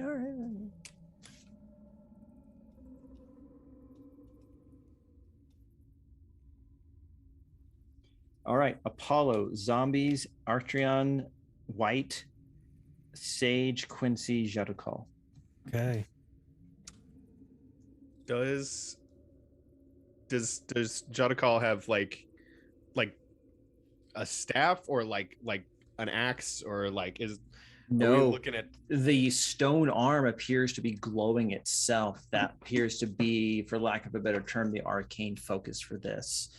And the spell's still going on, and you can still see that the arm is glowing. And he reaches from his back and pulls out the battle axe, just as big as Arktreon's, Oh. and stands to his full height. And mhm. We will, won't we? Okay, Apollo, you're up first. he's still within 5 feet of me? Yes. You know, I'm gonna be honest with you. I don't feel as bad about it this time, and I'm gonna thrust forward with the rapier, and that will be sneak attack as wheel. 26 to hit. Yeah, turns out it works. 19 plus 7, baby. Let's go. This is the time for those rolls. I know, right? All right, and I'm gonna take the nice dice for the sneak attack damage. 13 plus 5, 18 damage. 18. Apollo, you have nice. another D6 elemental. Can I add that on top? Is that soon enough? Go for it. Yeah, because that means the chat did it before you said that because of the delay. 5. So that's, what was it? It was 18, right? Mm-hmm. Yeah, Plus so 5, 23. so 23 damage. Nice. And that's gonna be more fire damage. Because fire's cool. All the kids are doing it. Yeah. All right, awesome. Yeah, like you stab him and it twists and you know it hurt. And he just looks at you. Oh. Oh. Maybe I will make you dinner. Oh. I don't think you mean that in the way I want it to mean, but I'm gonna ignore that. We're gonna talk about this later. Most assuredly not. And he rears back, but it's not his turn. So zombies go. Yay, zombies. I'm gonna run. Yes, I would like please. to run away, please. Oh. So wait. Oh wait. I can cunning action dash. Mhm. Yeah, you could move right now. And I've made an attack against him, so he doesn't get attack of opportunity. I'm just gonna, you know what? That would give me 60 feet cunning action dash, and I'm just gonna launch back to where I was. Oh my god. Just goodbye. But unfortunately, the zombies saw you do it, Oh god. It's fine. and that's within their range. Oh. One is a 16, the other is a 13. Neither hit. Oh. Wow. 17 AC. Oh my gosh. What's up? Yeah. I'm a dex build, baby. Let's go. Yeah, his whole build is I'll die if you can hit me. So good. That's the two zombies, but they got a bottleneck here, which is great. Next up is Arktreon. Oh. Do your worst, sir. So I have some decisions to make here because, like, as much as it's good to have you on my shoulder, the thing is that I suck and I need to be up close and I need to be in combat. So I'm gonna give you the option if I leave you with Mott. Because I have to, my character is useless unless in combat. Okay, let me look at my stats real quick. Okay, so sorry. Do you say this Either out that loud? or you're coming for one hell of a ride, I'll tell you that much. Arktreon, do you say that out loud? What's that? I This can is, do you this as is Mott. more of a player to player. Okay, because I mean, Mott could probably weigh in too. Yeah. Mm-hmm. Okay. So taking the Zen route that we're going, I think Sage just is very like calm in this moment. She's like, I want to help and I don't want to hinder you. If you need to leave me behind, so be it. Such a zen answer. and I just Yeah, like this like limp body, but she's obviously like still very zen. She's like, eh. And just like, sorry, go ahead. okay, so I'm gonna. Yeah, so I grab Mott by this collar and like bring him in like really close and like, don't drop the Axotling. Okay. And I gently put her on his shoulder and just give him like a little toss back. I don't really have a shoulder, but okay. Whatever feels like bread on your shoulder, whatever this is. I feel like okay, no, that makes sense. That's the end piece. Go ahead.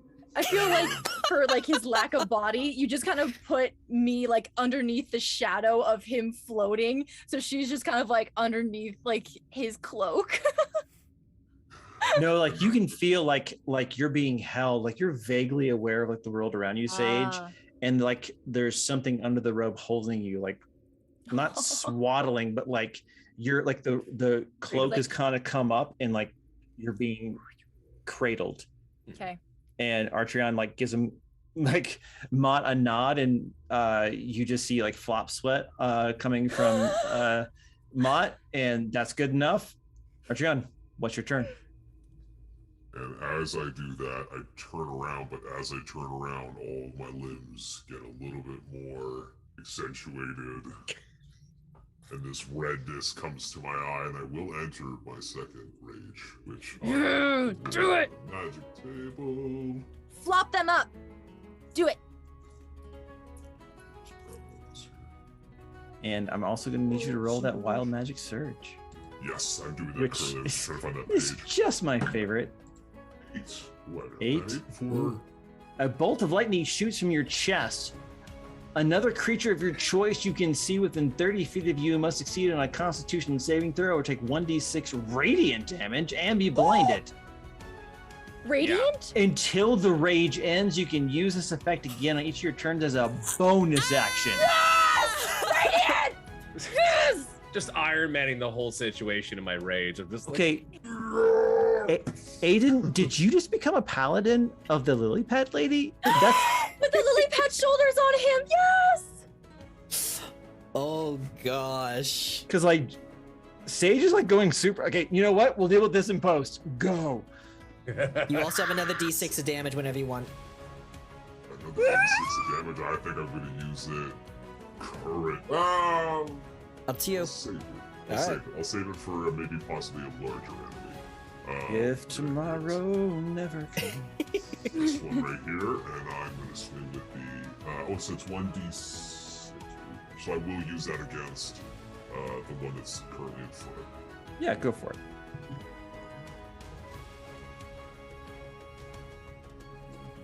So Constitution. So you're making a. Sorry. So either you're making a Constitution saving throw or take 1d6 radiant damage.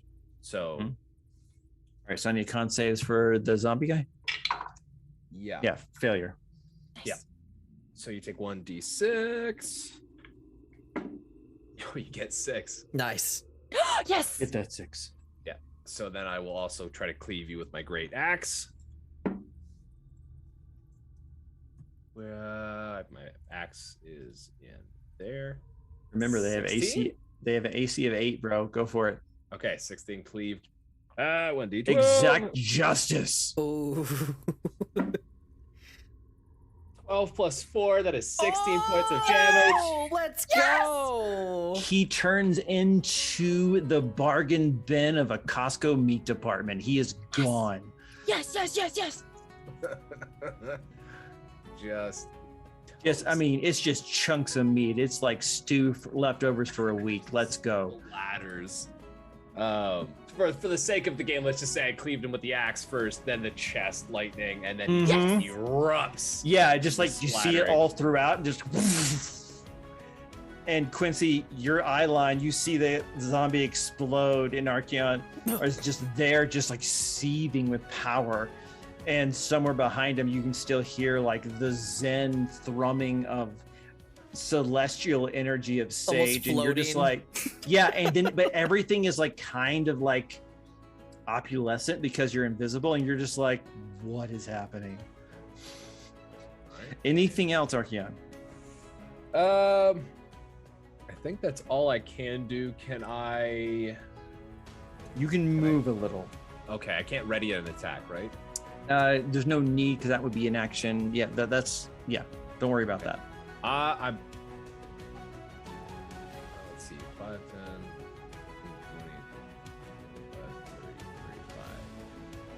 35. Boink. I am gonna make a bolt straight for that half orc. Yeah, that zombie's going to make an opportunity attack just for fun. That's fine. That's going to be a 19. They get disadvantage. Yes, they do. Ooh. That's a 10. Yes. Yes. Oh, nice. Yeah, they That's a, try sight. and like your whole skin and fur just glow with holy light and it's like, ah, and it totally whiffs it as you go by. Wow. As you're protected from good and evil, or protected from evil specifically. After Archeon, you're done. Yes, I am done. Arktreon is done. Yes. The white is going to have none of it and comes right up to you, bolting, scimitar swinging with skill learned through years of experience during its life, and is going to attack you once with the sword. That was a 2, and I don't think I have any more advantages left, but it will make the second attack with its palm. 14 plus, pulling up that thing, 4, that's an 18 to hit. It does hit. Make me a Constitution saving throw. And that was at a disadvantage too? Dang it, I you're get right. it at advantage. Yeah, the other roll was a nat 20. Ooh. Okay.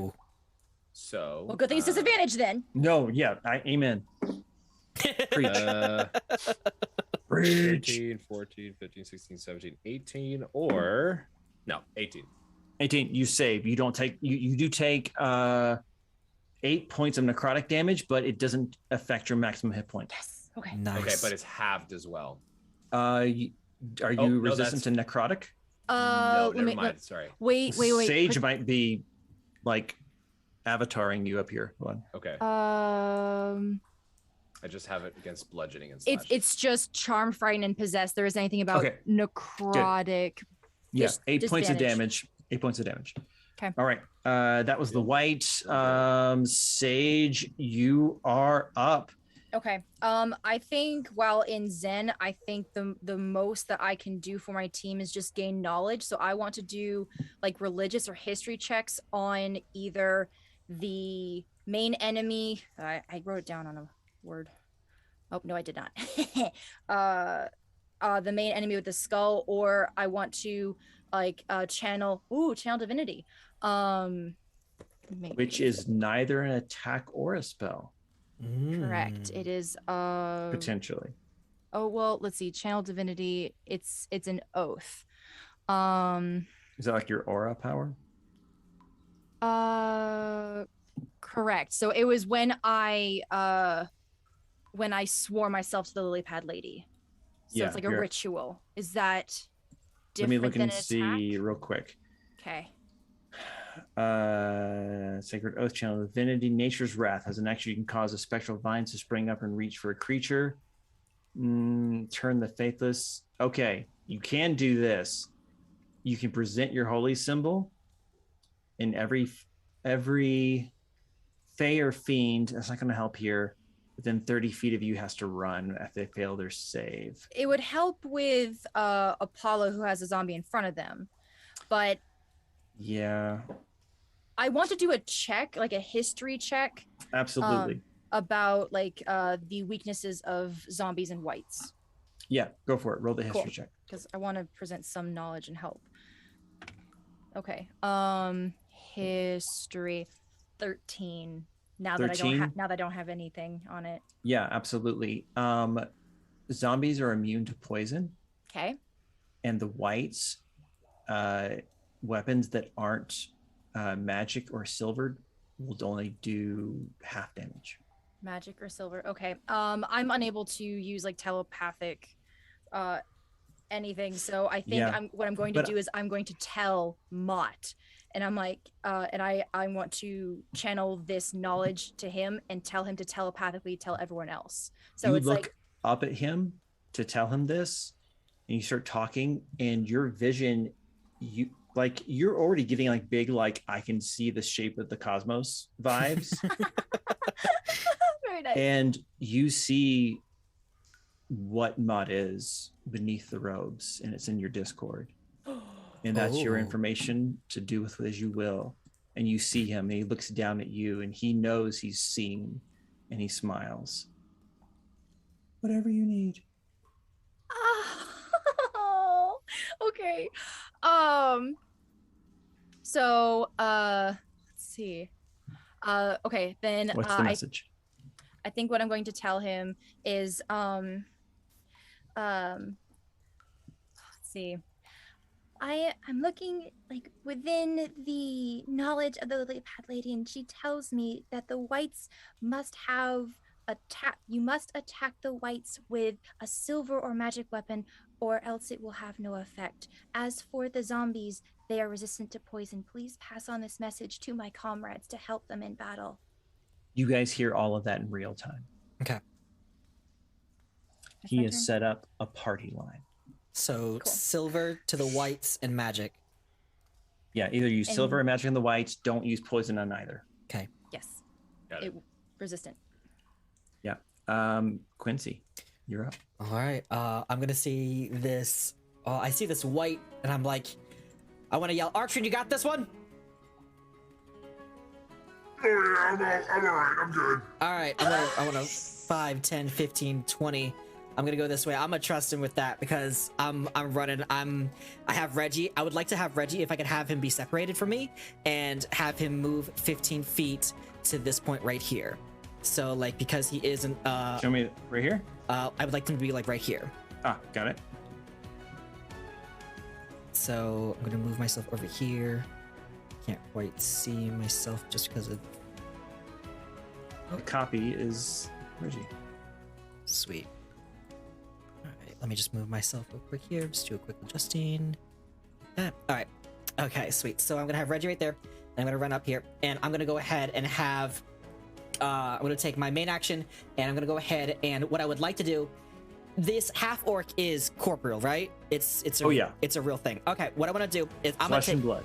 I'm gonna take out that flesh part. That's what I want. I'm gonna take out the acid sand, and I want to level 2 catapult it to his face.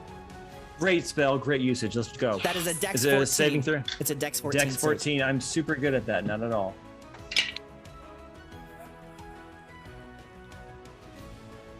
Oh.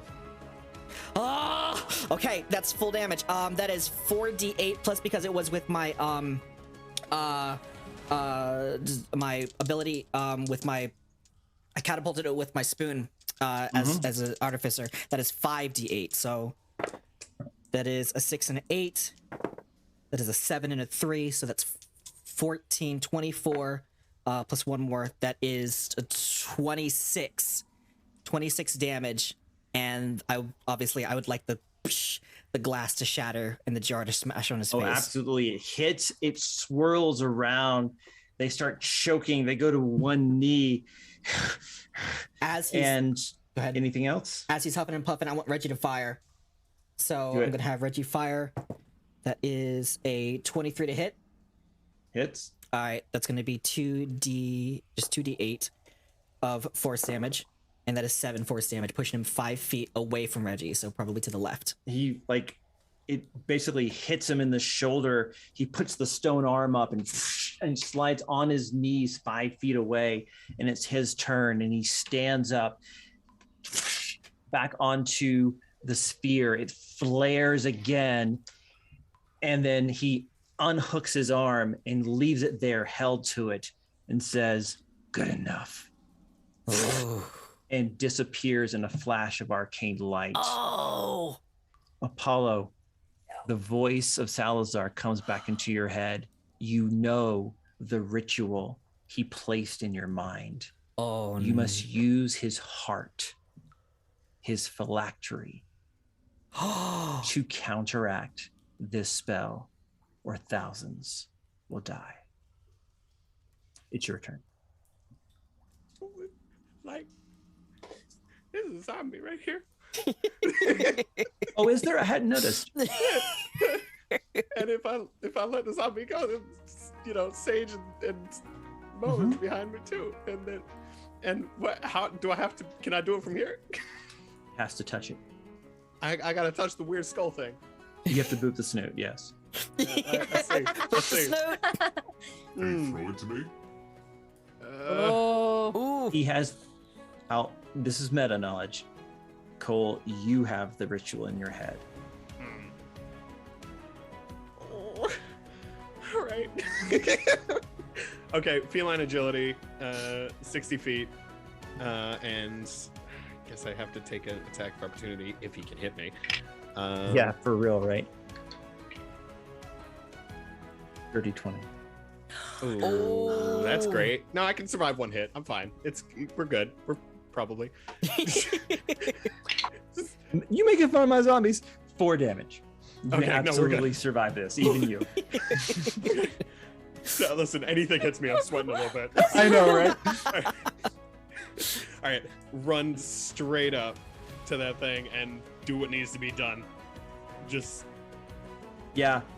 You open your mouth and your eyes go black, and the words in a language you'll understand pour out of you, and you take the gem, point faceted first, and shove it into the sphere. Ooh.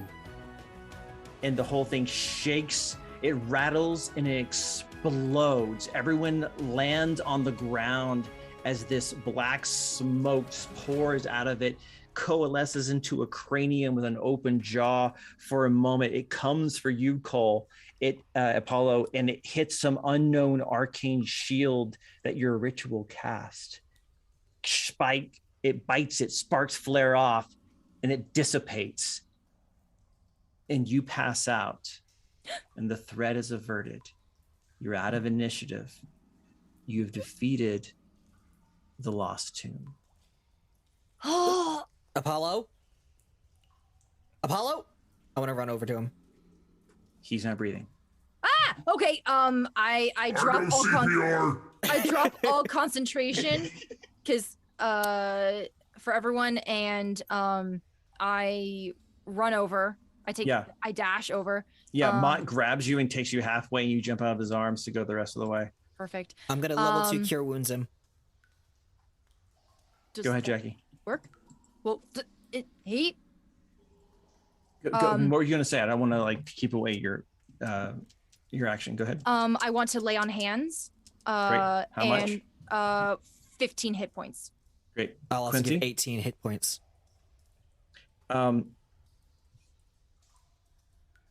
Apollo, what do you dream about? the open sea, the waves crashing against the side of a boat, flowing black hair. And who travels with you? A very tall, very powerful woman at the helm, standing next to me. You feel hands pulling you away from this scene of perfection. One is squishy, the other strong and callous from years in the kitchen. No! And you wake up screaming, no, no, no! And you're You breathing just see- again. You see a blubbering axolotling on your chest. She's like, Hand me back. Excuse me? What? Your wish is my command. Wait. Okay, all right. Hey. As much as I would love to see Apollo a little roughed up sometimes. Maybe not right now. You okay? Yes. What did you do? Well, you don't know how cold rituals work? This is simple knowledge for adventurers. Yeah, I've seen him die many times. It's okay. This is a Tuesday for us. Down to 6 lives. I saw a dream. What'd you see? One that something I didn't want to leave. You weren't breathing. Was it her? You know, sometimes, Quincy, I feel you know too much about me. You do talk a lot when you're hyped up on milk. That's not my fault.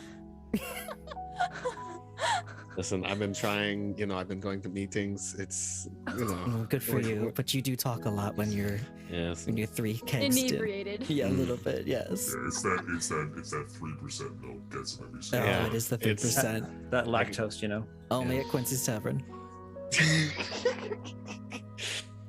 absolute milk. So come on down to Milk Mondays. All you can lap.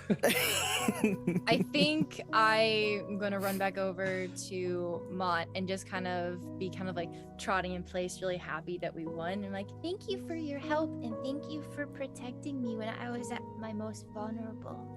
Oh yeah, sure. I mean, it's one of the basic rules of dungeons. You always trust my kind.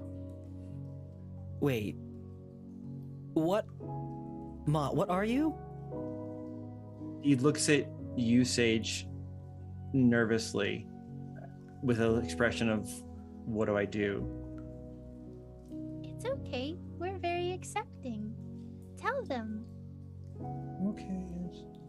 He takes the hat off, and the robe falls, and Mott's a flump.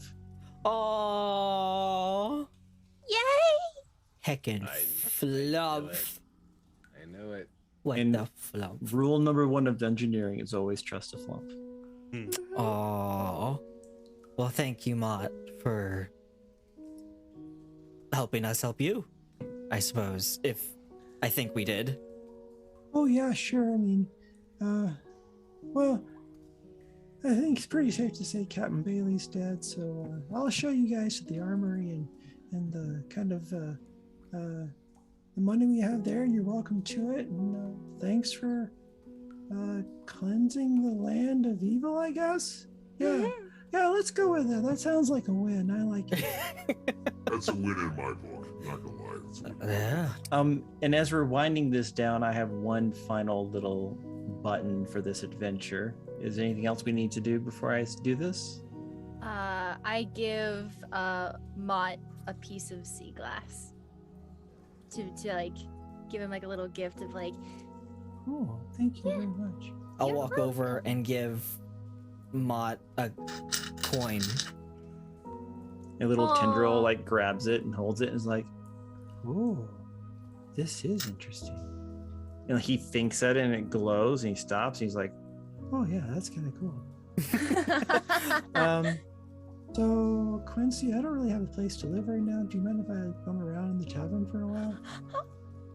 There's a wonderful room with a view of the stars that I think you would love.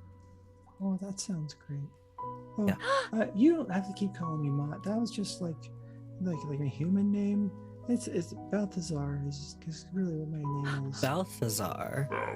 Yeah. Can I call you Balthy? Yeah, sure. I get to visit you at Quincy's Tavern now, Balthy. Yeah, I think. Balthazar, if you find yourself in the Western Plains, please let me know. My people would love to have you. Yeah, that's never gonna happen. But I really appreciate that. I think I'm just gonna like drink some milk and like watch the stars for a while. That sounds really great. Sounds wonderful. Okay. Well, let's go loot up and let's go home, yes? Yay! Yay! Come I on, didn't Apollo. die. Get up. Taking one last longing look at where Bailey was when she was Bailey. the woman who Remember? the woman who never was. Yeah. However, Apollo, that night, as you're bedding down, whether at Quincy's or your own flop house at the Thieves Guild, as you're just about to fall asleep, just the little like extremities of your body twitching at that last vestiges of wakefulness, you hear a voice coming from your ring. Good job. And that's where we end our episode. Ah! Thank you guys so much for watching the Tavern Guard here at Quincy's Tavern. Thank you. That's so enough for me because I'm much. exhausted. Quincy, Oh. you can wrap us up, please. Can we give a hand to Jason real quick? Thank you so much for the adventure. Thank you so much for being here. Before we end, I would love my friends here to reintroduce themselves and where you can find them. Can we go ahead and start off over here with, we swatch places again. Arktreon, can we go ahead and start with you, my friend Aiden? Yes, everybody, you can find me at Shay Aiden on everything Twitch stream. I'm a variety streamer on Twitch. You can find me on Shay Aiden on TikTok and basically everywhere. And yeah, this is, again, thank you so much for having us. This has been absolutely wonderful, and I look forward to more future D&D games with this lovely chaotic bunch. Absolutely. Apollo, my friend Cole. What? Hi. Oh, I didn't see you there. I'm I'm Lightbox Gnome. You can find me everywhere. I'm a variety streamer on Twitch, and I do stuff on TikTok and all the funny things and funny stuff. And I also write sometimes on I write D&D characters on Twitch. Good ones too. Wonderful character creator. Jackie. Hi everyone, my name is Jackie Ilana Chan. You can find me on TikTok and Twitch. I'm a variety streamer and a comedy/cosplay page on TikTok. It is Jackie_Ilana_Chan. Hope to see you on some of my streams. Thanks for having me. Awesome. Jason, please, would you like to say anything real quick? It's been my pleasure and honor to run this game. My name is Jason Russell. You can find me at Critical Dice on Instagram and for some reason TikTok. And my name is Quincy. Welcome to Quincy's Tavern. Thank you for being here. Thank you for joining us. I really appreciate it. We will be back on this stream here on Monday for some Storytime Monday if you'd like to join us. But we will also have the VOD review of this up for the next 3 months here on Twitch. And also it'll be up on the YouTube channel very, very soon. Thank you for being here. Thank you, heroforge, for sponsoring. Thank you, Critical Dice, for sponsoring. I really appreciate y'all. Have a wonderful night. Take care of yourself. Be kind to yourself. We're going to go on a raid real quick right here. So don't go anywhere. I'm going to say hi to someone to make their day. But thank you for being here. Take care of yourself. Be kind to yourself. We'll see y'all next time. Bye.